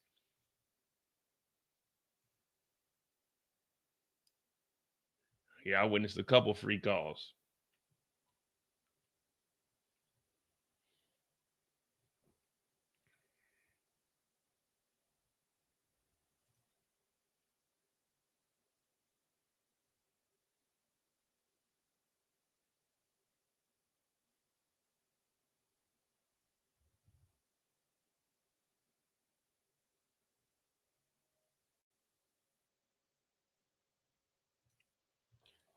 Oh man, come on, man.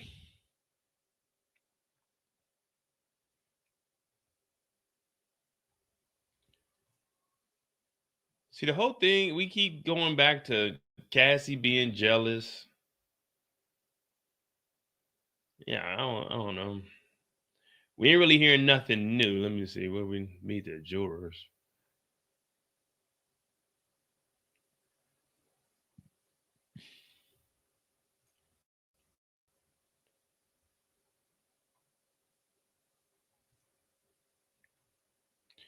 The jury is 8 men and 4 women. Federal trafficking represent a diverse swath. They can probably get like one of these men, unless they. I mean, they're definitely have to tell them, "Hey, this is what we're looking at. This isn't a DV case." They selected range from 30 to 74.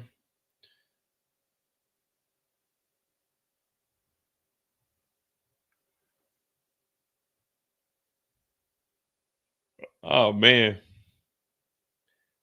we got a 69-year-old man from Manhattan who listens to jazz and rock. Juror number 2 is gonna find Diddy guilty. Juror number 5, a 31-year-old male from Manhattan who works as an investment analyst. He plays sports and video games. You might be able to get some wiggle room with him. 51-year-old man from Manhattan who has a PhD in molecular biology. Oh yeah, he's gonna find Diddy guilty. Listen to classical music and opera. 30-year-old female from the Bronx, working as a deli clerk. She listens to hip hop and reggaeton and reads and plays games. You got some wiggle room with her. 42-year-old female from Manhattan who is an aide in a nursing home. Guilty. That nigga's guilty. 41-year-old male from the Bronx who works in communications at a correctional facility. He listens to reggaeton and 90s hip hop. You might get a guilty from him. 68-year-old man from Westchester County who is a retired from a bank, listens to Indian music, guilty. 68-year-old male from Westchester who is retired working from a telecommunication company. He listens to rock music and likes to bowl and golf. 68, I'd probably say guilty. A 43-year-old female from Westchester County who works as a physician assistant, listens to R&B and hip hop, and she dances, guilty. 39-year-old male from the Bronx, I thought that was me, who is a social worker who listens to R&B. Oh, he's a social worker, guilty. Listens to music from West Africa. Yeah, he's about to get a guilty. 67-year-old male from Westchester County who works logistics analyst. Hobbies include woodworking and bike riding, guilty. 74-year-old female, we don't even need to say anything else about that, guilty. From Manhattan who works as a treatment coordinator. She listens to class. Oh, yeah, man. That's a tough jury right there. You got like two or three, you got a little bit of wiggle room, but it seems like these other ones, anyone 40 plus, sound like they're going to give a guilty. I need that, though. I'm going to break. I'm going to do some YouTube shorts on these here. Talking about all of them.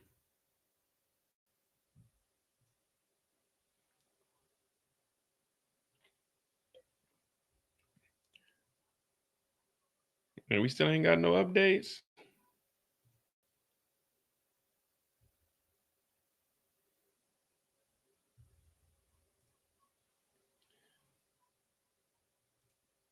Yeah, we just sitting here waiting on the updates to roll in.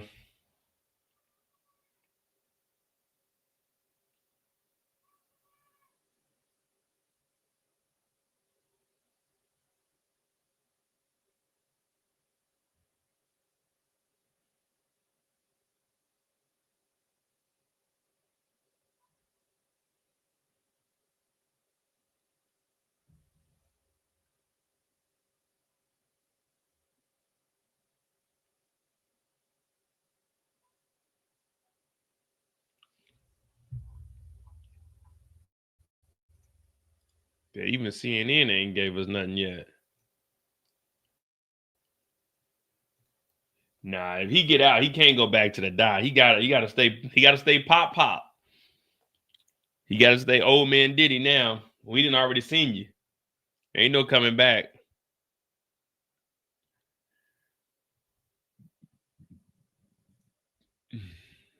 Damn, man. What?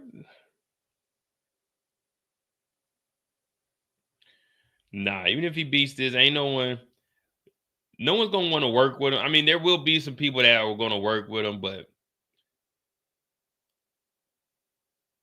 ain't nobody gonna want to work with him. They hearing about all of this, and then plus, you never know if any more charges gonna come down. So you get to working with him, your name gonna get brought up in something new. Like, nah, we good.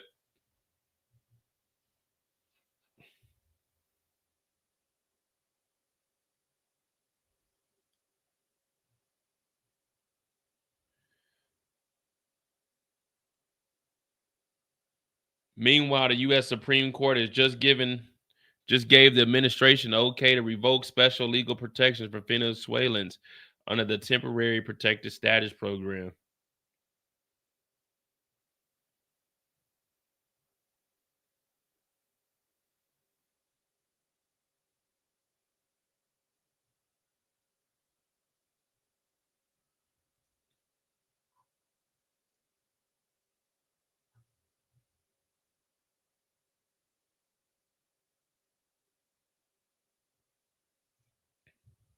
All right, CNN got something.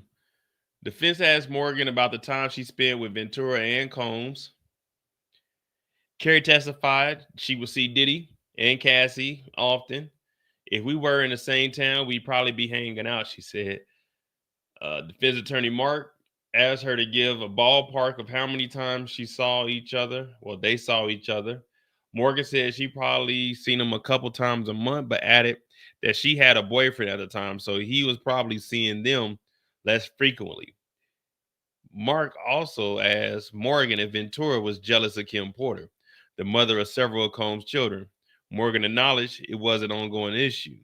When asked to be more specific, Morgan recalled she was jealous because she could never go out on New Year's Eve parties. She wasn't really too jealous of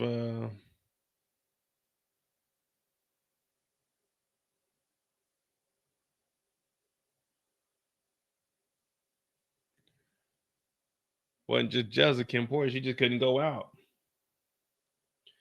I didn't even scroll down to see if his family joined in. I think his sons are there. I don't think the girls, because the girls had prom. I don't know. Let me see.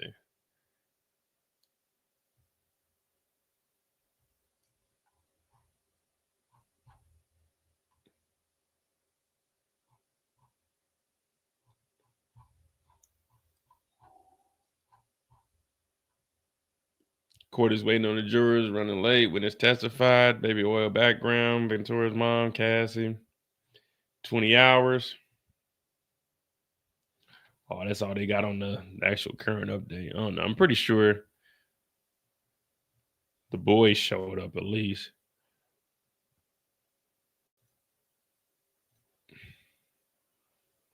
What up, Neat? Welcome back. You ain't missing out on nothing, man. We just covering this Diddy trial, man. Just covering the Diddy trial. We got an update. Mark said, in the other way, Carrie said, Cassie was speaking with Michael B. Jordan, and Sean got jealous. She was trying to leave him. Mark said, you were both using drugs? No. We were in South Africa. Did you learn about Gina? Carrie said, yes. Carrie gonna say, he was having a full relationship with this little girl. Mark said, why do you call her that? Morgan said, she acts like that. She's younger than us. Oh, this ain't no wig. This is my real hair. I've been growing it out. So Carrie ain't like Gina either. Carrie ain't like Gina either. She said, oh, that little girl? So Cassie was trying to leave Diddy and be with Michael B. Jordan. I know Michael B. Jordan is going. I know Michael B. Jordan is reading over this like, boy, woo, woo. Whew.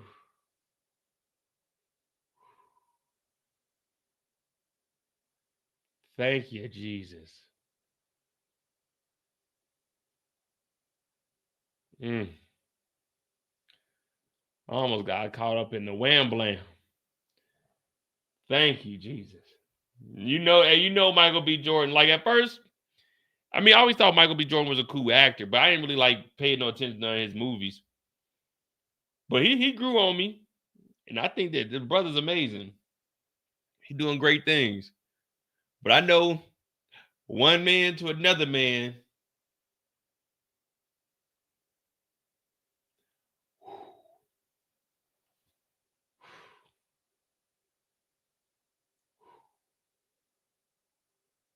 There's a famous song. God is trying to tell you something. God is trying to tell you something. Like, nigga, I almost got caught up with the wham blam wham. Now, he didn't make it all the way out of it because he did date Lori Harvey, and Lori Harvey did date Diddy. So does that mean Lori Harvey participated in some of the freakiness? We don't know. We can't confirm. Now, I don't think Diddy would try to take it that far with her, like putting his hands on her because of who her father is. And Steve Harvey got a little bit of power, even though I don't fuck like now. If there's really somebody I don't fuck with, it's Steve Harvey. And that's because Steve Harvey tried to clown my mom. And he already ain't a fucking funny comedian. So for me, I'll never like Steve Harvey. He's always been whack. But yeah, he tried to clown my mom when they was on the elevator. My mom and my dad. Well, he didn't say no slick shit to my dad. But yeah, fuck Steve Harvey, nigga.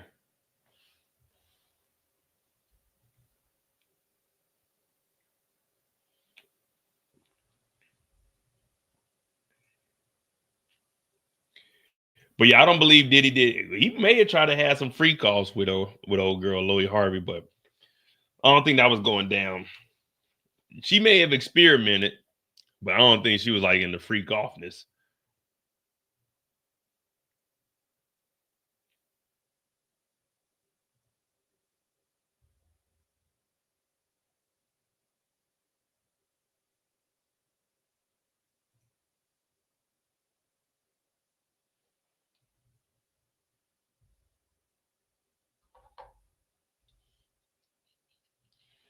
Oh man.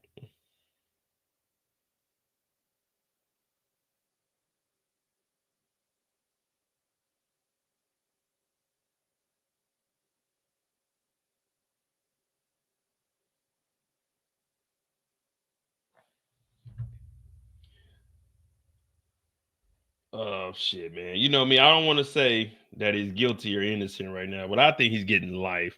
Well, he's at least getting 20. Put it like that. We'll just put it at 20 to start it. But yeah, I think he's going to at least get 20 out of this, which is pretty much going to be life for him.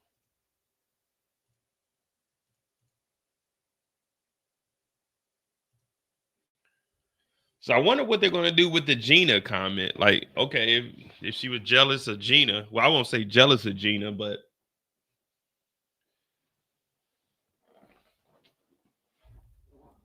damn,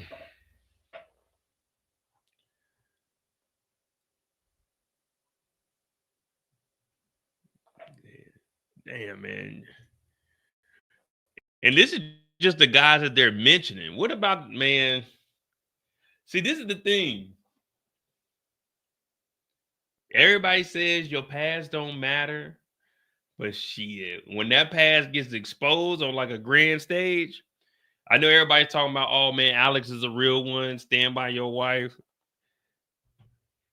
When the night has come and the land is calm, and you found out your wife wasn't freak offs. No, I won't be afraid. No, I won't be afraid. Just as long as Cassie stands by me. Man, yeah, your past don't matter till this shit come out and you talking about you got all that going on, man. We about to see where Carrie's taking it because Carrie seemed like she don't like goddamn Gina. So we might have an outburst. Objection, Your Honor. But shit. Man, I can hear my old ladies in the freak off. I just couldn't hear everything else that was going on, man. Like during these freak offs, we found out like not only were they having freak offs, Cassie was burning up. And I won't even say burning up. Cassie was toasted. It was to the point where they said antibiotics didn't even work anymore. You know how many times you got to be burnt up or like multiple times or not getting it treated will get you to a point where your body, the antibiotics aren't going to work. Like that's where she was at. It was either frequently or she had it for a while and didn't do nothing about it. But if the antibiotics stop working, that's a telltale sign that you've been freaking too much.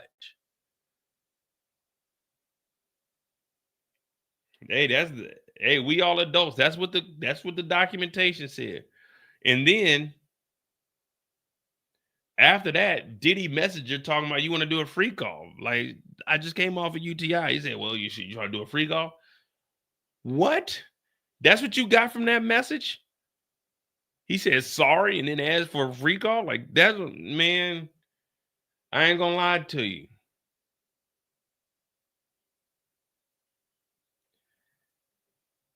I would have left the courtroom.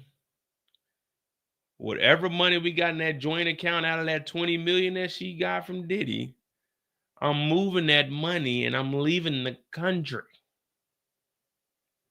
Hey, what happened to Mo? He don't even come to the courtroom no more. You right, I'm not. I'm gone. I'm taking all the money in the account and I'm dipping.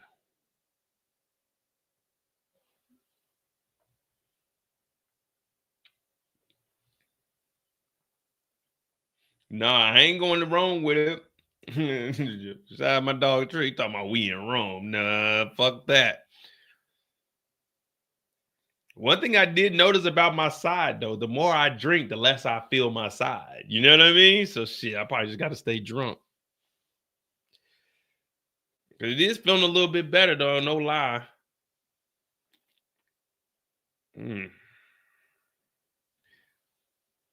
I might skip that appointment in the morning so I ain't got to do my copay. But we're just waiting.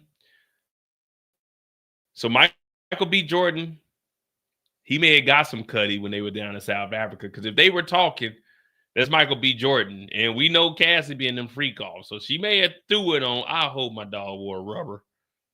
And this is why Hollywood is like that. Because all these motherfuckers be messing with the same person. And antibiotics don't work. All right, here we go. Mark said, when you say Sean came and hammered on the door, why did the police come? Carrie said, because of the noise.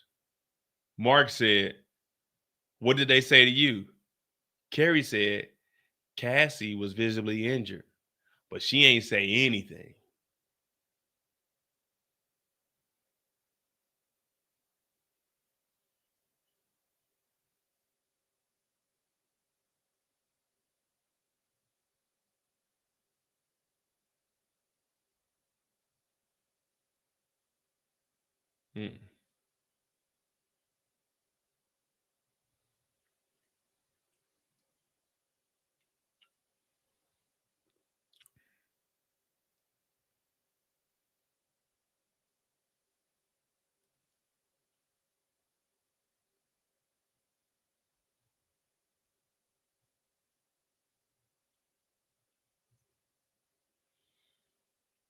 So the police came because of the noise, not because anyone called.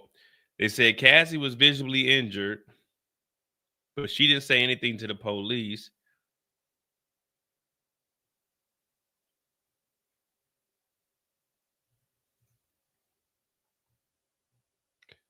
Boy, Carrie Morgan came up in here like somebody assistant principal, didn't she? This is what the ladies would call slaying right here. Ain't that what y'all say? Carrie came up in here slaying. Carrie came in and said, I'm taking the stand today and I'm telling what I know.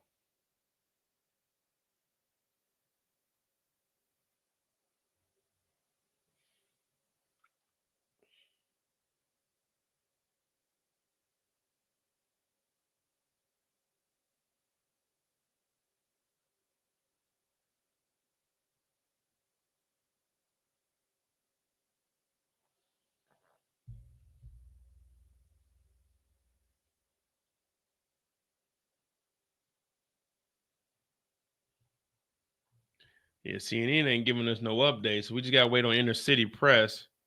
Let me see.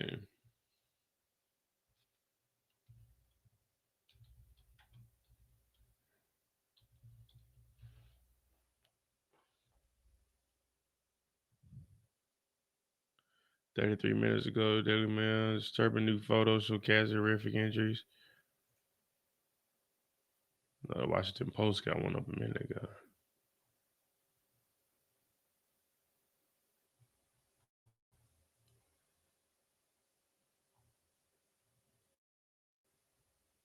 So these are the photos. If you don't want to watch, turn your head and I'll let you know when to come back. But these are the photos of what happened at the hotel after. So you got the swollen lip.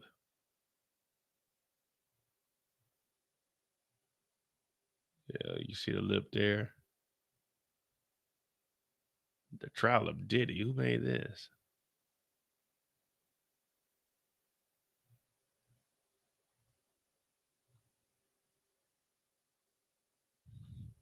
Pictured as Diddy and Cassie in Miami before their relationship turned sexual. Cassie told the court last week she and Diddy first had sex during a trip in Miami shortly after he kissed her on her 21st birthday. She said the mogul gave her ecstasy. It was the first time she tried the drug. Cassie said eventually taking drugs became common occurrence as she engaged in freak-offs to please Diddy.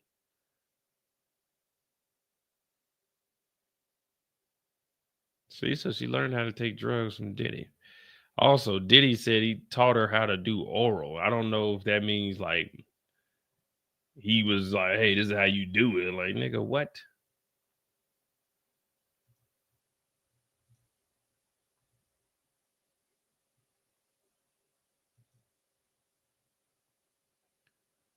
Look at this nigga, man.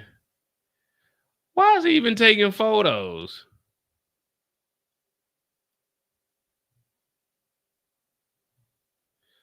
Look at this dude. This shit just looks. Is this nigga just in his drawers? What the fuck is going on here? I didn't even notice that. Look at this guy, man. He's a fucking weirdo.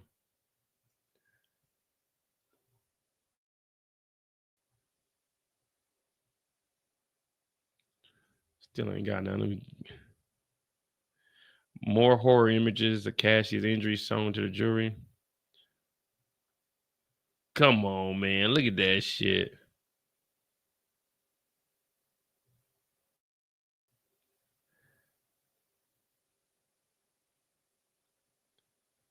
This is the one that they went. Remember, he pushed her into the table. I mean, not the table, but the bed, and she had to go to the plastic surgeon.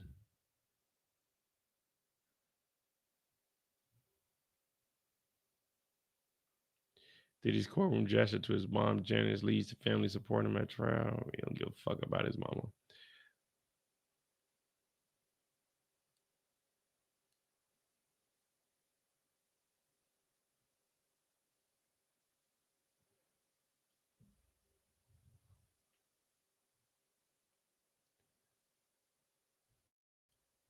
We just waiting on updates right now, but I'm trying to find other stuff that we can cover while we wait.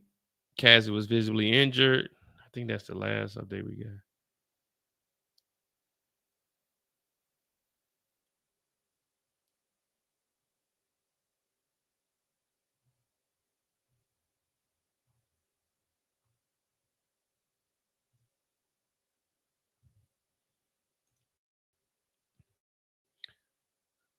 The corn stars Diddy forced onto Cassie at the sick freak-offs, including the Trump hotel shooter, which is Jonathan Idy.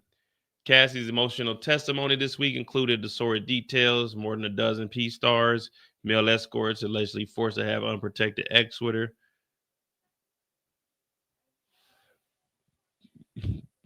Jonathan Idy, we knew about him.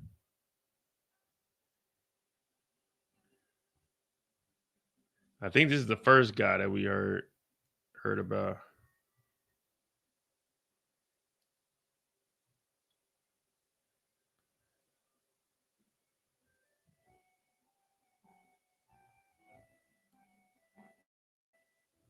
Man, they not about to pardon no Diddy, not right now.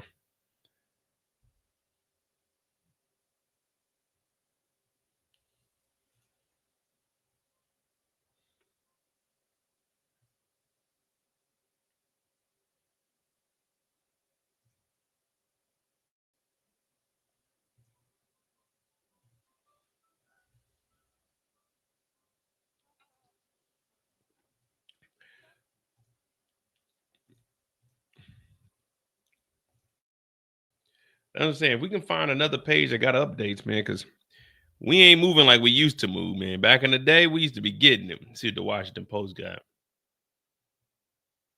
Carrie Morgan freeing, Rand Cassie 1 second ago, expected to go forward.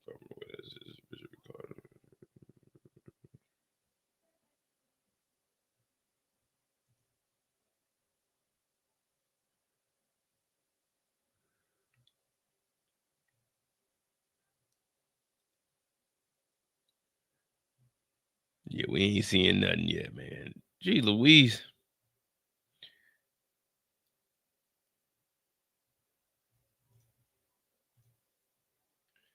Yeah, this is where we at, man.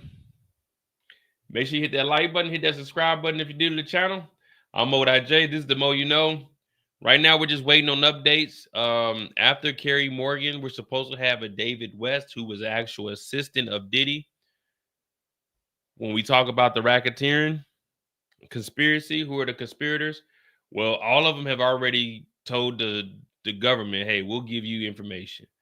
We'll give you information on what the hell you need because we do not want to be charged. We don't want to be a part of this nonsense. We want to be up out of it. And actually, we got some allegations ourselves. And we'll also listen to Bruce Rivers real quick, and he'll give you a brief explanation of what's actually going on right now, so you don't have to hear it from me because I am just a judge, not a lawyer. You know, he had these freak offs, and he admits to having these freak offs. You know, I mean, you can have them. You can have freak offs. They're not illegal, but it is illegal to pay somebody to have sex with another person. That's prostitution. That's illegal. And it becomes federal if you have them come in from Philadelphia to New York, and that becomes transportation for the purpose of a sex act. You know, that's commercial sex trafficking. And then it becomes even worse when you have a pattern of this activity, which we have that because we have more than one, and we have this non-consensual pattern of activity. So that's the whole RICO. That's the whole sex trafficking. That's the transportation across state lines. Those are the three charges that he's dealing with. This case will probably be wrapped up next week, I'm guessing. You know, federal court goes a lot quicker than state court. Remember the OJ case that lasted like 6 or more months. It was insane how long that lasted. Never would happen in federal court, ever. Federal court would tell you, you got 3 weeks to try this case. See you later.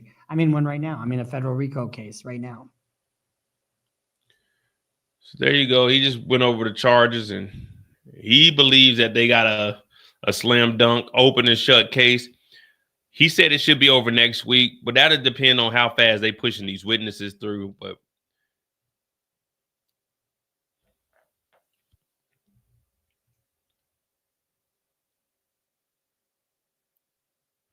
all right. A defense lawyer says Richard, oh man, this is talking about dying. I'm thinking she did what the prosecutors needed her to do, a defense attorney said. Detailing a threat Diddy allegedly made toward Richard following the skillet incident, which they never denied. They just said, did he throw it or did he chase after her? Which, when that's your defense, oh shit. When that's your defense, wait a minute. You're lying to us? Did he throw the skillet or did he chase? When your defense is it was either throwing it or it was chasing after her with a skillet. If that's all you got to protect, you're not like, hey, the skillet incident didn't happen. That's bad. Like, you didn't once deny that the skillet incident happened. You just said, so wait a minute. Did he throw it or did he chase after her? The jury's like, hey, so you're saying it happened. You just don't know if he threw the skillet at her or he chased after her. Hey, Princess Dog, what you know about Bruce Rivers? He the criminal lawyer. What you do? What you do? We gonna react to all the self-snitching.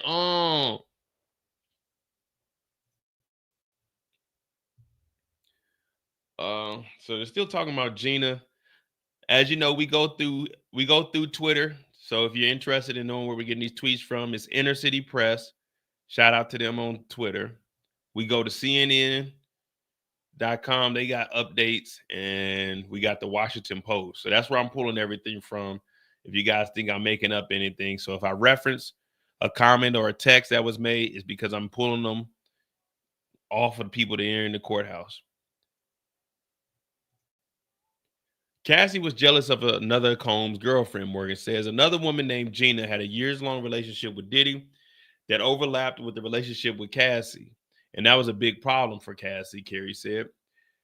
He was having a full-on relationship with this person, and Cassie found out about it. She wouldn't go away. He wouldn't leave her. So it went on a really long time, Morgan said. Morgan initially referred to this person as a little girl, but when asked to clarify, Morgan said Gina was an adult. Still, she remembered her as much younger than Morgan and Ventura. Context.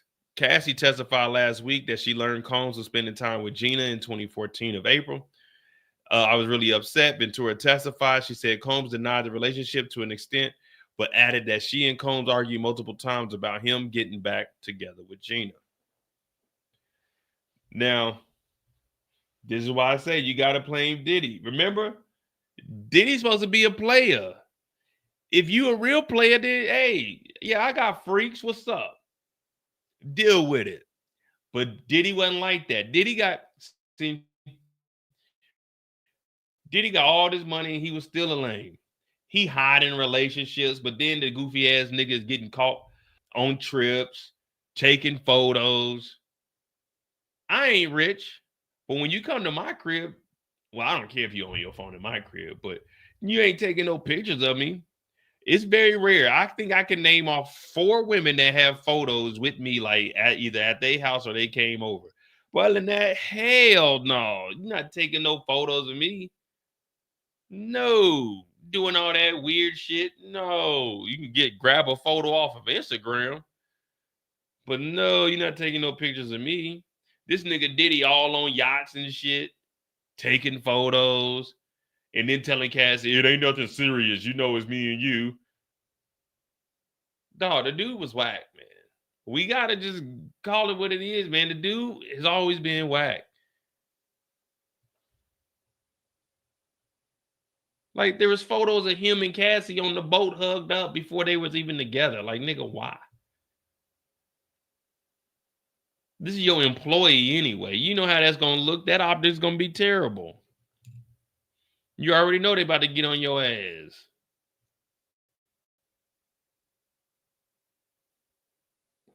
Man, I ain't doing no damn photo shoot. Man, I had one girl, she used to braid my hair, and I was asleep one day. She braided my hair. I went to sleep. Man, I woke up on her Facebook. It was a picture. I was like, whoa.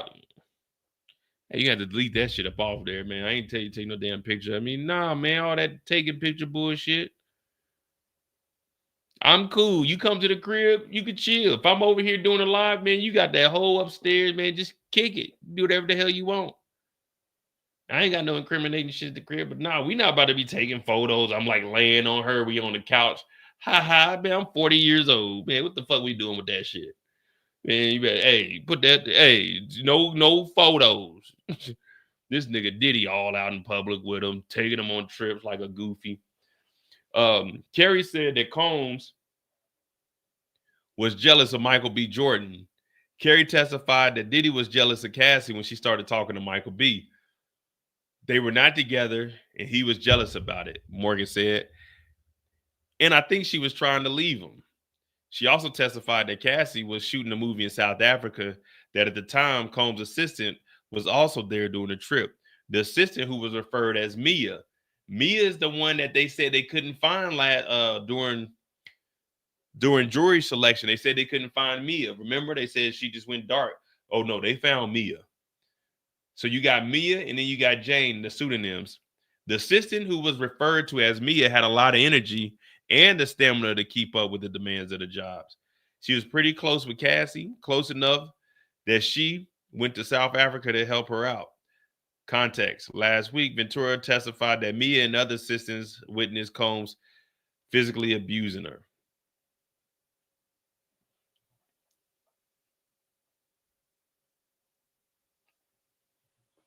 No, I ain't turned 40 yet. In August. But still, even at 39, like, nah, we good. We don't need no photos. Like, this ain't this ain't gonna last long. Okay. You two were best friends for 18 years, but now you haven't spoken with her since 2018. Carrie said, that's true. Mark said, at the danger of being capital obvious, that's a long time. She's moved on. Objection, Your Honor.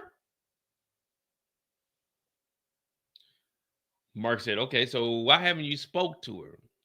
Did he sustain it or did he overrule? I think sustain. So why haven't you spoke to her? Carrie said, she did not support me after Sean assaulted me.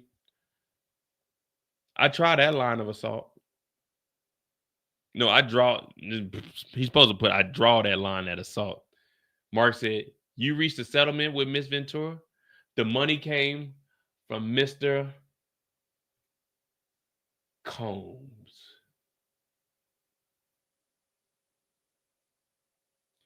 The defense is trying to tie Cassie in on it. No. As a judge, I got to call things how I see it. And I took my glasses off, so I see a lot of shit. The defense is trying to say, you and Cassie stopped being friends after an assault from Diddy, correct? Yes, we did. So Cassie paid you out. She said, no. The money came from Diddy. The defense was trying to tie Cassie in there. Carrie said, no. Me and her may not be friends, but Diddy is the one that paid that money. Cassie didn't pay the money. All right, okay, I see what's going on here. The defense tried one, but he shouldn't have tried to be too cool. You know, at the danger of being Captain Obvious. That's a long time. Man, do you know I got niggas that I ain't talked to since 2004? 2003 that I went to school with? Who gives a shit how long it is? But Mark tried to pull a fast one. You reached a settlement with Miss Ventura. She said the money came from Diddy. The money came from Diddy, not Cassie. Diddy. Damn. Yeah, I'm a Leo, Miles. The last day, you know it. All right. Carrie standing on big business. We got to call her Big K. Big Carrie. Big Carrie up there. They talking about this is supposed to be the dream team. This is supposed to be $1 million team, man. This defense, we ain't really seen too much defense. It's kind of been like Luka on defense. You there, but you ain't there. You know what I mean? It's like niggas just walking right on by you. Spin move, step back, slap you in your face, no call, push-offs on offense. Yeah, it's getting crazy out here. Defense tried to throw that one in there. So you got that money from Cassie? He said, hell no, I got that money from Diddy.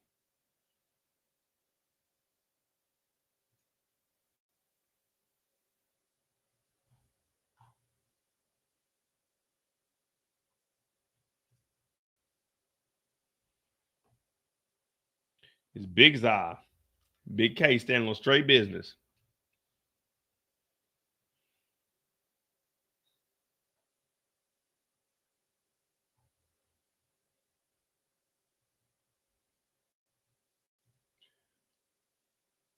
Queen, you behind. You talking about the pest in Jamaica.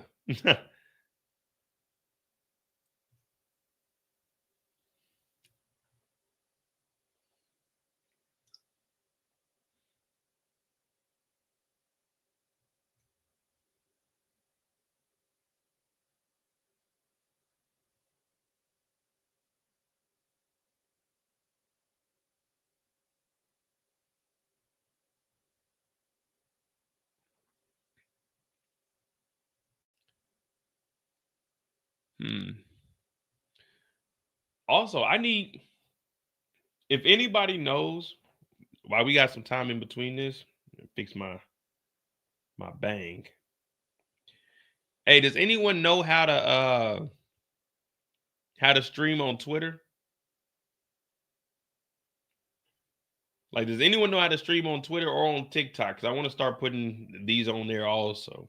I think TikTok, I don't know if I can use I probably got to use my other camera. But if anyone can help me out with streaming this onto my TikTok, I might just have, because I want to be able to use my second screen. So if anyone knows how to do that, message me on Instagram, please, or message me on the Discord. It's pinned in the chat. Oh, it ain't pinned in the chat. I'm gonna put it in the chat. But yeah, I need someone to help me set up my TikTok so I can live stream off of there, because I want to put these on there since I'm on here for like 7 hours anyway. TikTok is easy, but can I stream like?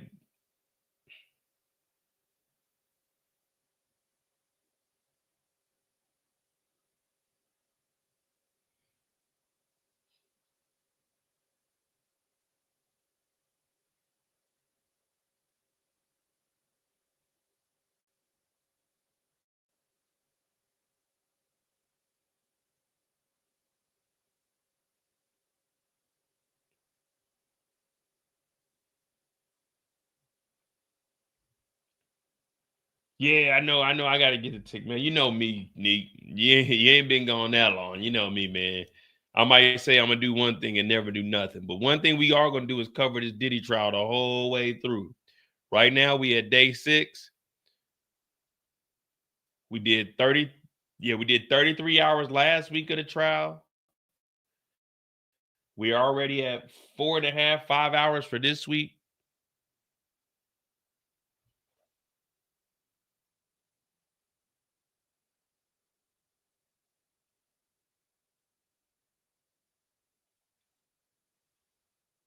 Yeah, we did 7 hours every day, Tuesday to Thursday, and then Monday we did like 5 hours.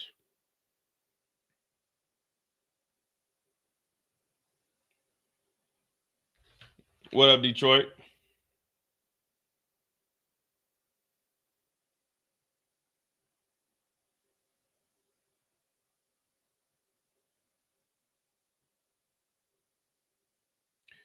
We just waiting on these updates. So the money came from Diddy.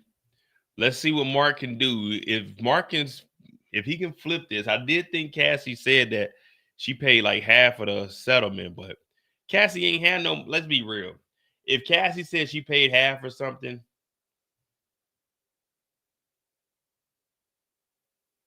Cassie ain't had no money. Them songs went, Diddy had her in a 10 album deal. We know she wasn't making no money. She was probably getting 0.001%, or in lack of better terms, a half a penny per 100 albums sold. She was in the worst deal I've ever heard. We've heard of 360 deals.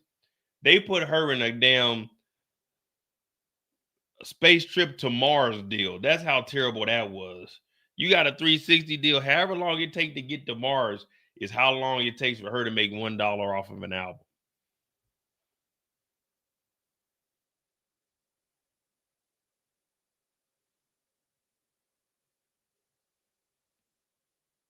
Talking about Cassie paid half of it. Man, paid half of it with what?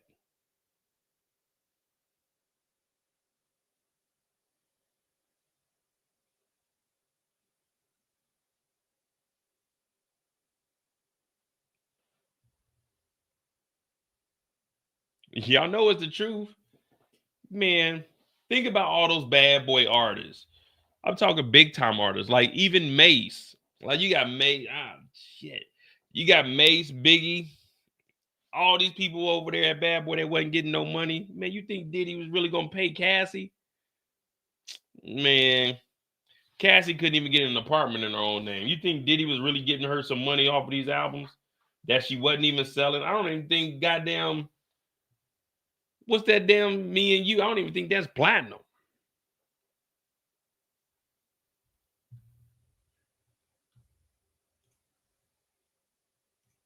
Got Cassie in that weak ass deal, a 10 album deal. Kanye told me a lifetime deal. I feel bad for niggas.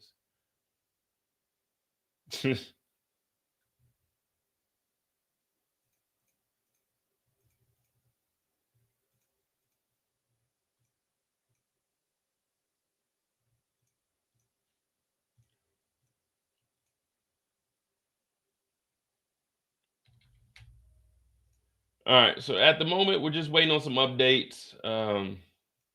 They tried to put, yeah, they put her on a 10 album deal and only put out one album. You can't just spray the raid in Diddy's eyes. When you spray the raid in Diddy's eyes, you gotta light a match too.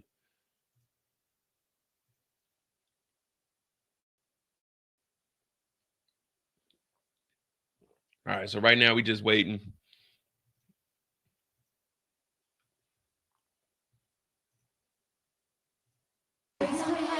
Cassie, come on. What's up, BT? What? Cassie, come on. What's up, BT? Come on. Work. What? Cassie, come on. What's up, BT? What? That's never not going to be funny. She said, "Come on, work."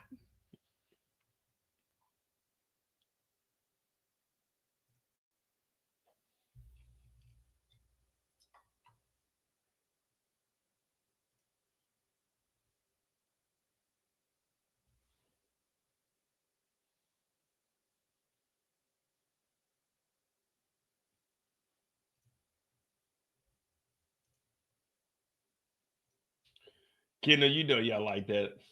You know you like that. Well, we got we pretty good on the likes today. All right, we good. I'm gonna let y'all slide this Monday. You know, I'm recovering.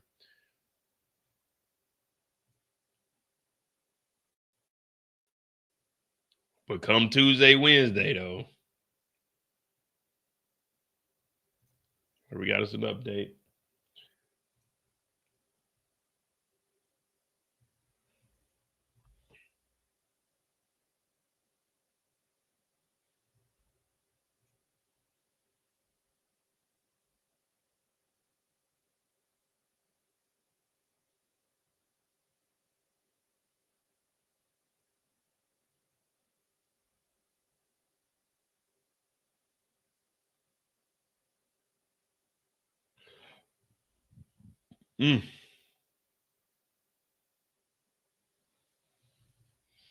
Give me a second, guys.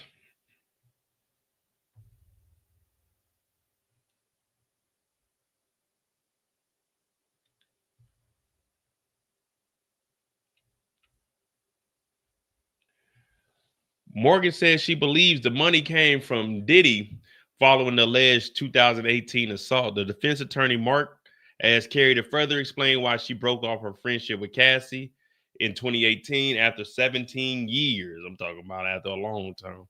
The question came after Morgan earlier Monday testified she was no longer friends with Cassie because she alleged Combs assaulted Morgan in Ventura's apartment in 2018. Answering Mark's question, Morgan said the reason I stopped speaking with her is because she was not supportive of me after the incident. Morgan also recounted her fallout with Cassie after the 2018 assault. Mark suggested that Ventura paid Morgan in a meeting after the alleged incident, but Morgan maintained that her understanding was the money came from Diddy. She offered me money to sign an NDA, and that was essentially to close the case on this and ensure Morgan didn't file a lawsuit or say something publicly. Morgan testified. Cassie hasn't reached out to her since the fallout in 2018. Morgan earlier today testified that a month after she alleged the 2018 assault, she met with Cassie, and Cassie told her she would receive $30,000 from Combs, and that Morgan signed an NDA, non-disclosure agreement, and Morgan testified she received the money. See? Diddy's been always trying to pay to get this stuff closed. Diddy has always been trying to goddamn pay this stuff off.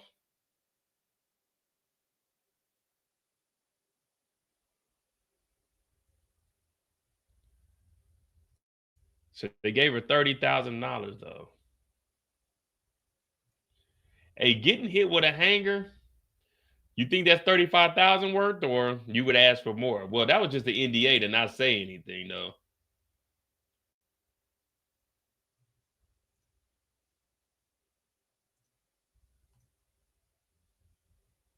Have you seen Ellen poisoning Diddy on live TV? Kept doing it. Look it up, fam. Is going to give what the F is. I'm gonna look it up in a second. Give me a minute. I'm just trying to find the updates because they should be getting off the damn stand by now. Okay, here we go. I want to show you a few more photos, but first let's talk about an incident when he put his hands on your neck. Were you and Cassie using any drugs at the time? Carrie said no. What did he say? Carrie said, he said, who is she cheating with? Mark said, you went to an urgent care and not a hospital. Right. She responds, but you don't, the prosecutors. Oh, but you told the prosecutors it was a bloody, what? But you don't, the prosecutors, it was bloody and you went to the hospital. I guess, but you told the prosecutors it was bloody and you went to the hospital. She said, I don't remember that. Mark said, look at this. 3,500 material not shown to the jury.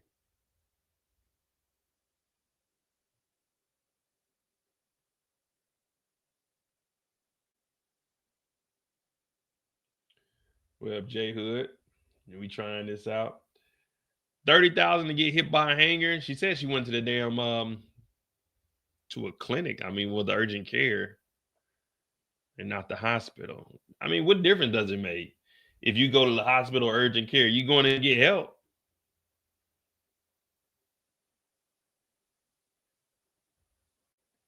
Oh, J Hood, we got this is my my judge outfit, you know what I mean? You gotta have a tail on there, you know what I mean? You're a real judge, you gotta have a tail. So I guess he's trying to discredit him, saying, well, it wasn't that bad. If you told him it was bloody, but it wasn't that bloody. But she got hit in the head with a damn hanger and she got choked out, hands on her neck. I mean, Diddy must have had some rough hands.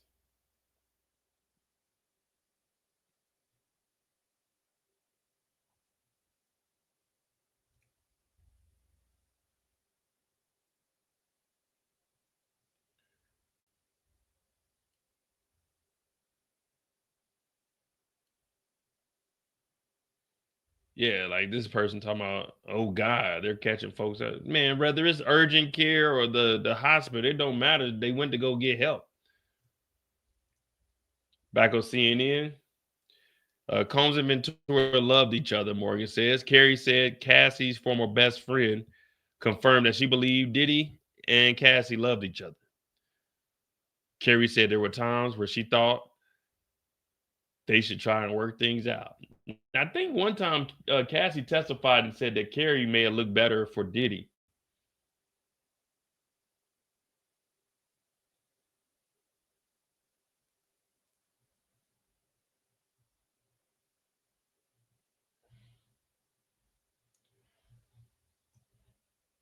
So right now, Carrie doesn't have anything to lose. She got the 30,000 from the NDA from Diddy. That's who she's saying paid her. Cassie just got her to sign the NDA. So I mean, she has no reason to lie about any of this. It's not like, you know what I mean? She's not here for money or anything of that nature. So there wouldn't be any reason for her to lie. There's no benefit from it.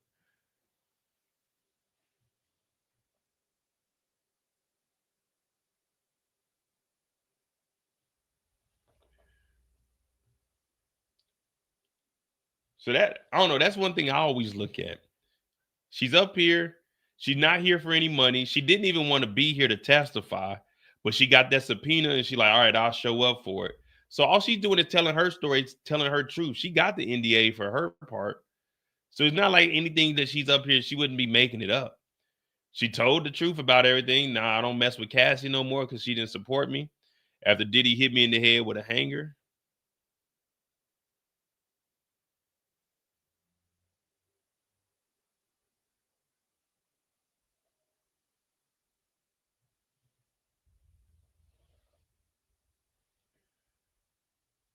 But again, I mean, if Cassie did want money for everything that happened, and shit, she deserve it. It's her story. You can't tell nobody what they deserve and what they don't. See if the Washington Post got anything over here.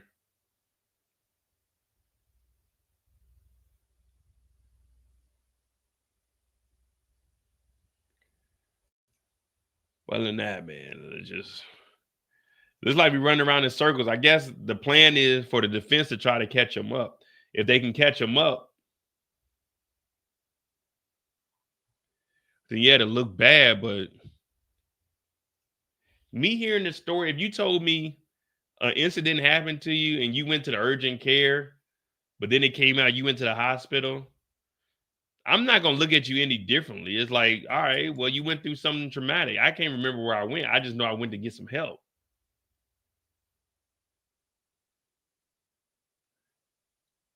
So if the jury does have some logic, or they just really just thinking like, all right, it don't matter where she went, as long as she went to get help.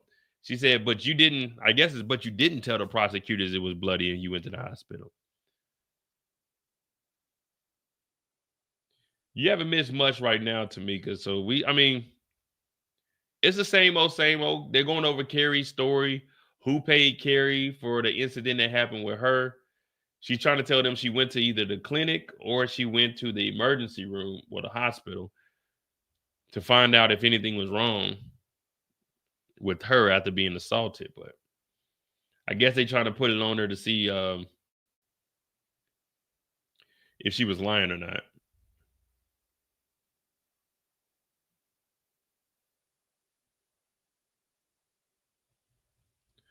And that's where we are. They definitely kept Carrie up here longer than I thought they were. But I guess the defense, I mean, if a person is paying you that much money, you can't just get up there and say, yeah, all right, no further questions. You got to actually work for that.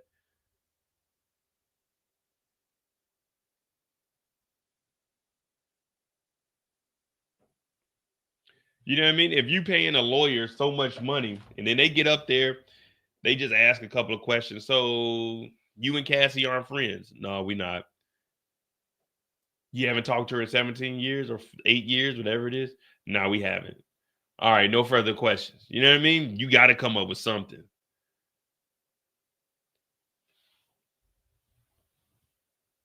But definitely, if I'm paying $10 million for this law team, this supposed dream team, then I definitely need whatever witness gets up there, y'all need to be spending 25 to 30 minutes with each one of them. I'm already going back to my cell. Let me know.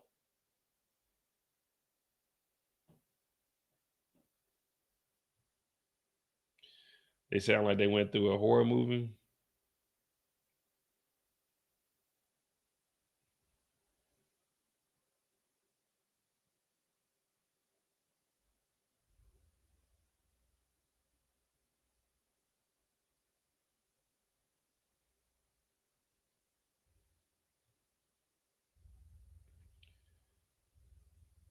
Oh man. Well, we're just waiting on these updates here.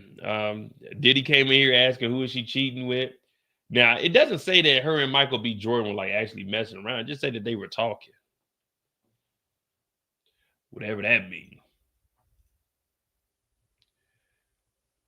Carrie says Combs was asking about Cassie's infidelity in 2018. Who's she cheating with? We know about that.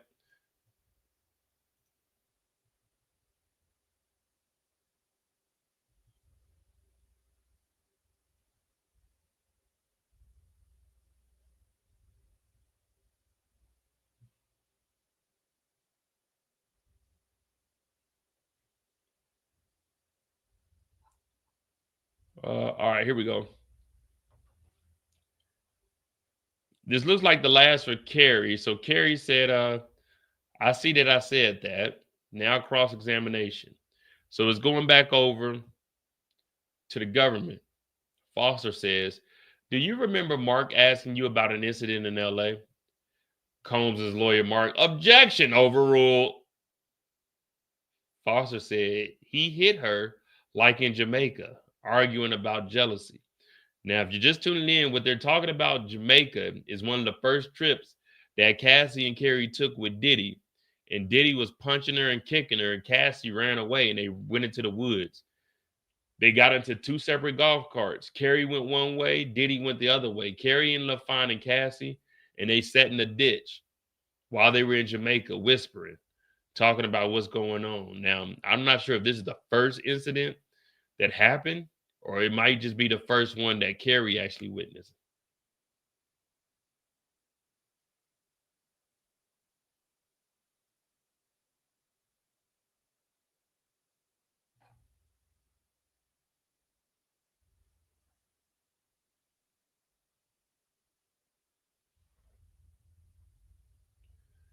So here we are. They're talking about in Jamaica.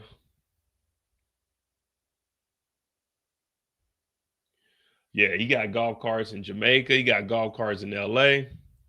Cross-examination of Carrie wraps up. The defense cross of Carrie is finished, and the prosecution will now do a redirect, an opportunity to re-question Morgan. That's what we're witnessing right now, or we're at least reading it, and we'll find out if there's going to be a redirect by the defense.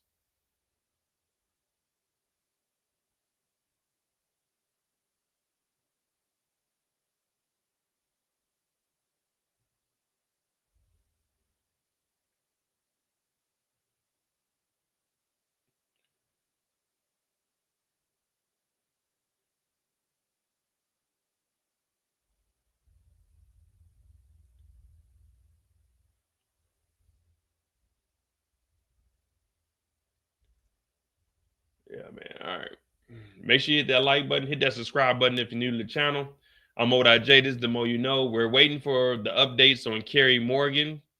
After this, they said that the next witness should be an assistant of Diddy by the name of David James, who's going to give them details on the enterprise and how Diddy was allegedly assaulting employees. And that's where the racketeering, the enterprise conspiracy is going to come from.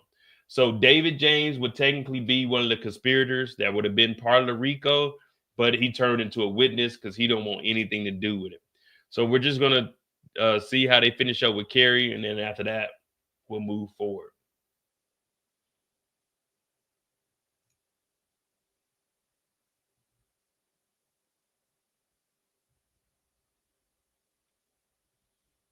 And if you see the wig on my head, that's because I'm playing the judge, guys. That's all that is. That's all the wig is. We got the wig, we got the robe, we got the gavel. This is day 6 of the Diddy trial. We did over 33 hours last week covering it. This week, it'll be the same. Remember, Thursday and Friday, there probably won't be a live. Thursday, for sure, it won't be because I'm traveling. I'll be in Rome. Friday, I'm going to try to do a little recap of what I read about Thursday. And maybe on Friday, I'll probably do the same, depending on, what I got going on. Because I think Friday, I'm going to do the Coliseum tour and try to knock out a lot of my stuff on Friday. And then Saturday, I'll have a little more downtime.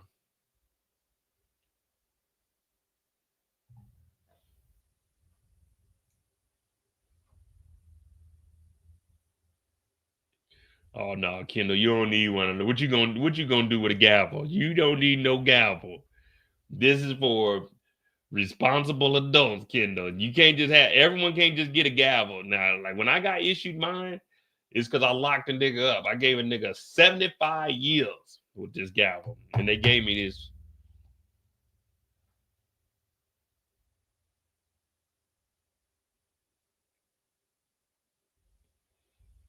Kevy Kev, I wouldn't take the stand. Kev, hey, anyone, matter of fact, everybody comment, what could Diddy potentially say that will make his defense any better than what the lawyers are doing for him? Because they haven't disproved, in my opinion, they haven't disproved any of like the ex trafficking. They never denied like Cassie going to a different spot. They never denied escorts being in different cities. Like they haven't denied anything yet. They just been saying, "Oh, it was a toxic relationship." But when are they going to start defending the transportation for prostitution? When are they going to start defending like the ex trafficking? You know what I mean?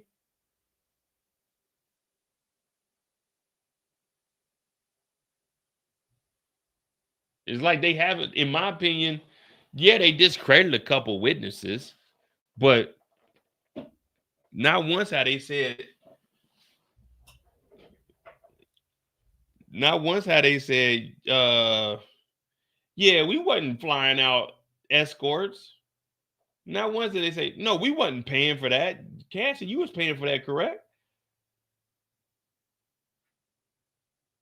So that's why I'm thinking, I mean, definitely you never want to take the stand in a, oh shit, as your defense, unless you're like a Tory Lanez where you really didn't do something. But this, because now you're gonna have to admit that you were in all these places. Sean Combs' legal counsel, Mark has a pretty direct, I mean, no, he has a pretty distinct delivery in his cross-examination of Carrie, controversial and at times apologetic. Mark would often tag his questions with, I'm just trying to understand, or I'm curious. He apologized to Morgan for asking follow-up questions about the 2018 incident, which Combs allegedly hit her with a wooden hanger. For her part, Morgan appeared in her testimony speaking flatly and the matter of fact. Often she declined to elaborate when prompted by attorneys, saying she was unsure or couldn't recall certain conversations or details.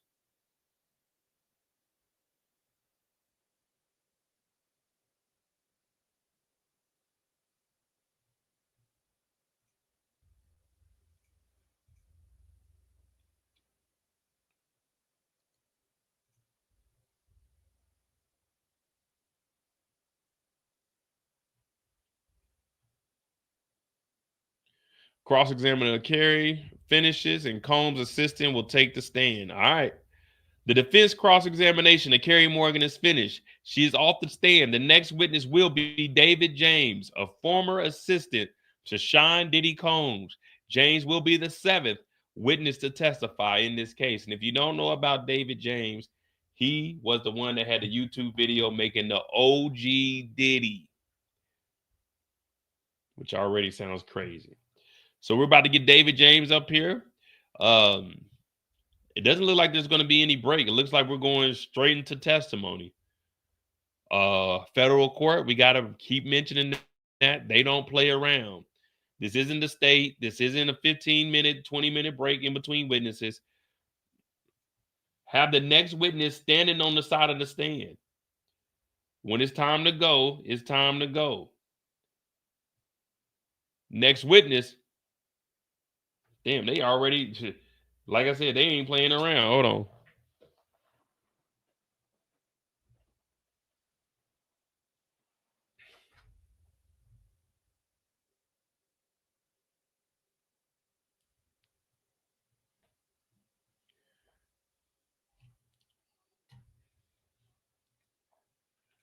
All right, so we're about to get the next witness up, David James.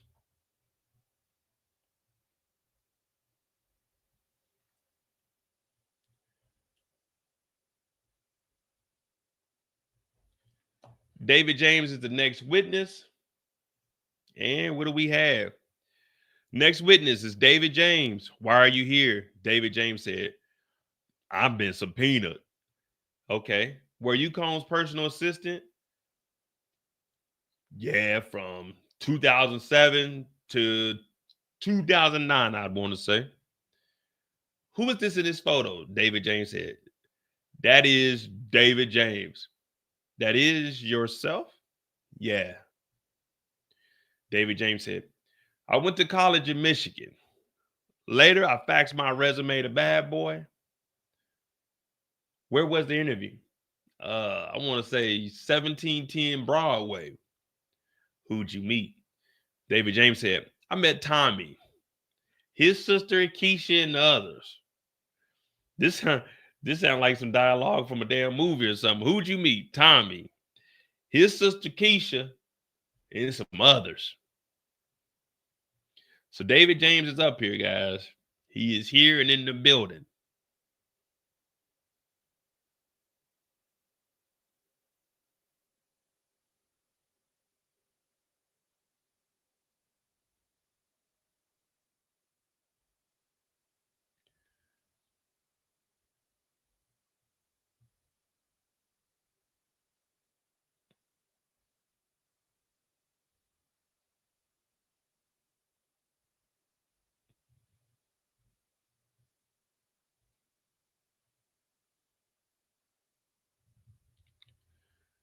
All right, so David James is about to get up here. I doubt they're gonna go over the interview and ask what he did in the actual interview.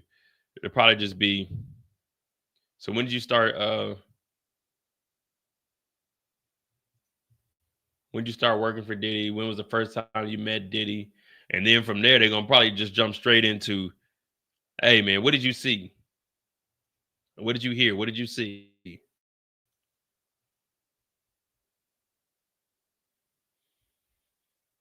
All right. How did they test you? David James gonna say, they gave me 40 appointments and asked me to make a schedule. You had to know, for example, what time a particular show on Hot 97 came on. What did Mr. Combs ask you? David said, to make a spreadsheet for Miami. David Jones said, I'd know his food and restaurant preferences. He'd ask me why'd I make a good assistant. I said, can't stop, won't stop. I got the job. Did he have others? Miss Robles, Miss Barber, others? So he about to go and name off all the other assistants.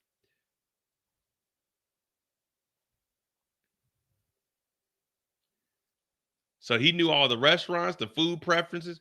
So what they're establishing here is that David James knew all the ins and out of the day-to-day with Diddy.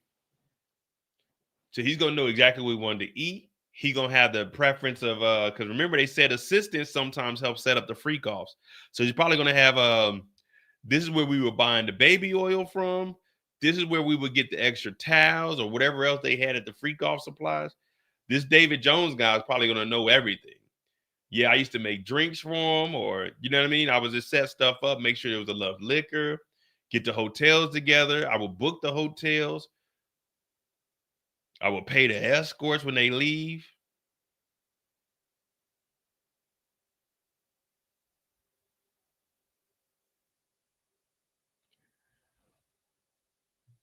And then we got Miss Robles and Miss Barbers were the other assistants.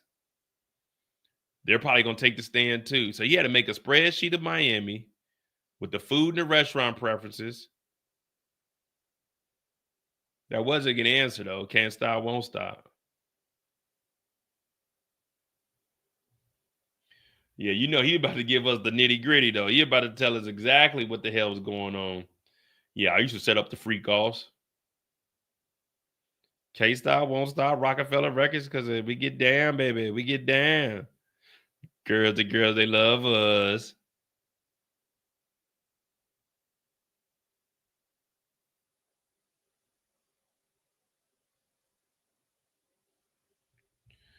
All right, so this is good. David James. Remember, we seen David James had a whole YouTube, and he was actually doing things with Diddy on the YouTube. Not like that, but like making drinks and doing skits.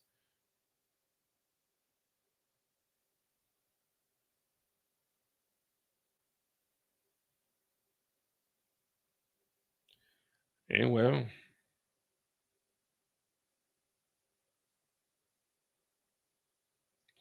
this may be the guy that had all the voice notes.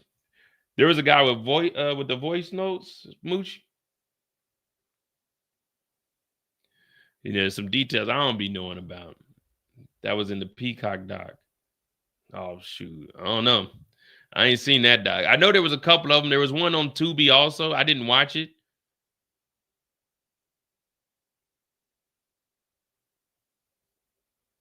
I will go back and check them out though.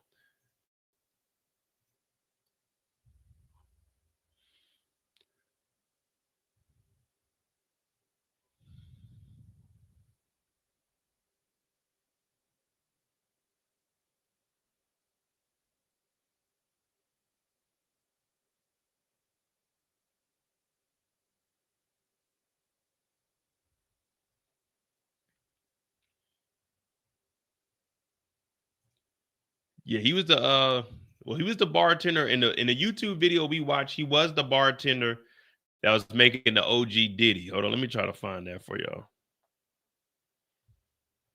OG Diddy. I know somebody said they looked it up and they said it was gone, but it was there last time I seen it, or last time I checked at least. But that's been a while. David.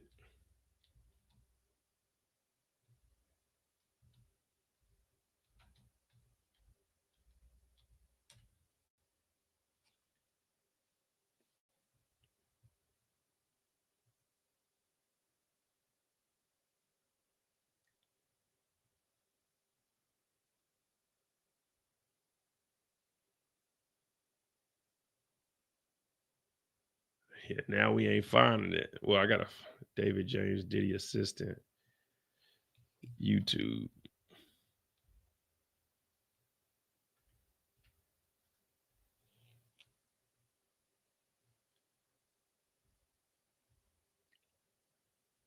I think it's this one, David James. Oh, let me see. David James.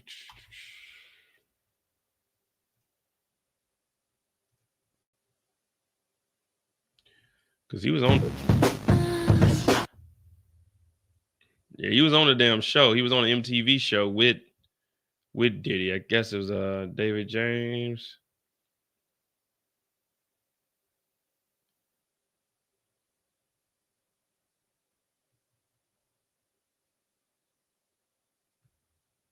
Looks like he married a black woman too. The vicious lifestyle. Here we go.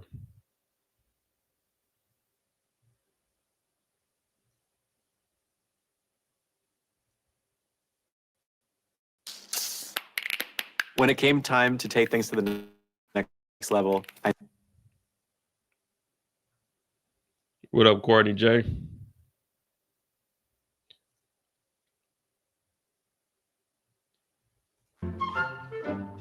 This is my new drink, an OG Diddy.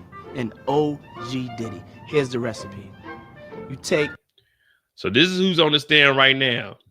This is the guy that was with Diddy at all times. He was the assistant, David James. He's on the stand now. He's about to tell how the enterprise worked, the inner and outer workings of the bad boy enterprise while he was an assistant. 1.5 ounces of Ciroc vodka. You can only make it with Ciroc vodka. Other vodkas don't work. Then you take 1.5 ounces of lemonade. Unmarked lemonade is crazy. Pour it like so. Then you take 1.5 ounces of Welch's grape juice. Pour it. Welch's grape juice. Only OGs know about Welch's grape juice. That's why it's called an OG Diddy, okay?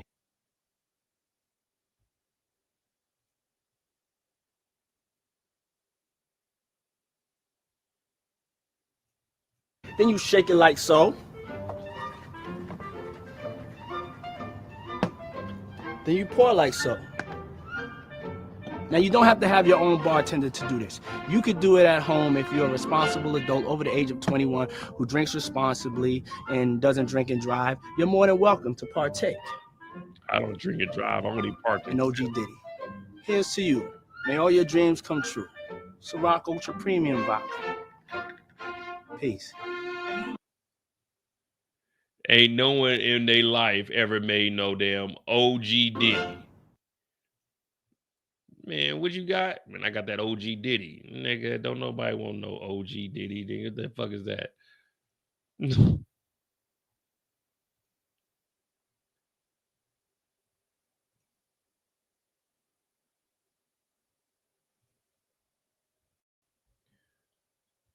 Once a lame, always a lame.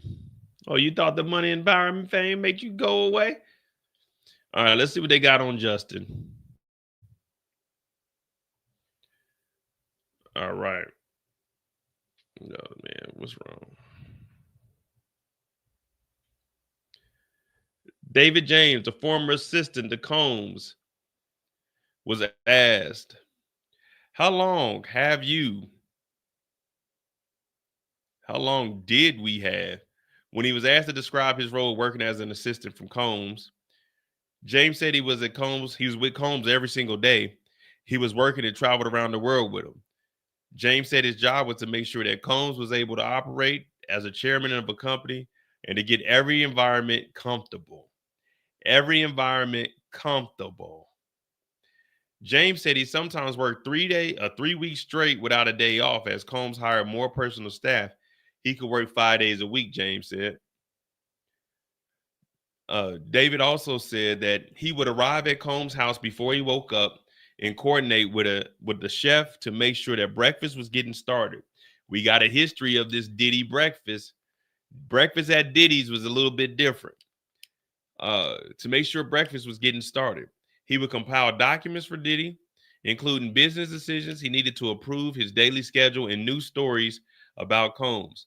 After Combs woke up and ate breakfast, they would go to the studio and then back to Combs' house or another destination. Did you travel with Mr. Combs? David James said yes. Who were the security staff? David said D-Rock, Bonds, and Uncle Polly. You worked 20 hours a day? James said, yup.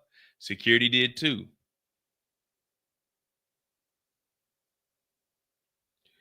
Okay, we missed this one down here. What would you do as an assistant? Bad boy to 5, then out to dinner, then to the studio to 3 a.m. We get a call time, and at the end of the night. So he'd go to bad boy in the morning till 5 o'clock, then have to go to a dinner, then have to go to the studio till 3 a.m. Man, Diddy wasn't putting out that many hits to be in the studio to 3 a.m.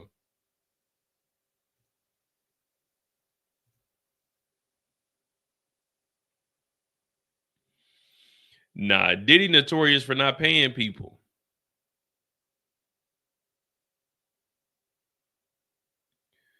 Diddy is notorious for not paying people. You know he wasn't getting no overtime. This is Mr. Combs' kingdom, former assistant says. HR executive at Diddy's company told him. David James is a former assistant to Diddy. He saw the job after reading an article in the New York Times saying the chairman of Bad Boy was looking for an assistant. He applied multiple times, sending his resume via fax, email, dropping it off in person, and probably online, probably like an email org. He met several people at the company when he was interviewed for the job, including a senior vice president of human resources. During the meeting, the executive pointed out at a picture of Diddy on the wall and said, James said he told him, this is Mr. Combs' kingdom. We are here to serve in it. Man, ain't no way I'm talking like that about nobody, man. It's Mr. Combs' kingdom. We are here to serve it.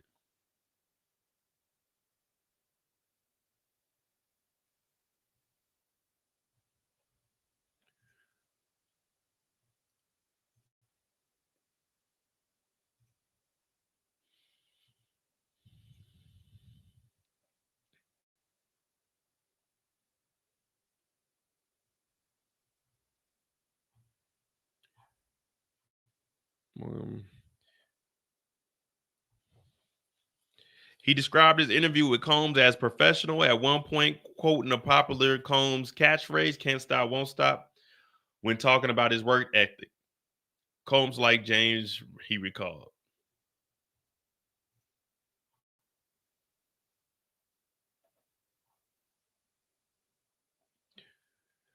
What did his security staff tell you? David James said to stay in my lane. Who said that? Bond, Uncle Polly, focusing on his personal chef, who is Chef Jordan Atkinson. Y'all know we gotta go look up who Jordan Atkinson is.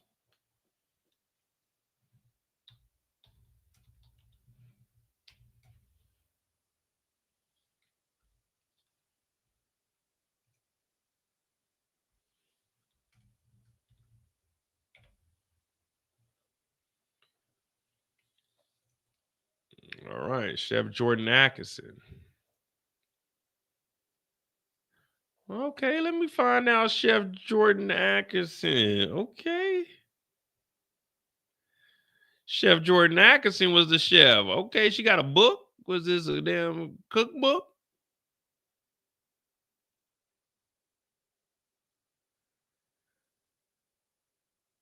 Oh man, someone else done took over this page. All right, we're gonna find out some Jordan Atkinson. We about to look for Chef Jordan Atkinson. See what she got going on now.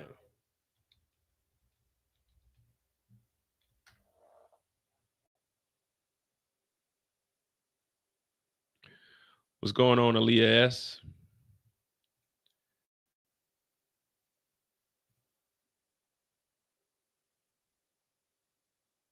Is it Jordan Atkinson?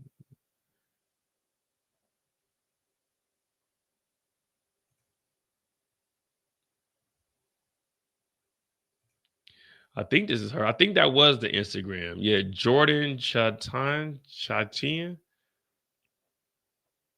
All right, so here we go. Oh, that was her mother. I was wondering who that was on the page. All right, so here goes the chef.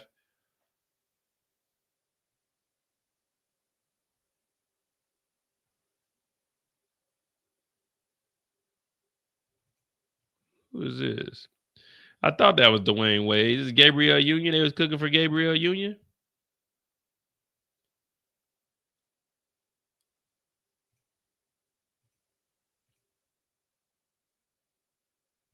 All right, so Jordan Atkinson, she got her. Okay, she doing her thing. That's what we're talking about. She got from up under Diddy's thumbprint. Focusing on his personal chef, who is Jordan, Chef Jordan. So she's no longer up under Diddy's control.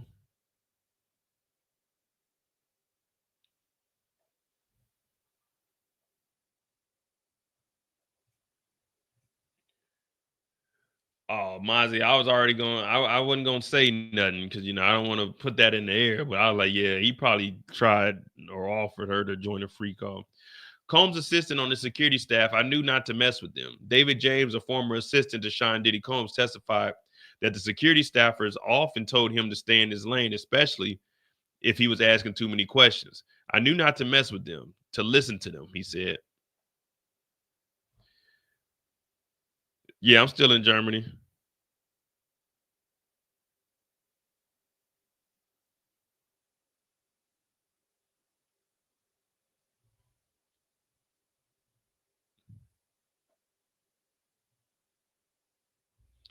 Don't worry, I'm gonna get this TikTok thing set up, man. This is my first time ever going live on it, so I don't have like my stand or anything, but we're gonna get it right. We'll get it right. So we do got an update here. Prosecutors spoke on Combs' control over Ventura to support trafficking charges, legal expert says.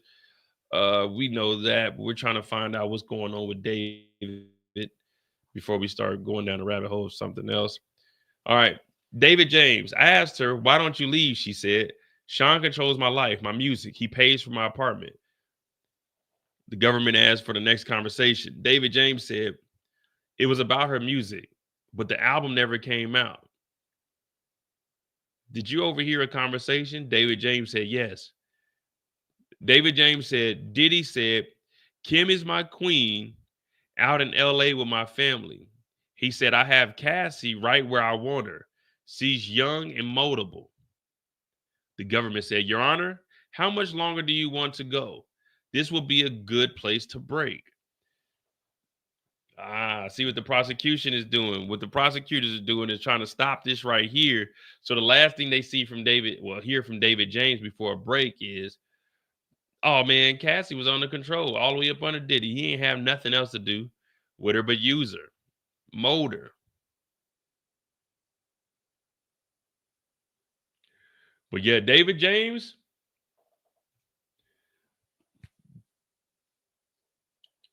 this one might be a good one. This witness right here might be good for the government. David James is about to give all the information. Yeah, I overheard conversation. Now, I'm expecting to hear like an objection or something from the defense, like, man, that's hearsay. You ain't hear that. But they just letting this slide. Kim is my queen. Out in LA with my family, he said. I have Cassie right where I want her. She's young and moldable.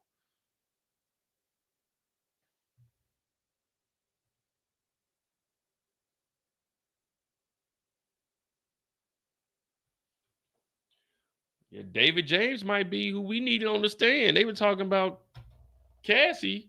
David James about to break this thing open.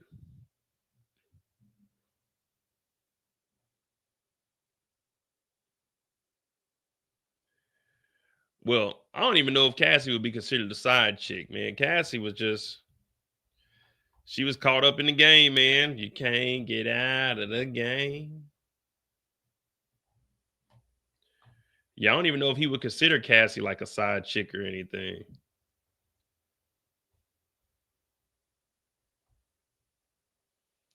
think it's just more of Diddy doing what Diddy does.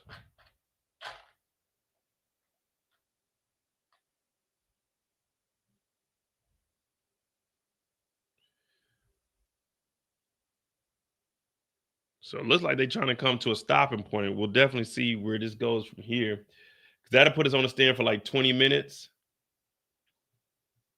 20 minutes with David James, which is pretty good. I say in this 20 minutes, he's going to start building on the total control of everything. Judge said we'll break for the day.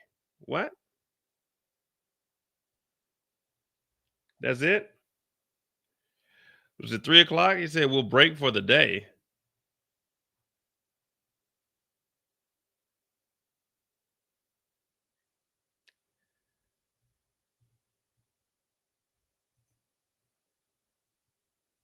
What we ended?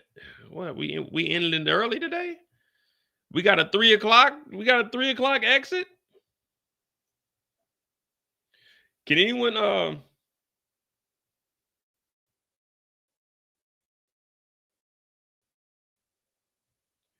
Can anyone give me an update from like another page or something? Because all I got is these three. You know, I'm not about to be trying to find them.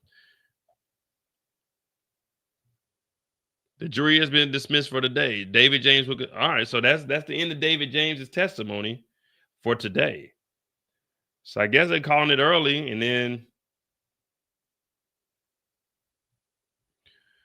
hey, well, we done a little bit earlier than I was expecting.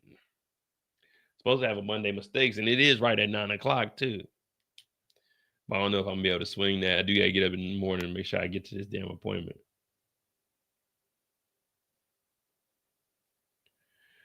Well, let me know what you guys think so far. We got an early dismissal. Was not expecting that.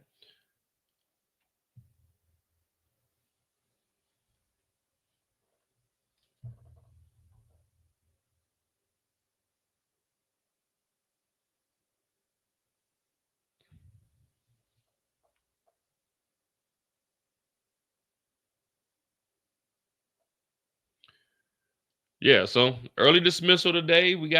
Normally we go with like 2 more hours. So we got a 5.5 hour live today. We'll definitely be back tomorrow for day 7 of the Diddy trial. Diddy had her as his concubine. I mean, I don't refer to any woman as my queen because you're not a queen. You're a human just like I am. I don't believe in that king and queen stuff. I grew up in a democracy, all right? Ain't no king, it ain't no queen. You and it's me.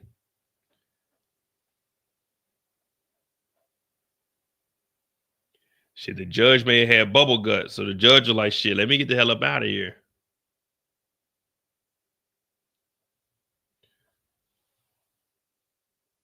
We gonna see though. I don't know. Maybe they got something that they got to go over, or maybe I didn't read something at the beginning of the damn when the trial first started today. But hit that like button, hit that subscribe button. We will be back for day 7 tomorrow, day 2 of this week. Yeah, I'm gonna lay it down then. Shoot, this will give me some time to actually relax during the week, man. 'Cause, I don't be getting no weekdays to relax.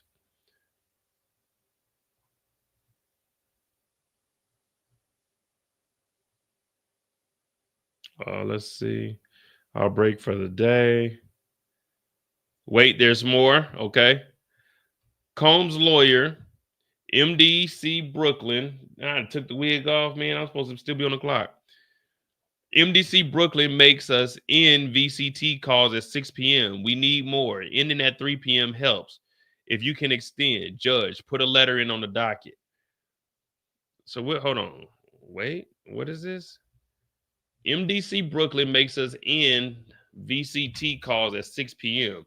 So MDC Brooklyn is where Diddy's staying at. So ending at 3 p.m. helps.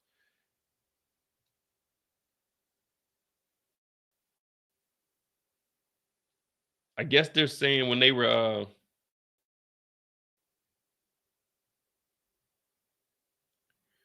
inner city press.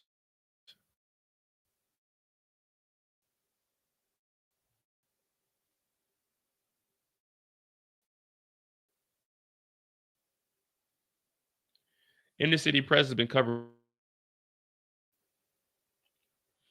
Oh, I think this is talking about from this morning. Everything isn't on the yeah, everything isn't on the public docket.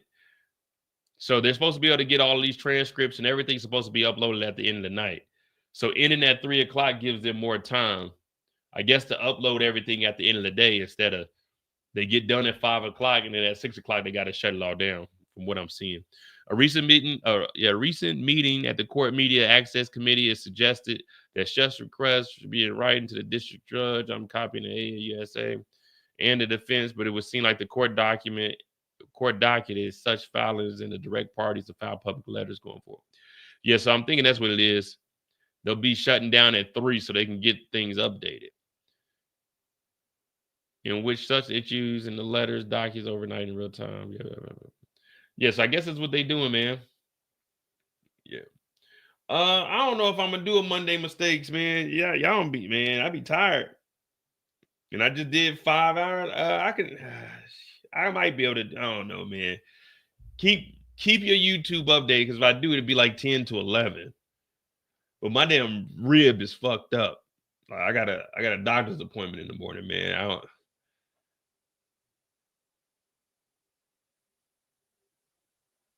No, I think.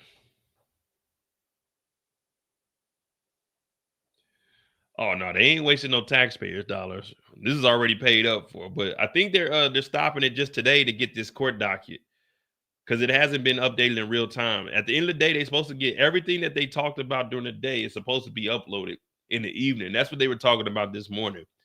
So yeah, they're saying that these aren't public in the docket. So today will probably be the only day that they end early. Shit, for the most part, they've been going straight till 5 every single day.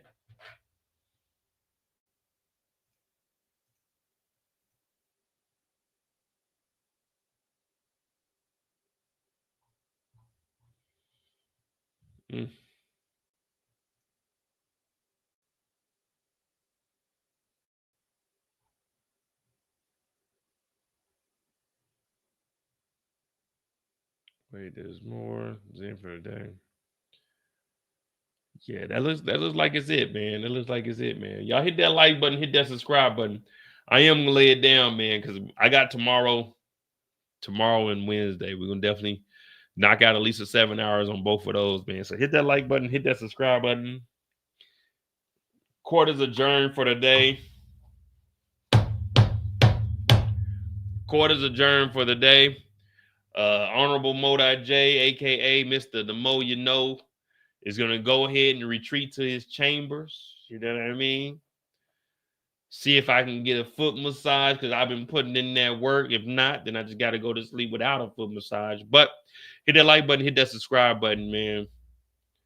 I'm doing what I can, guys. I'm doing what I can to make something out of nothing.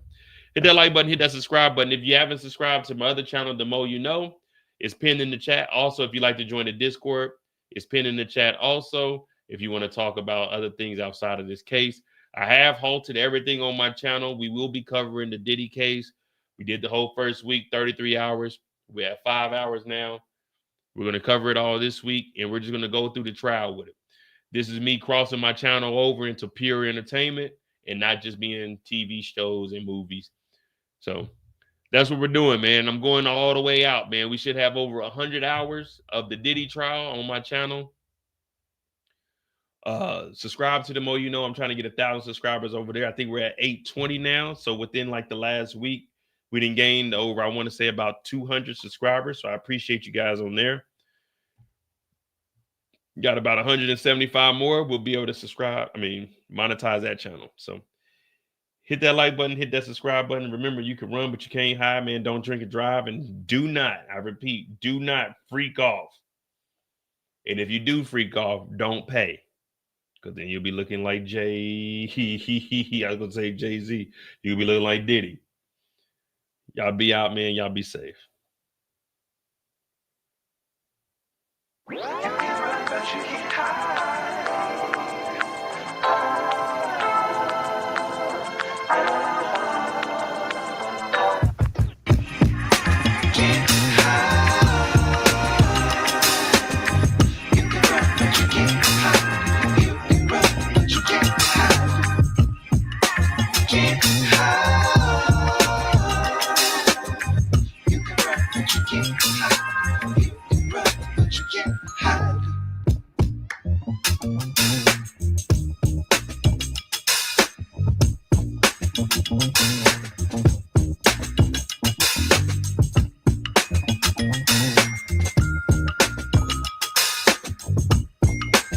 Bye.